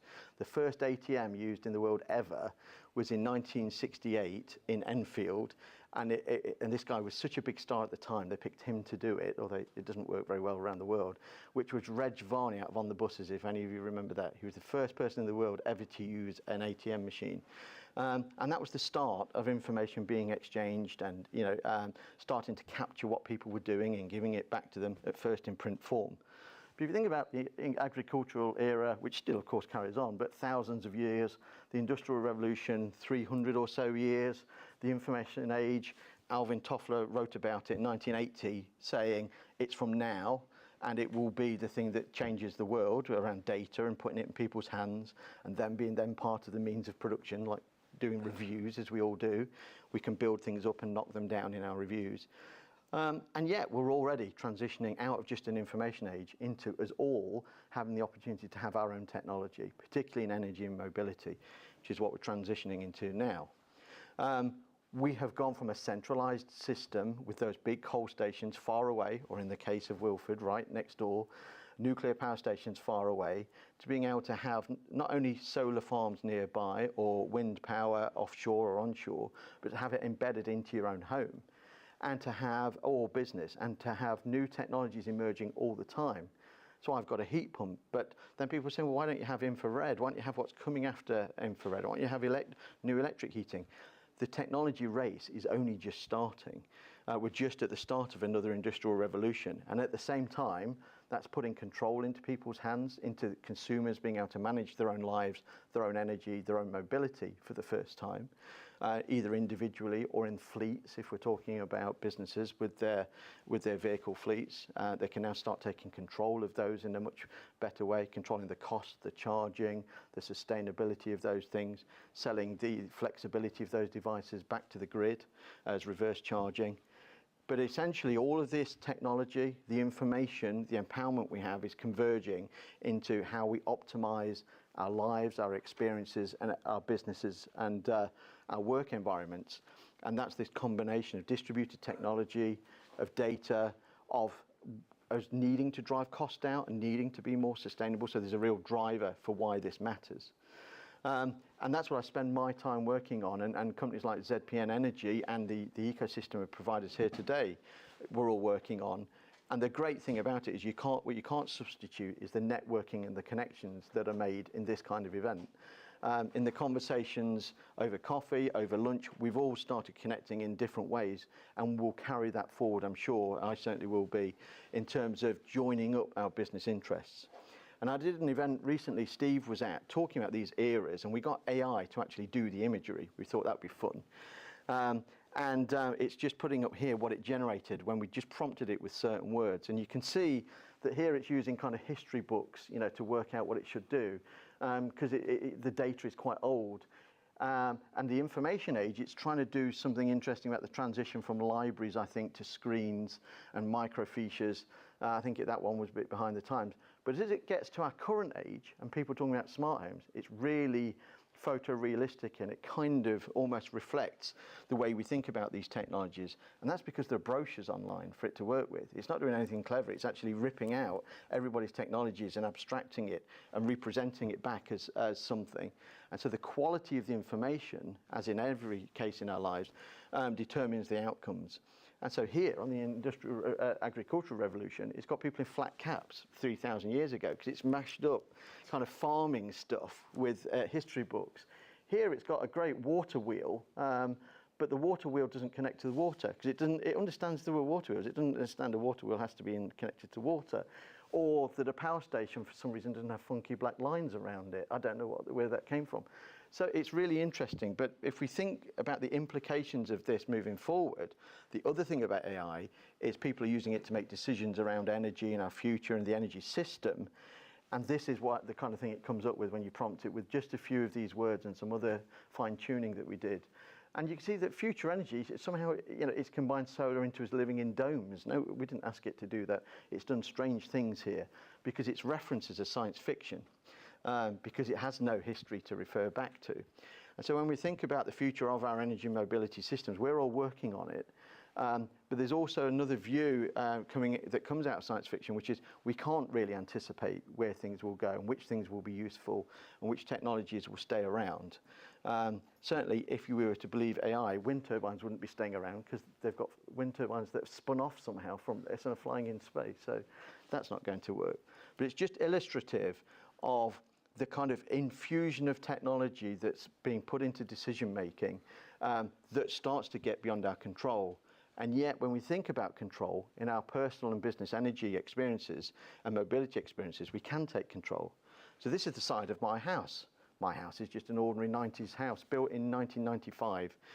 We moved in a few years later, second occupant, and we've been able, as you can see there, to have a heat pump put into the loft and a heat pump unit there on the side, and air-to-air heat pumps as well. We've got a number of those for cooling originally, and then, you know, remote heating. And we expanded our circuit board, because after putting in a heat pump, because our gas boiler broke and it was now or never during COVID, we realised that we'd gone a journey as far as we could to see what we could do to destroy energy costs, to reduce our dependency. You know, we were at that point in our lives where we could try this and see what could be done. Not just Octopus Energy's new homes, where it's easy to design it in from the start. What you do about a house that was always on the grid with no technology. And that is the proud day we had our gas meter ripped out. You know, we have no gas supply now. So we're a fully electric house, which means that by using solar and batteries and even our car, we are able then to take our house ever more off the grid and supply it ourselves. And not be dependent on gas costs at all, and not have that peak of gas cost in winter. Because we have to remember at the moment, our energy costs are artificially constrained by the price cap. If they weren't, and in future they won't be able to be, because it costs a fortune to underpin that price cap, which is unaffordable forever. The real cost of energy is subject to the geopolitics of the world. Already gas prices have gone up substantially over the last few days because of what's going on between Iran and Israel. And if that's not resolved quickly, it will keep going up. So we're all subject to those geopolitics in the short and the long term. And so that's one of the things we also wanted to see. Could you take yourself away from all of that? Which was using solar and storage. Not only can we provide for our own requirements at home, which is equally true for businesses and so on, you can also support the grid throughout the year and at times of its most intense stress, and get rewarded both as export payments or flexibility payments or both, and be part of the energy mix yourselves. And then we were able to go one step further, which was not only to get an EV, but to get the EV and go through the work to get onto the first commercial trial for vehicle to home in the UK, which means that we're never on the grid at peak, ever. We never pay more than 6p, even if we haven't got battery and solar. And so the combination of these technologies now means we have a negative energy bill at home. It's an income for us. Don't tell the tax people. And it's smart and clean and under our control. And it's changed the way we think about using energy and producing it. And we go and evangelize and help other people do this and help businesses do it. But it's still at the early stages. It's still fragmented. We have lots of apps, a different app for the heat pump, a different app for the solar, for the storage. Well, solar and storage is together. But then we have another app on top around the payments and how those work. One for V2G or V2H, another for the additional smart charger that we've got. And of course, apps on the go as well. So it's still clunky. The technology is there, it works, but what it's not yet done is commercialized in a way that's about the mass market. And I find that's true not only of residential, but in businesses as well. We all spend our time convincing people of the benefits, telling them that the technology will work, trying to explain about the payback of things, rather than helping companies really accelerate those decisions quickly and get on the path of removing their own energy dependency, cost, and carbon. And so to scale it needs the integration of technologies, and that's what I'm delighted to rip off the website here from ZPN. Is what we need is the integration of technologies. We need new business models and the commercial scaling of those, essentially to simplify the message, the benefit for end consumers. And that really matters because I like go around talking about batteries, and then last year for residential consumers in the UK, there were 22,000 batteries sold. I was like, is that missing a zero? Is it, is it 10 times that? No, 22,000. So for all of the effort that goes on, it was nothing in terms of its reach into the market. A lot more in solar, but the messaging isn't yet there in terms of people being confident in the providers and the benefits on battery. And I find the same is true of businesses as well. I help installers and other types of business that can sell solar all day long on a business case, but trying to explain to a business the benefits of a battery and how they'll get the most out of that can be quite hard. So it's great that we're here today, that companies like ZPN Energy are bringing together the various disparate technologies and solutions to create integrated systems that make it easier to talk about with end consumers and help them get the benefit so that they can remove these costs, they can be more viable, create more jobs, be more profitable, reduce council taxes, you know, all the things that we need in our lives that are so vital, they all depend on energy. And we're only going to be able to unlock that and support our future at scale with technologies that are turned into end solutions, and those end solutions are kind of accessible by end consumers. And in the background, the government is doing a huge amount. It cannot always seem it, but you know, there's the Clean Power 2030 report, which then aligned into the Great British Energy Bill, which has just gone through Parliament. We've now got a national system operator for the first time who can design how the grid should work, what it should do, the services it needs to support itself, the spatial aspects in terms of how we use our countryside and our land to deliver all of this. And there are lots of technical programs that are unlocking the flexibility of assets and the payments for those in the marketplace, and the discovery so that the grid knows who's got solar or who's got batteries or fleet EV that can support the grid. Right now, those things are all very disparate, fragmented. There's not that centralized view of the data. So there are lots of things in flight, including new standards that are coming very quickly, that will have a common way of interacting with what are called energy saving appliances. And that'll be everything from white goods through to, you know, like your washing machine, because that can be remotely programmed to come on at times of, that avoid stress on the grid, through to things like the solar I've mentioned and thermostats and all kinds of other emerging technologies. So the basis of an interoperable, smart, scalable market are being developed right now. They are in delivery.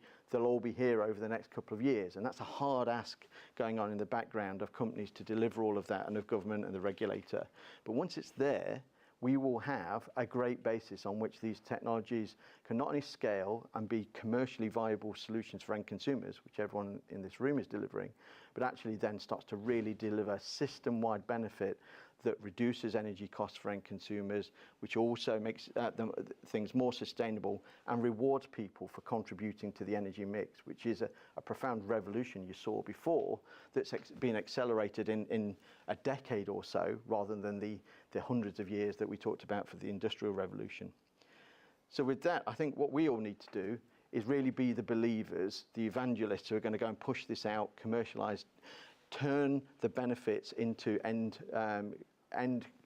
solutions that people can adapt, accelerate the adoption of them, and promote all of the change in our energy system and our mobility system as one kind of era that's coming in our society, so that people can embrace it, but also start to really get the outcomes, because it's not just about the sexiness of the technology or the data, it's all about what it does for end consumers.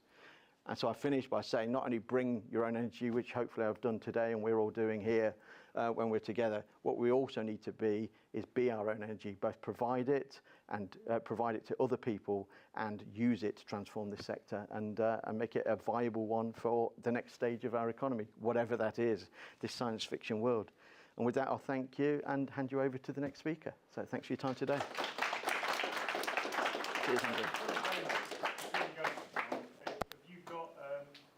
Has anyone got any questions? Yeah, I was going to say, I'm sure. Oh, if we've got time for questions. You know, I can probably start with one.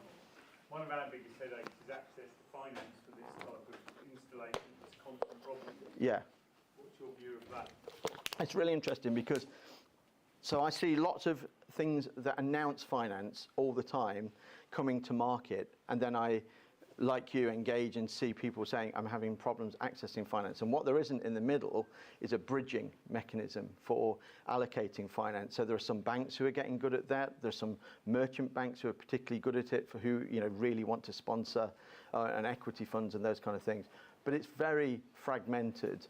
And I don't think government's going to step in the middle, but what we will probably, or we will see, because I know people are working on, are commercial services that are essentially finance aggregators. So I think it's not great today, and it reflects this kind of incremental nature of what's happening, which is the technology is coming to market before people have worked out the business models, before people have worked out how to finance it. There isn't really coordination by government other than just releasing money for schemes. So I think this is helpful to bring people together, and it might be something we should follow up with Stephen on, which is bringing together some of the more finance world people with the energy and mobility people, because the money is out there, but they don't know how to reach energy and mobility, and the energy and mobility people don't know how to find them. And I spend my life crisscrossing essentially between the two. And I'd say it's a transition. I mean, when I first did wind farms in 1991, there was only one bank who knew what a wind farm was, and it was Bank of America, because they'd done them in California. If you'd gone into any other bank and said, I want to finance a wind farm, they would have said, what are you smoking? And now you could go into hundreds of banks. I had the conversation the other way around. Yeah. I've spoken over, as you know. As we know. Something. I've got a spreadsheet with 135 people who allegedly fund this type of stuff, and they all talk absolute cobblers. And like, I sit there and think, are you smoking something? When they turn around and say, well, you can have battery finance, but you've got to fund it over 3 years. Yeah. It's just absurd. Yeah, and it's interesting, because if you look at now this market of what's called solar PPAs, of essentially keeping the roof, it's a bit like was done 10 years ago, this in the commercial sector, and the customer not having to buy the solar, they just get a reduced, the energy gets resold to them at a secondary rate, slightly cheaper. But there are people now, because solar is so easy to do, you can finance that scheme all day long, and you'll see more and more people offering these solar PPAs. But battery, I think, is still a harder ask. And EV chargers were easier, then they kind of get harder, and then they come back again. It's interesting, because all the real focus of government right now, and it's only just woken up to it a year in, is on storage. So some of the stuff that will come out of GB Energy in the next few months, I think, will all be around trying to catalyse the funding on storage. And the first two things they've financed, which was they could only do in the last couple of weeks, because the bill only went through 2 weeks before that, were on solar and storage. So I think that's clearly in their focus area. Yeah. There's another question, I think. Just following on from that, if you're in this area, it's a play on words, play on money. But we've got the Green Business Network, which Warwickshire County Council and all the councils under Warwickshire have signed themselves over to Coventry City Council, and Coventry City Council run the Green Business Network. Now, depending on how they want to portray it, they've got £10 million worth of funding for businesses. Yeah. Now, depending on what you're wanting doing, they will grant up to 80%, and you've got to provide the remainder.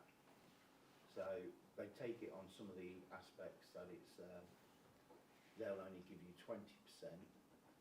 So that 20% adds up to like this 10 million. But there are so many restrictions on it. I think that's the thing, isn't it? It has to be all the way through. It's, say, for example, here, like these lights. Now, you can have LED lighting put in, but if you're a retail business, a hospitality business, you're not entitled to any help off the Green Business Network. If you are a manufacturing business that has got oil or gas out in the warehouses, they will throw loads of money at you, but it ends up costing, there's a cap on what they'll do in that as well. They'll go through installation and stuff like this. But if you wanted, say, for example, like you were saying, batteries, yeah, but what about everything else? It comes as a package. Yeah. You have to tick all the things. So if you were looking at batteries, they might turn around and say, well, if you only want batteries, we'll give you 15%. You've got to come up with the other 85%. Businesses can't afford it. Yeah. They'll even go as far as sort of like replacing your roller shutter doors, because they can be an energy loss. But again, you've got to make... And it varies area by area and council by council, I believe. It sort of sets a lot of businesses around the area. Yeah. Because they come out selling this big story. When you actually get them out, it doesn't really... Yeah. And it's why, even though it's more difficult... Around the country, when I've told them around the country, when I've spoken about this, they say, we know the government's got the money, because all this money came out of, I can't remember the European funding. Yeah. It's still a legacy pre-Brexit that we get in this European money. But how they spend it, nobody's. Yeah, there are different zonal areas across the country that that do this with different grants available. I mean, it's worth engaging in, but it's why I guess, as hard as it can be, people then end up looking for private finance or the asset as a service because it takes out that requirement. That could be something, James, and I was speaking to your wife earlier. It's something that we could speak to on having here because they really, a lot of businesses want to know about it, but when they come in and talk about it, it is them selling their story, what they've got to offer, not the bolt-ons like everybody else in this room can offer. So there is an opportunity. But I think they were here 2023. They had a banner out there. Yeah, that sounds familiar. Yeah. The problem with all these funding things is that they're often so restrictive.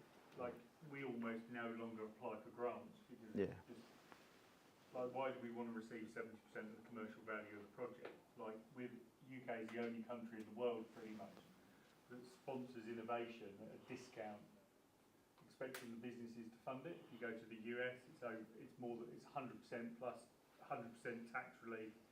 If you go anywhere in Europe, it's 100% plus, and some countries it's plus plus. If you go to China, so they give you the reason. If you go to any show where there's Chinese exhibitors, they are all paid to be there. So the Chinese government funds their flights, their stand.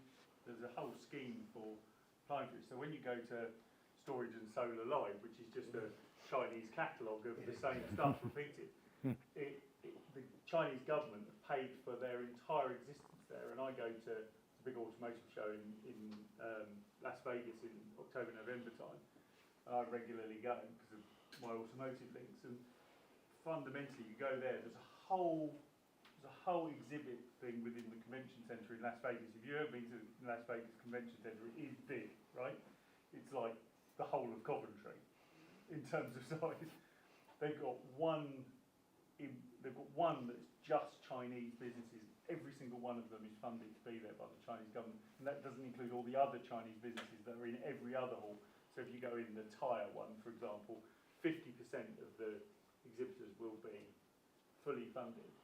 And when you're looking at, you mentioned government schemes for money, the classic one is, I think, the British Business Bank, which it's like threshold level is 25 million. Well, National Wealth Fund. Almost no business in the UK is doing projects of 25 million unless they are big corporates, unless you're, I don't know, you know. We had an argument with them because last Monday we had the Midlands Economic Summit over at the Vox in Birmingham, and they were there, and they were saying it's open to everybody, and myself and a few others raised what you were saying, but they're denying it. They're saying that all the banks and various accountants and stuff like that have got this access to money, so you can go for like 25 grand. But we were saying it's not available. It's all right to be pumping it out, and there was the West Midlands Combined Authority there saying exactly the same thing, and the businesses were saying you might as well put it out, a bit like you're saying with the British Energy. People are going to be saying this stuff, but at grassroots level, well, they're never funded. I think your friend runs Great British Energy. Former colleague of yours. And I think they've got like 12 staff or something, haven't they? At the moment, yeah. We'll see how it develops. But yeah, I mean, I remain sceptical of any grant scheme going, but that's something we could return to. But I'm sure Mark will be available for a chat. After today as well. Yeah. We want to dominate this. No, quite. Yeah. About finance, otherwise we will be here all day. And there was another question. Sorry. Okay. So Ben, one last one. Are you involved with DNOs to raise energy for EV schemes and things of that nature? Because they're capitalising on their power in the market sector to control what projects are happening. So in terms of the connections you're talking about now, well, I'm not involved directly, but it is regulated as to how they're meant to do it. But I have seen some variable practice in that regard, especially in certain DNO areas. I think now that there is the connections register, open, portal and so on online, that's meant to bring more transparency, particularly in then the fact that they're capturing that data will start to be reported on it and people will be analysing it back. But I do feel, so I'm not directly involved, but it's an area that if you have observations, I would definitely feed them into Ofgem. And I don't mean wait for a consultation. I mean write them an email or a letter and say we have these observations and we think you need to hear them, because they do want to hear them. But people don't reply to consultations. It's better to get your thing in directly.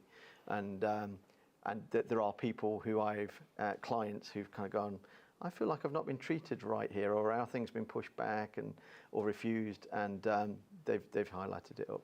I was just with your exposure to your clients, I'm Yeah. wondering whether you're lobbying your clients to do that. Oh yeah, I am encouraging my clients to raise it up, definitely. Yeah. There are some areas where I've seen consistent practice, and then I've actually seen the DNO engineering division come back and say we could help you with this, and you're like, well, that's interesting, So I won't give specifics, but it's I am raising it with my clients.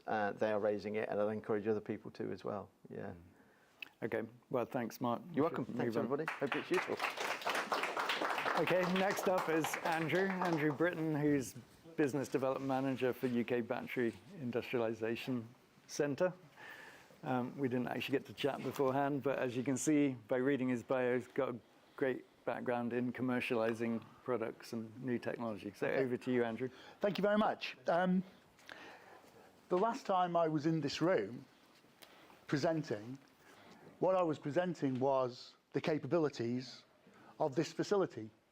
I was an employee of Productive for 2.5 years, which operated the proving factory. And it's quite interesting that the last time I was in this room, there were plinths with innovative electric motors, hydrogen storage, or hydrogen power systems that were powered by hydrogen pellets. There were inverters, all sorts of innovative technologies that the proving factory in Productive was trying to bring to market, trying to overcome what was called the valley of death. Some of you may be familiar with that term.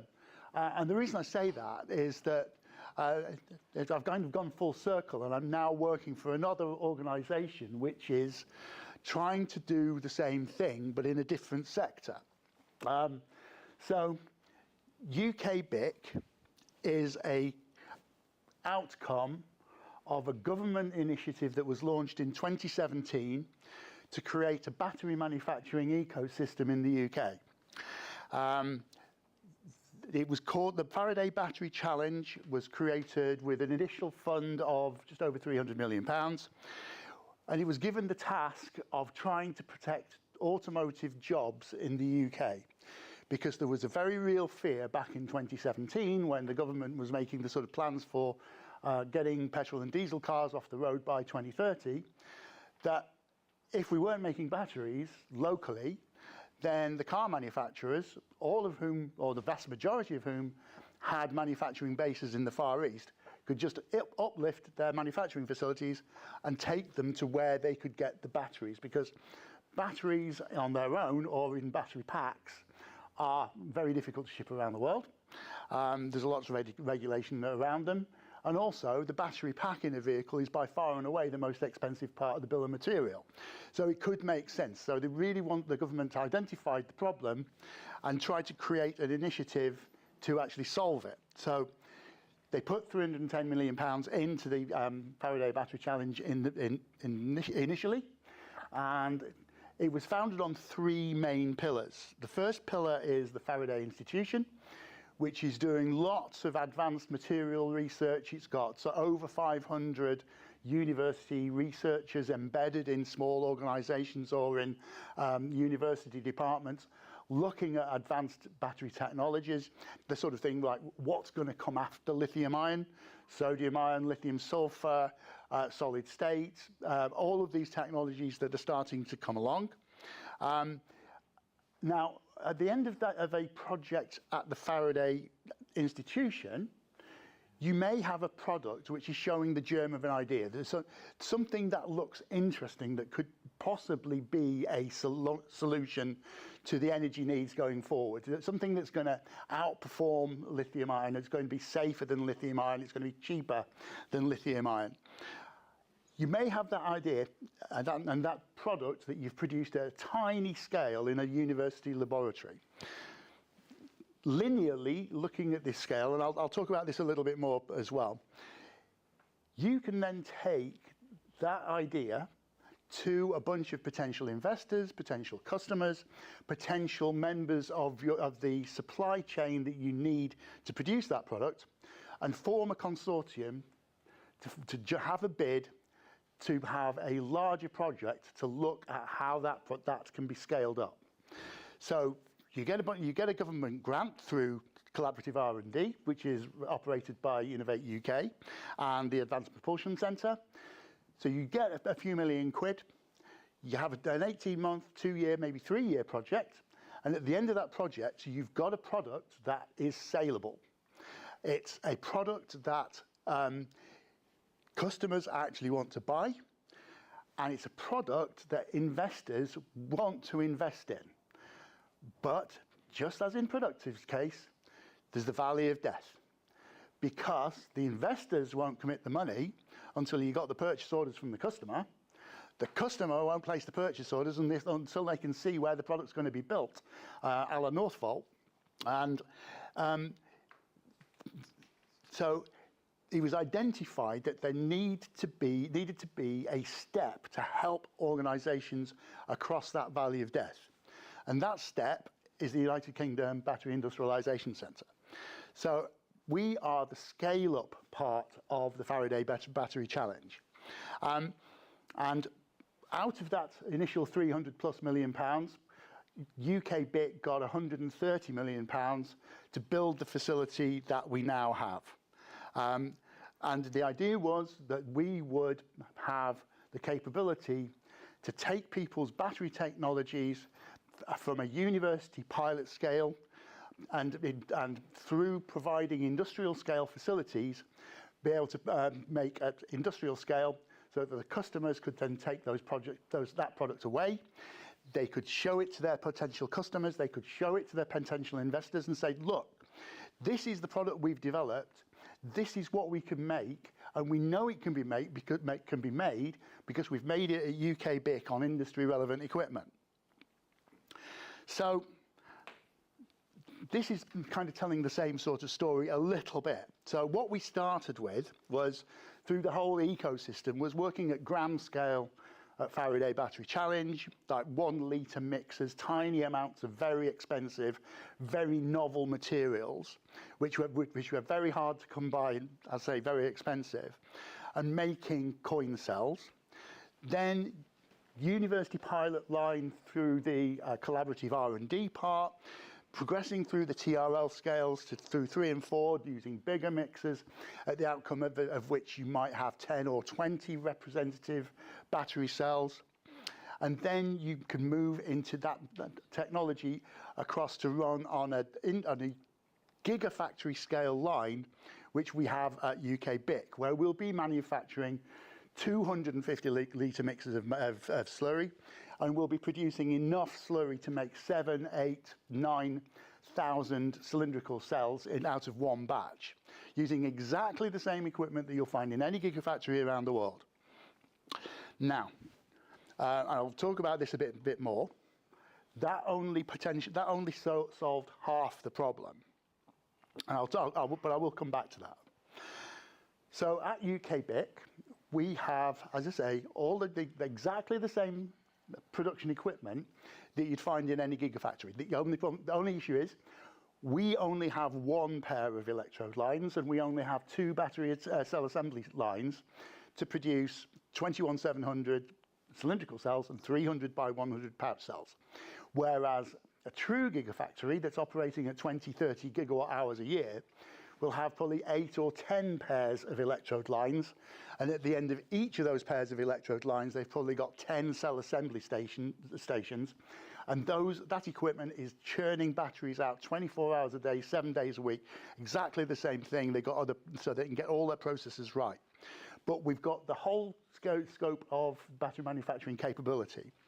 So we do everything from bringing in the powders, the solvents, the binders, mixing them together into a slurry, coating and drying and calendaring, which is squashing the material so you're increasing the density of the material, so you're getting more of the good stuff inside the battery fundamentally.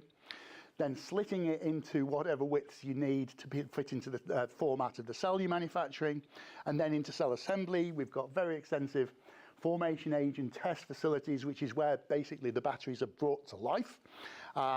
Because when they come off the end of cell assembly and we fill them with electrolyte and we put the cap on, it's still a relatively inert product. But it has to then go into the formation age and test process where we charge it, then we maintain it at a certain charge for a few hours. We monitor it, watch it, study it with thermal imaging cameras, with visual cameras, gas detection, looking for leaks or signs of thermal runaway. If they're okay, then they will go into the aging warehouse and they will sit there and be monitored for 4 to 5 weeks. Typically, it's a 4 to 5 week process. Now, one thing that I haven't mentioned up to now, but it's equally important to UK BIC, is you can then take those cells that you manufactured and you can take them around the corner to the other side of the facility and you can make modules and packs out of them. Now, we've never actually done that. All the modules and packs that we've made have been made with proprietary cells that our customers have brought to us. But module and pack assembly is an equally important part of the UK BIC portfolio. So we're in the Midlands. We're literally 10 minutes drive from here on the way back into Coventry. We're all open to organisations looking to scale technology in the UK, although right now we're not building the amount of gigafactories in the UK that we thought we would when the Faraday Battery Challenge was founded in 2017. So we are taking more of a global approach now to who we will work with. Because although we're not making the batteries that we thought we would in the UK up to now, there are still lots of companies in different manufacturing sectors who need advanced battery technologies that is either safer, cheaper, higher power, higher energy. And if they can't get those products, then the product that they want to put it into will have a competitive disadvantage. So if somebody, even in China, is coming up with the technology and comes to us and say, can you help us develop this for the UK, to help customers in the UK, we will help them. One of the other things about us is that being a government-owned organisation, we don't want to own any IP. So customers will bring their background IP, their designs, and the product that they've developed. Together, we will work together to make that into a workable product, something that can be manufactured at volume. And at the end of the project, we wrap all of that IP and say, there you go, it's all yours. We don't want any of it. Very important part of our business is, and that's what I always like to say about UK BIC, is we're a learning facility. We are here to help people learn how to make batteries and modules and packs. So we don't make product for people, we make product with people. We don't manufacture product that we will sell into the market ourselves. Our customers bring their bills of materials and their people, and together we will use our manufacturing lines to make their product, which they then take away and put into whatever application that they need to, whether it's to send to investors or customers or to end users. That's entirely down to them. But in doing all of that, the company's employees are learning how to use the equipment. They're learning about the challenges that there are in manufacturing their product. So when they leave us to go to the next stage of their journey in their own facility, they can take that learning with them. Now, we've expanded on that a little bit because we now offer training as a separate division and business stream of UK BIC. So we do offer bespoke and standard training courses, and I'll talk about those again in a little bit. Now, I mentioned right at the beginning, we were there to protect the automotive industry and the car manufacturers and the jobs within it. But right from the outset, we were working with a lot of different sectors. I joined, I think, on the 26th of November 2019, and on the 28th, I was down at a electric vertical takeoff and landing developer down in Gloucester, which you might remember. So that, yeah, aerospace was the first customer I went to. Our biggest customer in module and pack has been in the off-highway department sector. But we supply batteries and technology and engineering services into pretty much any sector. Energy storage is becoming more and more important to us. Although still, in terms of the Faraday Institute, Faraday Institute has just published a report that says by 2035, 75% of the batteries manufactured or sold in the UK will be sold into automotive applications. So they still see automotive as being critically important. So at UK BIC, we produce two types of battery cell. We produce a pouch cell, which has the dimensions of 300 by 100, and the cylindrical cell, which is a 21-700. Now, lots of people want lots of different sizes of pouches, but because we had, you may think that 130 million pounds was a lot of money, it actually wasn't quite enough to do everything that we wanted, and we had to prioritize speed over flexibility in the cell assembly. So we had to limit ourselves to the 300 by 100 millimeter pouch cell and the 21-700. We are looking, as we go forward, at being able to do a wider variety of cells. So, yes, that 130 million pounds got us the facility that we're in. It equipped it, but we realised quite early on that we had a problem, that we weren't really addressing the fundamental problem of people who wanted to scale up batteries. It was too big a step to go from university pilot line to a gigascale line. There were common errors or common design features which meant that something that would run well on a university pilot line running at 2 or 3 meters a minute would not work on an industrial scale line that's running at 40 meters a minute. Now, that gave our customers a problem, because they would come to us and say, we've got this design, it's ready to go, it's been tested, we've made like 20 of them, can you make us 10,000? And we'd go, yeah, okay, we can do that. Then within a few days of fiddling around on the line trying to get it to work, we realized actually it's not going to work. The customer goes, oh, that's a bit of a problem.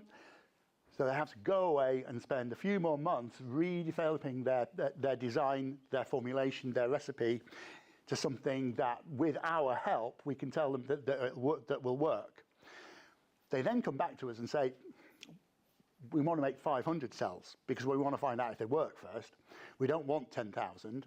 And we say, oh, we had to say, okay, we can do that for you, but we've only got the one manufacturing line, which is orientated to building 10,000 cells.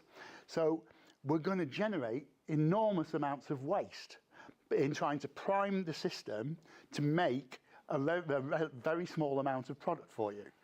So it takes about 75 litres of slurry. I know this doesn't mean a lot to you, perhaps as you just sit there, but 75 litres of slurry is probably £50,000 worth of material that they are just spending on coating the insides of the pipework and doing the initial dialing in of the slurry deposition onto the substrate, onto the foil, before they're getting anything that's meaningful or that will work. So a couple of years ago, we got a grant of an additional £74 million from the UK government, which was called the Faraday 2 project. And we've used that to put in the flexible pilot line, which is coming on stream in the next couple of months, which will help to smooth that gap. So instead of crossing the valley of death in one big leap, we've now got a stepping stone in the middle where you can go, we can make 500 cells for you efficiently and cost effectively and quickly, because you'll have much faster access to the line. The line takes up a lot less time to set up. It takes a lot less time to clean it down at the end of the battery run. So we have that facility that's going to be with us very, very shortly. Alongside that, we've put in a battery development laboratory, so we can pretty much do any type of assessment or validation or test on battery materials or the batteries themselves, everything apart from abuse testing. So we won't put nails through it, we won't try and blow it up, because we've got a very expensive facility and we don't want to burn it down. But we've got a laboratory that will do pretty much everything else apart from that. And then on top of that, we've also put in clean and dry rooms, because clean and dry rooms are the most expensive part of UK BIC to run. The clean and dry rooms that we use, the energy consumption from those is higher than any other part of the energy consumption for the business. Other companies are finding that as well. Clean and dry rooms are very expensive to build. So what we've done is we've installed 5 of them in UK BIC, which are open to customers who need a clean and dry environment to perhaps do some commissioning of their equipment. So they're rentable on a sort of monthly basis. And we've also put in additional cell cycling capability, because previously customers were asking us to do testing of cells, and we were having to use the big formation agent test facilities, where they really wanted something a lot smaller and simpler, which exists in the market. So we've put that capability in as well. Now, I encourage anybody who wants to come to UK BIC, we do have industry days, so you're welcome to come around and have a look. So this is a picture of an image of the facility. It's not to scale, but you can see you've got anode lines, cell assembly lines, and then formation agent test going down one side of the facility, and it pretty much takes all of it. Of the facility. There's a little bit on the left-hand side, you've got a little bit more for logistics. That building is 220 metres long, so you can see that the actual cell production facilities are pretty big. If we ran them full-time, 24 hours a day, 7 days a week, we could produce between 1.5 to 2 gigawatt hours of electrode a year. So we could actually be a mini gigafactory. But then we have lots of extra space that we can expand in, that people can expand into. So, or that we can use for the next generation of product that we need to develop. Solid state is starting to come through in industrial scales much faster now. There's been a real acceleration both in the production capability of a solid state battery and also in the market uptake for them. So that's something that we might be looking into. We don't have a prismatic scale line. Lots of companies in the automotive industry are starting to swing towards prismatics. So again, that's something that we'll probably have to do. But then we also have the ability for people who want to bring their own equipment onto our site, hook up to our services, use the skills of our people to manufacture their product for a certain amount of time before they pick it up, move it out into their own facility. So I won't go dwell on this, but this is the flexible pilot line, which only has one electrode line for both anode and cathode, because they're pretty expensive things to have to buy and install and run. And because it's so much quicker to set it up and clean it down, we've only got the one mixing, one electrode line. But then it has its own calendaring facility and its own slitting facility, and then currently, we will then take that slit material through into our current cell assembly, and then we will assemble cells there. Now, this time next year, I may be telling a slightly different story, because we're intending to have small-scale cell assembly installed within the flexible pilot line, because the government put its hand down the back of the sofa and found a few more quid, and has said, do you want to build some new cell assembly stations? So there's clean and dry zones. I've talked about those already, but they are commercially available. They are online. And there's the battery development lab. I should have looked at these slides earlier. So we can do characterization of cells using a huge amount of equipment and inspection technologies. We have the ability to make coin cells now, which we never did before. And so we can do a small scale mixing at half a litre scale. And then and it enables us to do a lot of electrochemistry trials.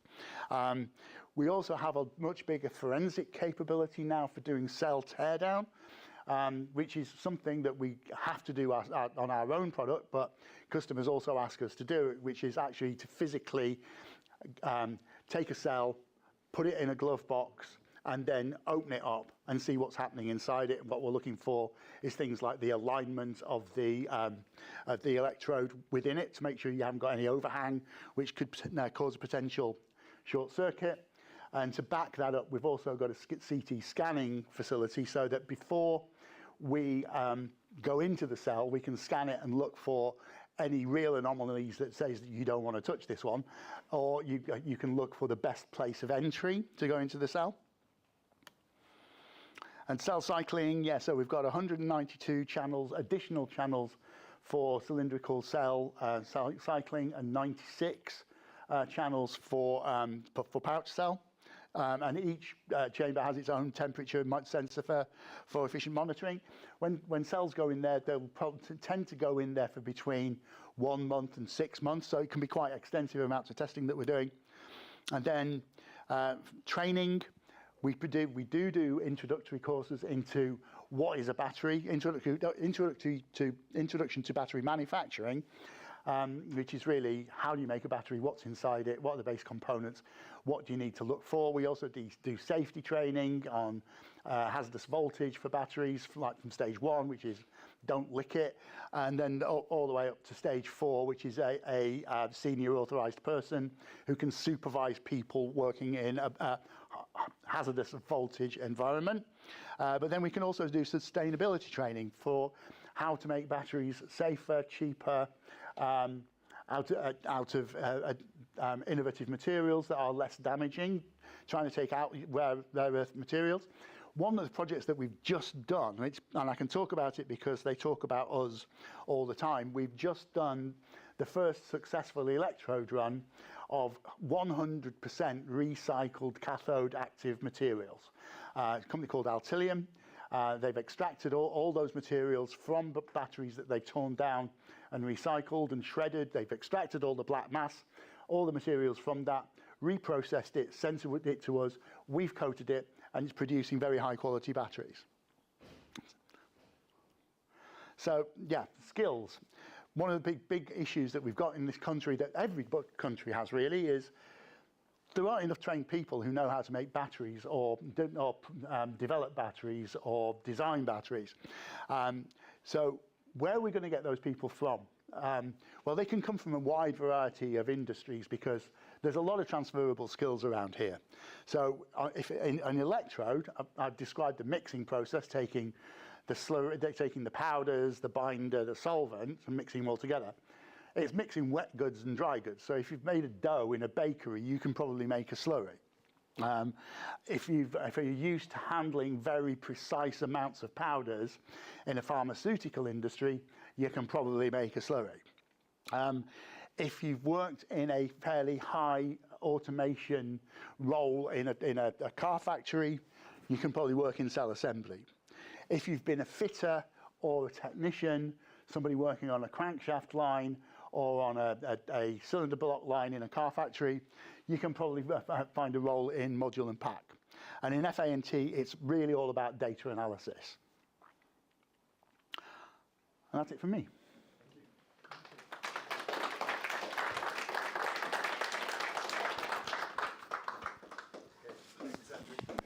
I definitely want to come and visit. Anybody got a quick question for Andrew? Sorry. In my haste. Hello. What's this internet store? Is it ever going to get filled? Your guess is as good as mine. What benefit will that do to you, or will it not? Right, being perfectly frank, we thought that JLR would build their gigafactory on it. And that would have been something that we would have been very keen to help them with. JLR haven't taken up that option. They're actually building their facility down in Somerset through the company that they've created with Tata Group called Agratas. So they are building a gigafactory, and we talk to them all the time. It would be great for the West Midlands to have a West Midlands gigafactory. It would create a lot of jobs. It would create a lot of excitement around the area. The local flying clubs would be less than impressed, but but to be honest, I'm not even sure if the planning permission exists to put a gigafactory on there anymore. It was granted 3 years ago, But I think it was. Yeah, I think you're right. It ran out in March. You know, I've only heard of this. I think we've only heard about this in the same news channels that you're probably reading, and you're probably better connected to the council than I am to be able to find out who has actually expressed any interest. There were a couple of Chinese manufacturers that we hear were interested, but it doesn't seem to have gone anywhere yet. So yes, let's see what the next West Midlands mayor can do to chivvy things along a bit. Do you need it, or do they need you, or is it a benefit? No, we don't need them because we get our work from a lot of other channels. I mean, to be honest, they would just be another customer. Do they need us? I think they would like to be able to use us because they can't do what we do anywhere else in the world, because we're so unique in the battery manufacturing environment. There's nowhere that you can take your engineers and say, work with these guys on their manufacturing line, learn how to make the product, and then we'll take that away and put it in our own products. You can't. None of the Chinese are going to let you within 100 meters of their lines or anywhere near their IP, but because we don't hold IP, it's fine. So they would want to use us.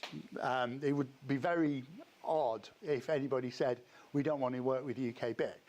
But we're not mutually dependent on each other, though. Hello. With your unique perspective on manufacturing cells, is there anybody even close in Europe coming to be able to produce scale of batteries to challenge CATL, BYD? No. Not with the product that CATL, BYD are making. I think the future for the European battery manufacturing is to do things that the Chinese aren't, or where they don't have such an advantage of the years of production that they've had to get this right and to refine their manufacturing processes. And they've also got the advantage of having access on their doorstep to most of the materials that they need to build, although most of the lithium comes from South America, but apart from that, they've got pretty much all of it on tap. I think for the UK, we need to go back to what we've always been good at, and that's innovation. Getting innovative products to market. But then instead of, as in the past, and as alluded to by yourself earlier, getting the investment community to invest in pulling it through into market. Now, for us, it takes 3 years to build a gigafactory in the UK. That's what Agritas are finding. You can't do that if your investment community is saying, we need a return in 3 years. So it just won't work. And so, as has been mentioned, other parts of the world take a much different view and a much longer term view of the investment. And that's, I think, something that fundamentally needs to change if we are going to do something that we've never really done in any market sector, and that's taken an innovative idea and pulled it through into volume manufacturing, world-leading volume manufacturing. That's my personal view. That does not reflect the view of UK BIC necessarily. Okay, thanks. That's clear. Any last question? Okay, thanks, Andrew. Okay. Definitely want to come and visit. Okay, thank you. Right, next up is Ben. Ben Black, who's the Senior Project Manager, suddenly from ZPN, looking surprised there. So Ben is running various programs within ZPN, including the network rail deployment and some more innovative projects, which I'm sure he's going to tell us a little bit about. Yeah, so my presentation is going to be quite a bit shorter, and it's just going to go over 3 sort of recent and forthcoming projects that are more in the sort of special projects kind of area that we deal with, rather than your traditional installing a solar array, a battery, or an EV charger. So the first one is a Innovate UK funded project that we are a subcontractor on, and it is for powering a electric vessel on the Thames. And so this vessel is to take freight, so your kind of typical Amazon parcels, if you like, from Dartford down the River Thames and deliver it to a central London location, which from there is then used for last mile logistics. Obviously, the problem with powering an electric vessel of this kind of size is power availability in central London. And so what they've approached us for, and what we're subcontracting to, is to deliver a battery barge. So it uses the same technology that we use in our chargers outside, just a hell of a lot bigger. So it's a 1 megawatt inlet connection, and we charge the vessel at 2 megawatts. So for 3 times a day, half-hour periods of charging, we deliver a megawatt, 1 megawatt hour into this vessel. Alongside that, there's also an electric touring vessel. So this is your kind of typical sightseeing tour along the Thames that uses the same pier, same grid connection, same batteries, and that is an electric vessel that is moving, I think they leave the pier every hour, and so they've got regular charging. And this kind of feeds into the whole sort of London clean air zone, all the rest of it. If you're trying to phase out cars, petrol and diesel cars, it's a little bit of a missed opportunity if you don't try and electrify some of that river traffic as well. But like I say, that is, I think the planning permission's just gone in for that, and we're looking at delivering that towards the tail end of this year. And so I can imagine the planning applicants are going to be really happy with having a barge on their doorstep, so we'll see what the planning application comes back in. The next project is a spin on what we do. So where we have electric vehicle chargers that are battery buffered, so they take AC input from the grid, put it onto a DC bus where we've got the battery as well, and then our chargers take a DC input. We've done a recent project with Aqua Superpower, who are in the marine sector again, but they do a lot smaller installations. So these are for more like your work boats or pleasure craft kind of thing. And they find that at marinas, they're really limited on grid connections. And often you won't be able to put in a typical DC charger. You can't get a 100-odd amp supply to get the kind of speeds that you need. So they approached us for a battery buffered solution. And the way that we delivered that is by interfacing with their original charger. So they use a third-party charger manufacturer, and we used our battery technology alongside the typical CSMS, the charge station management system that you see on any EV charger. And we've managed to integrate our technology onto a third-party charger. And the reason that this is really interesting is it opens up a lot of retrofit market. So one thing that we find in ZPN is that you'll go and charge on a charger, and it's got a big shiny sign on the top that says 150 kilowatts. And you plug into it on a nice shiny BYD car that will take whatever charge rate it will take, and you're only getting 30 or 40 kilowatts out of it. And more often than not, it's not the car that's stopping this, it's the grid.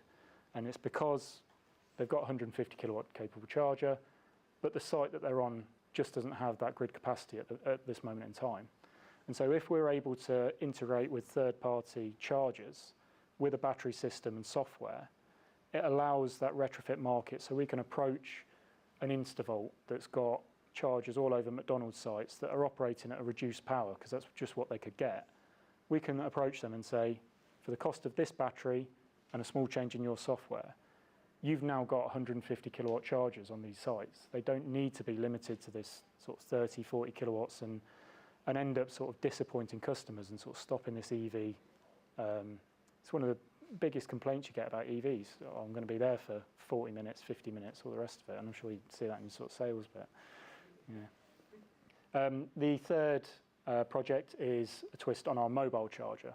And so you've probably seen in the vans outside, we've got technology that goes in the back of a van, and it is able to deliver a rapid charge with no grid connection, kind of wherever you can fit a van. We've done a project recently with a vehicle manufacturer and a chassis manufacturer. And what we're trying to do with that is use the traction battery of the vehicle. So in this case, it was an electric fire engine, sort of a heavy goods vehicle, 12-ton style vehicle. We're using the traction battery of that vehicle as the feed battery for our charger. And it's interesting in a couple of ways because it allows equipment manufacturers like your Alexander Dennis, for example, that are selling electric refuse trucks. They can integrate this charger on maybe one or two of a fleet that they sell to a council. And it takes away that sort of operational anxiety that, okay, well, we've got this truck, but what if it breaks down or runs out of charge, etc. They're able to put this equipment on that truck and charge vehicle to vehicle at any charge rate that you would see at any rapid charger. And so that's it's more of an enabling technology to allow them to sell their fleets where they might struggle otherwise with, for example, councils and things like that. So I said it was going to be short. So if you've got sort of any questions, either feel free now or speak to me afterwards. I'd be more than happy to talk around those projects or anything else we've got going on. Okay. So, any questions for Ben? Are the regulations for marine applications different from regulations in other manufacturing sectors that you might be operating in, like energy storage? Are there things that you've got to be looking out for and complying with? Certainly, yeah. So we're in a little bit of a weird space with what we're doing on the marine sector. So if we're putting a traction battery on an electric ferry, there's a standard set of regulations that you can go to and apply for. Similarly, if you're putting battery storage in a field somewhere, you've got some guidance. It's not sort of actual regulation, if you like, but you've got guidance that you can go and apply to. Because we are putting an energy storage battery on the water, we fall almost into a bit of a grey area with that. And so what we've done in that case is take the marine standards, take the static storage standards, try and combine them, and basically where there's conflicts, you try and go for the most onerous regulation, if you like. But yeah, there's certainly standards for marine traction batteries available, and a lot of them come out of Norway and places like that, where they're using these sort of electric ferries a lot. James, is this a follow-on from what you were talking about or announced back in 2023 when I was last here? Yeah, talking probably, about because the like all innovate projects take forever. Yeah, so yeah, with this one, they managed to finally sort of place the order on us on the last day of the funding. So yeah, they waited to the end of the yeah. grant period and then go to literally the purchase order the day before. Yeah.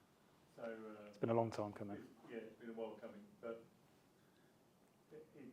it's part of that distributed energy mix that Andrew was talking about earlier.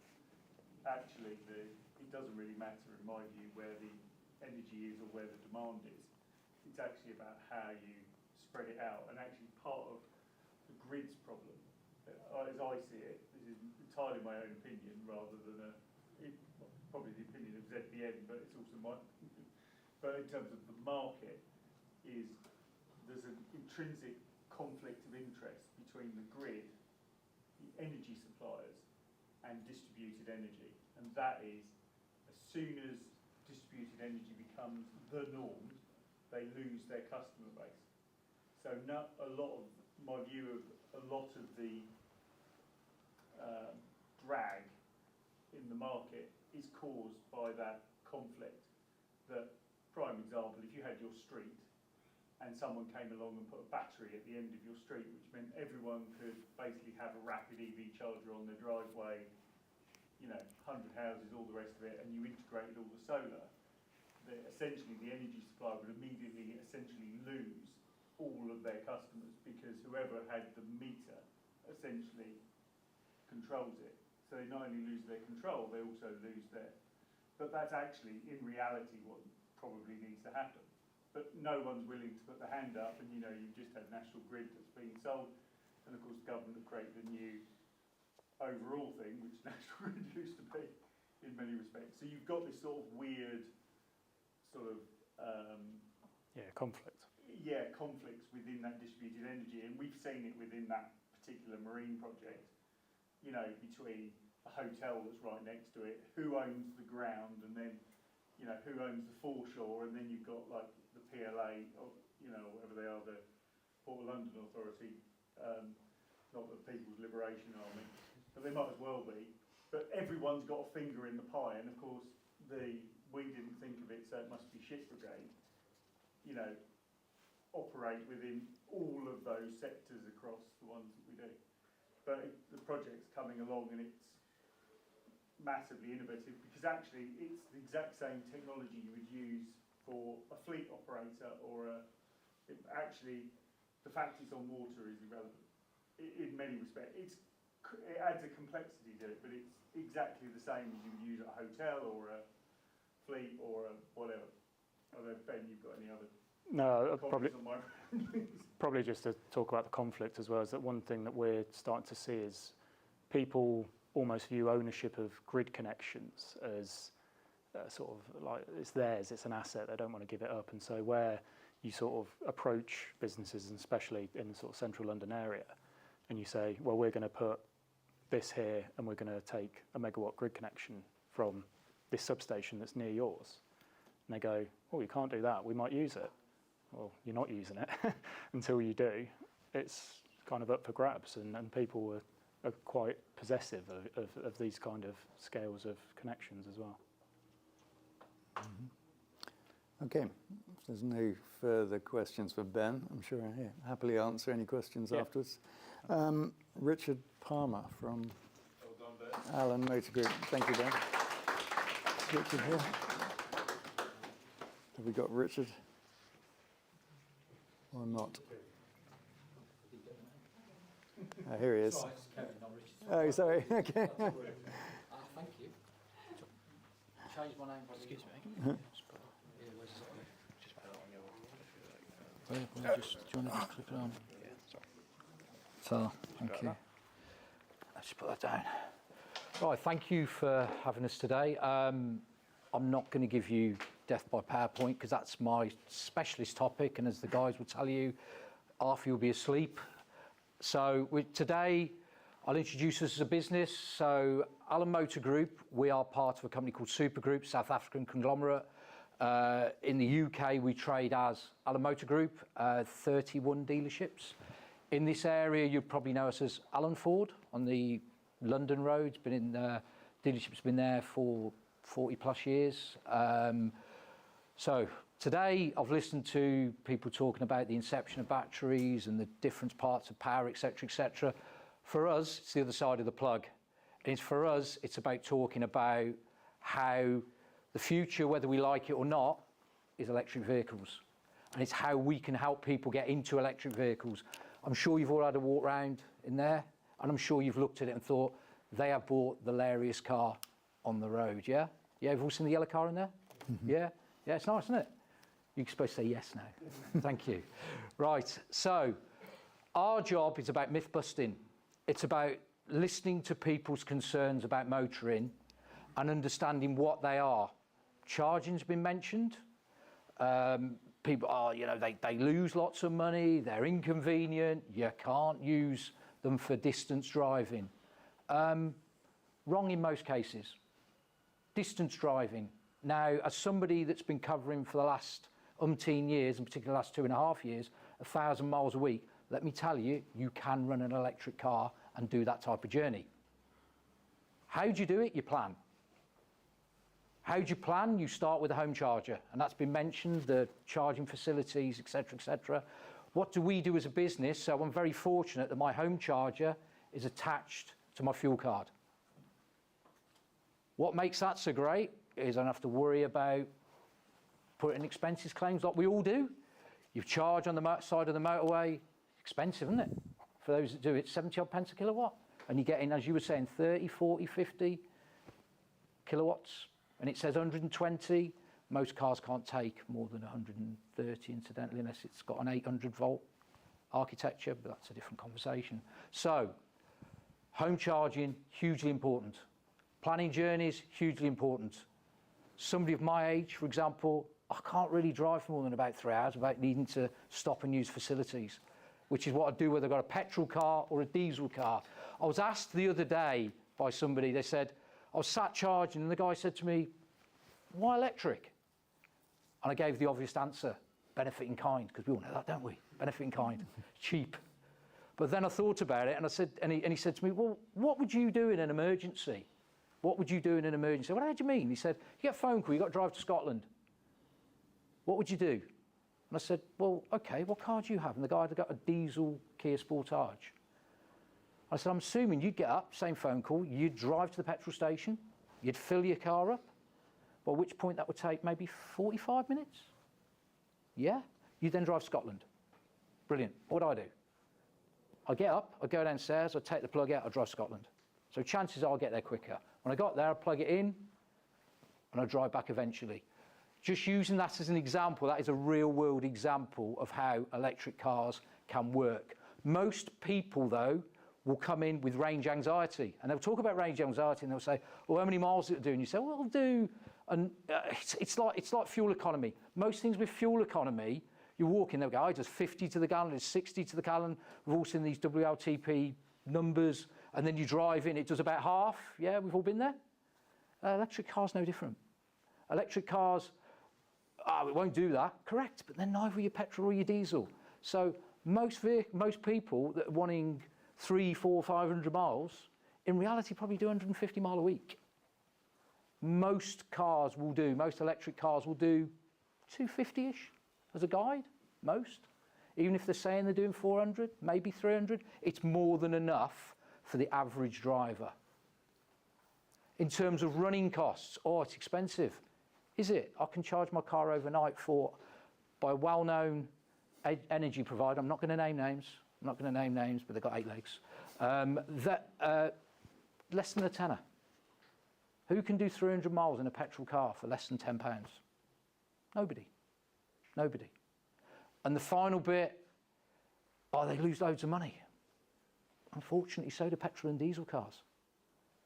The difference is at the moment, because of the government mandate, and we're all aware of that each year we've got to do more and more and more EVs as a percentage of what we sell, is driving manufacturers, and particularly like the ones we represent, to having to put more and more incentives on vehicles, because there are no government grants anymore. We all remember the £5,000 off a car if you buy an electric car, that suddenly overnight went, and then the £350 towards your home charge, which overnight went. We get no grants. I've heard a lot of people talking about grants. We get none. Yes, on commercial vehicles, not on cars. So there are a lot of manufacturer incentives because they don't want to pay. I'm sure the people in this room know this, but if manufacturers do not hit their CO2 objective in the UK, that's a £15,000 a vehicle fine. It's a lot of money, isn't it? A lot of money. How they would implement that fine, how they would take the money, nobody actually knows, because you can defer and et cetera, but the bell will toll eventually where manufacturers will have to hit that number, and this 2030 is not going away. The Labour Party changed the wording of the mandate, but actually the mandate's exactly the same. One was saying you've got to do 20% of your cars has got to be electric. The other says you can only have 80% of your cars as ICE vehicles. It's the same. It's exactly the same. So from our side, what are we doing? We are myth busting on a day-to-day. And I'm sure most people in this room are preaching to the converted. But as a local business, if you are looking to change, run electric vehicles, come and talk to us. If we don't know the answers, like if you're talking fleet, et cetera, we have a fleet department. But if nothing else, like I do sometimes, every day is a school day, you might learn something. You might think, you know what, that's a good idea. We do incidentally also do ICE vehicles for the next few years. The vehicles we have here, what do we represent? People mentioned the Chinese. We represent a Moda JQ for the area as well as Ford. A Moda JQ are very, very big into hybrid, plug-in hybrid. I mean, the latest Moda 9 will cover, and I have to read from the book, I'm sorry, so quoted 94 miles on electric. And up to 700 miles, and Callum's going to tell me I've got that wrong in a minute, up to 700 miles on a tank of fuel. So that's an alternative to that. But if you want to know about electric vehicles, you want to drive an electric vehicle, you want to talk to us about electric vehicles, we are literally just round the corner. Hopefully that was short enough. Any questions? Go on. After Brexit, because they were going on about the life expectancy of electric cars, so I remember it being around the Brexit time. Cars have got a 7-year body warranty. Yes. Things like that. Some of them have, yes. If you've got a 7-year warranty, actually the warranty will last longer than the battery. That was being portrayed about Brexit.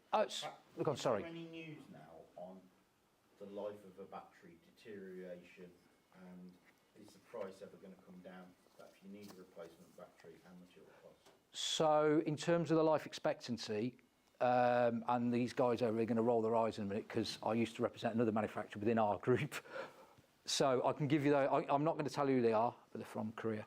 They've got so life expectancy degrading of a battery tends to be, on average, 1% a year. And that's off a manufacturer that's had electric vehicles for a long time. That tends to be the degrade of the battery.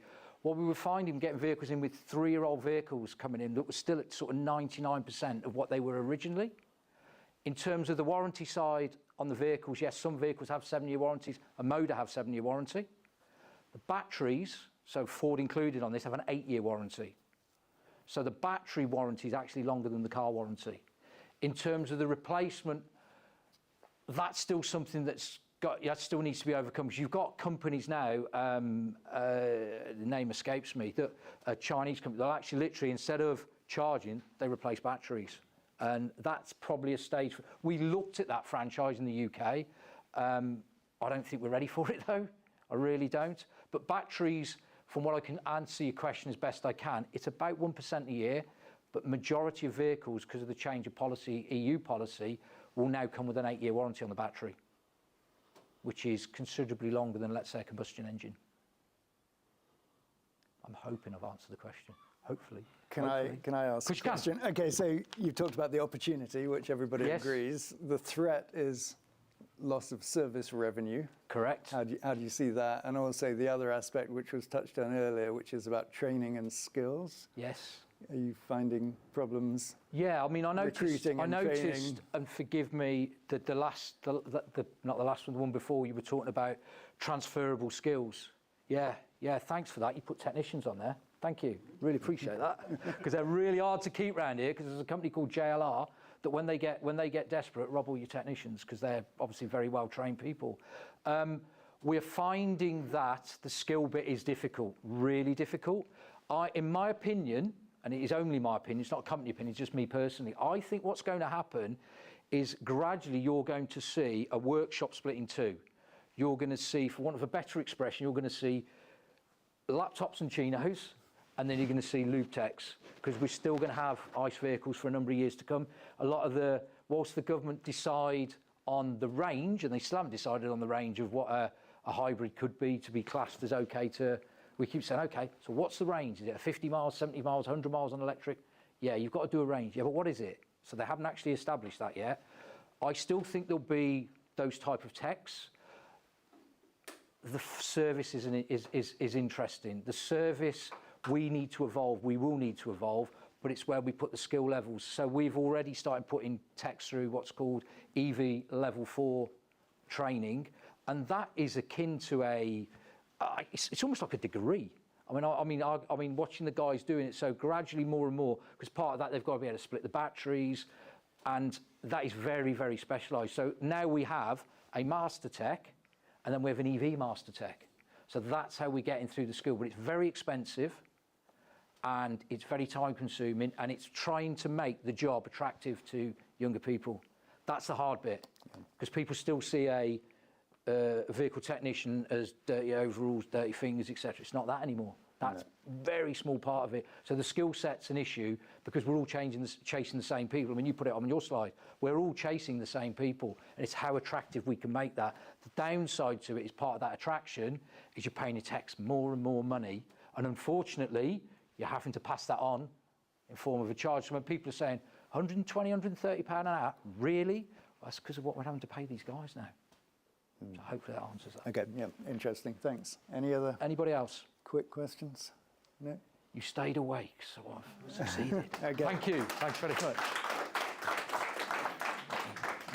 Okay, so we've talked a lot about electricity, but the other side, the other side of energy is heat, and there's far more heat consumed in the world than there is electricity at the moment. So our next speaker, Daniel, is going to talk about window technology, and windows are everywhere and taken for granted, but they are really significant in determining heat loss. So Daniel's going to talk about his technology.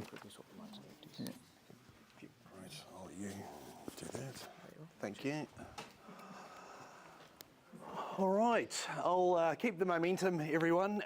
Thank you, Stephen. As mentioned, something a bit away from battery technology. We have a retrofit product which can go onto any window.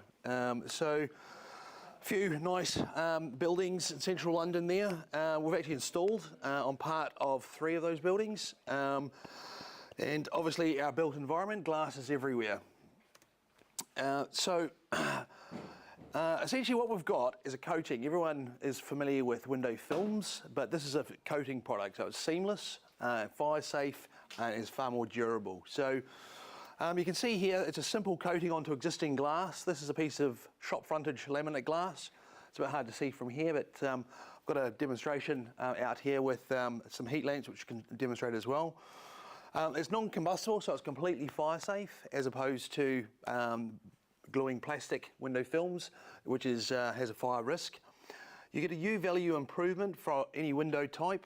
There's between a 20 to 40% thermal improvement, depending on how many windows you have in your building.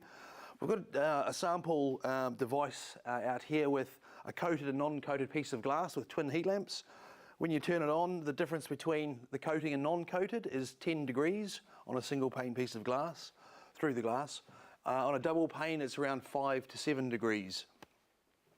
It blocks 99% of the ultraviolet wavelength, the UV, which causes damage to skin, eyes and furnishings. And to give you an idea, standard 4mm glass will cut about 15%. So cutting 99.9, that will stop anything from fading within the property, damage to people and possessions. It blocks over 80% of infrared, which is the spectrum that causes the overheating. And again, if you look at a standard single pane piece of glass, cuts about 15%. With the coating, it goes over 80%.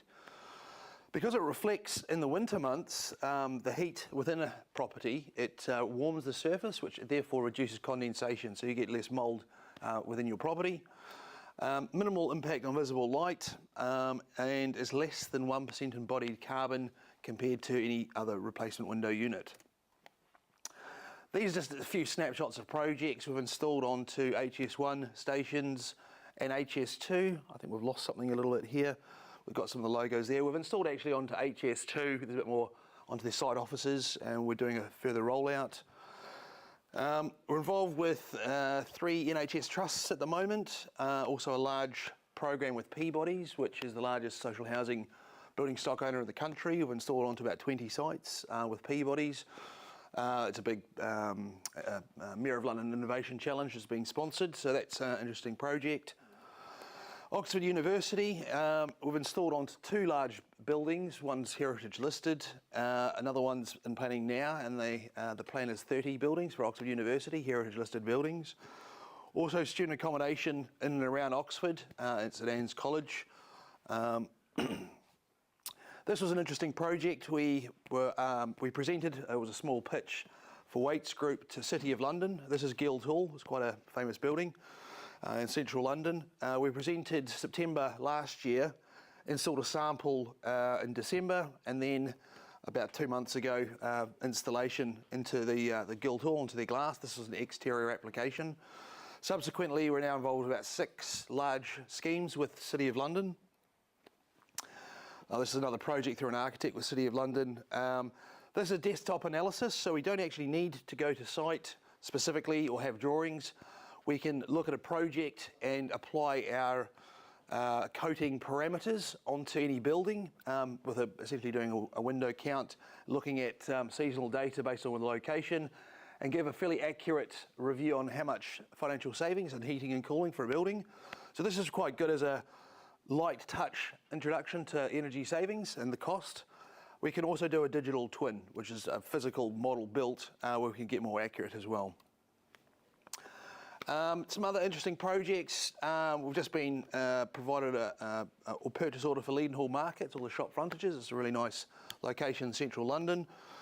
Royal Institution, with the product specified and being installed shortly, as opposed to window films. And in Cambridge, at the Barclays Bank Eagle Labs, it's an innovation hub. We've installed window coating, and we're actually putting in a display of various materials, the little heat lamp, which you'll see outside, into their facility. Well, again, I think the background is sort of lost on this, but the long and the short of this one, we did a study with HS2 where we had 2 boardrooms in one of their site offices with about 8 windows. We did temperature loggings, but they actually had a what's called a fuse spur, so it's a device which measures power consumption or power draw onto all their HVAC units. So they were able to actually measure the difference with having the coating without, with this device. And for HS2 on the site offices, they saved 73% of their energy for heating and cooling in their site offices. So we're now planning on doing 8 sites across HS2, but there's a little bit of a pause at the moment with HS2 and there's a bit of a catch up in planning. This is an interesting site. This is the head office for Toyota for Europe. They couldn't replace windows, and you can see here they've got, this is double glazed windows with a window film which has been cooked on the outside. This is up in their data rooms, data centre. Essentially we came in, did some experiments, installed the product, did the measurement, and they placed the order for this project. Interesting about the cars, which they just left, is this is about 3 weeks ago, installation onto this particular Van Mossel car showroom. So Van Mossel's the largest service and car dealership brand in Europe. So it has about 830 sites. We've installed onto about 4. After this site, because of the reduction in overheating, we're in the process of, we've measured to install into 8 sites into Hamburg. There's about 60 sites across Germany and Denmark where they're looking to install the product. The problem they've got with these particular sites, I mean, clearly there's a lot of glass, but they can't draw any more from the grid to add any more air conditioning into the units. So obviously, because of the glazed units, they're overheating. So with these particular sites, there is no other option than to use this as a solution. I think that's a bit of a snapshot. Yeah, we lost something off there. I should actually have all my details, but that was, like I say, short and sweet. I've got a really quite clever demonstration out here. If you haven't already seen it, please come and find me and I'll pass you back to Stephen. Thank you. Any questions? Questions about UV, isn't it? You're going to ask about vitamin D deficiency? Vitamin D, yeah. Yes. What have we got a vitamin D deficiency? Yeah, look, it cuts 99.9% of UV, so yes, you'll have to go outside to get your suntan a bit more. Yeah. Sorry, any other questions? Suntan, did you say? Well, a bit more of a suntan. Yeah, there you go. Right, anybody else? Oh, good. Okay, all right, thanks, Excellent, Daniel. thank you. Did you want this? No, I'm okay. Right, well, I'm the only thing standing between you and Prosecco, so I shan't take too long. A bit like Mark, I thought I'd give a historical perspective on the energy transition. James never misses an opportunity to remind me of my age, but it does allow me to give a historical perspective. When I first started in energy, it was 1977, and we just had the first oil crisis, and then there was a second oil crisis in 1979, caused by the Iranian Revolution. I was talking to an Iranian friend at the weekend who is hoping that we're about to see the second revolution, and he's packing his bags to go home, but we'll see what happens there. And from the UK perspective, 70% of electricity was generated by coal. And the energy industry was the Department of Energy, the Central Electricity Generating Board, the National Coal Board, and they controlled everything, or at least they thought they controlled everything. They had a plan to build 83 gigawatts of nuclear power stations. 83 gigawatts is bigger than the entire capacity of the UK grid today. That was the plan. So the plan was like big, centralized, coal, nuclear. That was it. But at the same time, there are a couple of crazy people around. One in America called Amory Lovins, who's still very famous and still very active, who said the future will be different. It will be what he called soft energy, which would be renewables, more energy efficiency, distributed power, all the stuff that we're talking about today. And he also said that the US economy could grow, but energy use wouldn't go up and up and up, which was the official forecast at that time. It would come down, kind of plateau and come down. Here in the UK, there was a guy called Gerald Leach who did a similar study with a team of people, and he said the UK economy could grow, by 2025, it could grow 300%, which was the official forecast, and actually it has grown by 300%, which sometimes is surprising, but it did. And energy use would go flat and then even go down, whereas all these official forecasts showed it going up. So what actually happened, if you look at the US and the UK, what actually happened was almost exactly like Lovins and Leach said.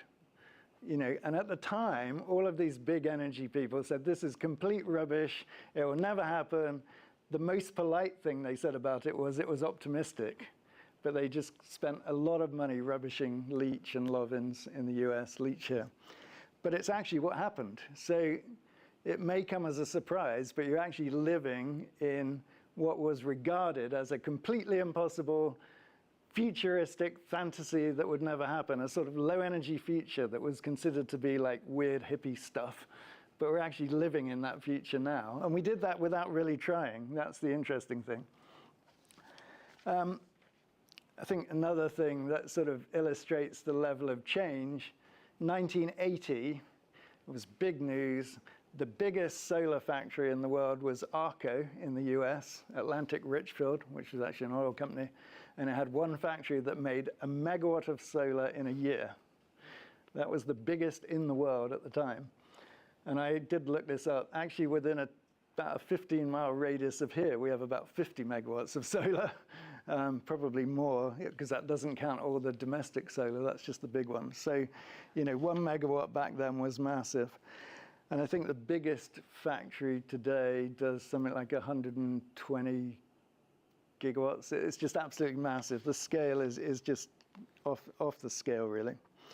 So what does this sort of future that came true tell us? It tells us that we shouldn't really believe official forecast and the naysayers, and particularly the energy establishment, as I call them, because they are the incumbents, and it's a bit like Mark said. And if you look at history, incumbents always try and stop change. So when we first had the emergence of cars and automobiles, starting in the 1880s, 1890s, the carriage people and the locomotive people lobbied and actually got laws passed that said if you had an automobile, you had to have a man with a red flag walking in front of you. And that really inhibited innovation. But this is an illustration of the power of lobbying. And it was only in 1896 here that we repealed that law, the red flag law. And that's why every November, if you've ever seen it, we have the London to Brighton Veteran Car Rally, which is to celebrate them repealing that stupid law. But that's a classic example of incumbents trying to stop innovation. And we see that every day. I mean, almost every day you will see a story in the papers about EVs don't work, heat pumps don't work, net zero is impossible, blah, blah, blah. And certain parts of the press particularly are really on that bandwagon. But they really are ignoring the reality of economics and the drivers for change. And the drivers for change have gone through different phases. I think you had sustainability and being green. The trouble with that is it's not really sustainable because nobody wants to pay more for a green product than an ordinary product. Now you have economics where solar and batteries, but particularly solar, is the cheapest form of electricity that you can get. And economics wins every time, ultimately. It's a really powerful driver. And then you have security of supply. And of course, with Ukraine and all of that, security of supply has become a big, big issue again. And if we have much more distributed energy and solar and batteries, local renewables, we're not dependent on imports of gas or oil from certain countries who, let's face it, are not particularly friendly and not really supportive of us. And also security of supply at a local level, which is about grid constraints. You know, we've talked a lot about grid constraints. Everybody knows there's this big problem. Again, with distributed solar and batteries, you can overcome some of those grid constraints. So when you've got those four things, sustainability, economic, security of supply, three things, and now, excuse me, now I would say the finance industry kind of promoting a sustainable agenda, that's an unstoppable force. And however much lobbying and incumbent power there is, that's unstoppable. And we're really starting to see that with kind of record installations of solar all around the world, battery growth growing at an incredible rate, EVs growing at an incredible rate. So I think one of my favorite science fiction writers when I was young was Arthur C. Clarke. Arthur C. Clarke said, a good idea goes through three stages. The first stage is, it will never work. The second stage is, well, it might work, but probably not very well. And the third stage is, I told you it was a good idea all along. And we're now in the sort of, I told you, almost in the, I told you it was a good idea all along. So I think this change, as Mark was saying earlier, is kind of, we shouldn't underestimate the scale of the change that we're seeing. This is a massive change that will affect all kinds of things, not just the energy system. Because if you have cheap, abundant solar and battery and local power, it allows us to do many more things, as well as cleaning up the atmosphere, stopping pollution, all the rest of it. But there's a really interesting link that people don't talk about very often, which is the link between power and political power. Everywhere you go in the world and you look at power stations that were built in that sort of 60s, 70s, 80s era, they're all big centralized power plants, and they all have this iconography. It's really interesting iconography that comes, you see it in Eastern Europe, you see it here, and you even see it in the US. And that's like big strong man with spanner, or big strong man with bolt of lightning. It's like a political iconography. And that was the real link between political power and electrical power and energy. And that link is very real. But once you start to have much more distributed power, it kind of makes it really interesting how that's going to play out. You know, the incumbents will fight to the very end, have no doubt about that. But ultimately, it will change everything. It will change economics, it will change the environment, and it will change political power. So having been around for the last 40 years of this energy transition, and I think we're kind of halfway through it, quite honestly, I'm kind of planning on sticking around a lot longer because it's now getting really interesting. So that's all I want to say, because I know I am between you and Prosecco. But thank you for coming, and hope you think it's been a good day. It's been interesting.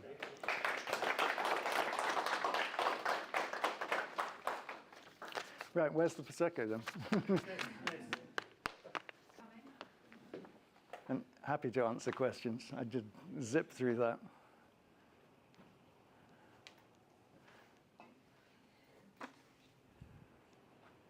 Solar that was manufactured in that 1 gigawatt, whatever. 1 megawatt. Yeah. 1 megawatt. What sort of solar was it producing? Was it producing for sailing boats and stuff like that? Yeah, it was all those sort of little tiny remote off-grid stuff, because that was the only stuff that made any sense. You know, if you had like even an oil pipeline in the middle of the desert, they had solar panels to power stuff, boats, you know, all that off-grid stuff, and that was it. But 1 megawatt in a factory, and that was like the gigafactory of the time, you know. Now it's just like a megawatt. It's just tiny, tiny, tiny plant. It's just incredible, the amount of change. And also wind turbines. I did some of the early wind turbines, and they were 250 kilowatt wind turbines. Now they're the offshore ones are 15 megawatts, and they're already talking about 25 megawatts. So it's like 1,000 times bigger. It just makes such a huge difference. Well, just on the solar panels as well. The physical size of the solar panel, 1.8 by 600 or whatever, 800. The one person handleable size. They're all just going to the 2 meter ones now, which is just, you need a 2-person man to actually move it around. But I mean, the density of the cells are just gone from 350 kilowatts 700, 800 watts. Well, and of course now they're starting to use robots to assemble some of those solar fields. But that's the other thing, is that efficiency gain and incremental innovation in everything. I mean, whether it's batteries or solar, everybody talks about big, flashy innovation. Actually, they forget the really important ones, like this little bit, like, oh, we've made a 1% improvement in the efficiency of this cell, or 0.5%, but we've done it year after year after year. And you do that like in batteries, where James was saying one of the Chinese companies has 4,000 patents on the way that the anode is layered, and each of those has made a tiny, minuscule improvement, probably. But it all adds up, and people forget about that. Massive change. So you're going to come and have a talk to us then? Happy to, yeah. I do these things, yeah. Okay. Yeah, no, and I'd love to see your place. Yeah, okay. Hopefully I'm going to get Ben and James over. Mm-hmm. I don't know if you want to try and liaise with them. Yeah, we could do that. Yeah. We do run industry days, which are slightly more, well, rather like this really. But we can't give you the individual service. No. You can't go out. Yeah, it's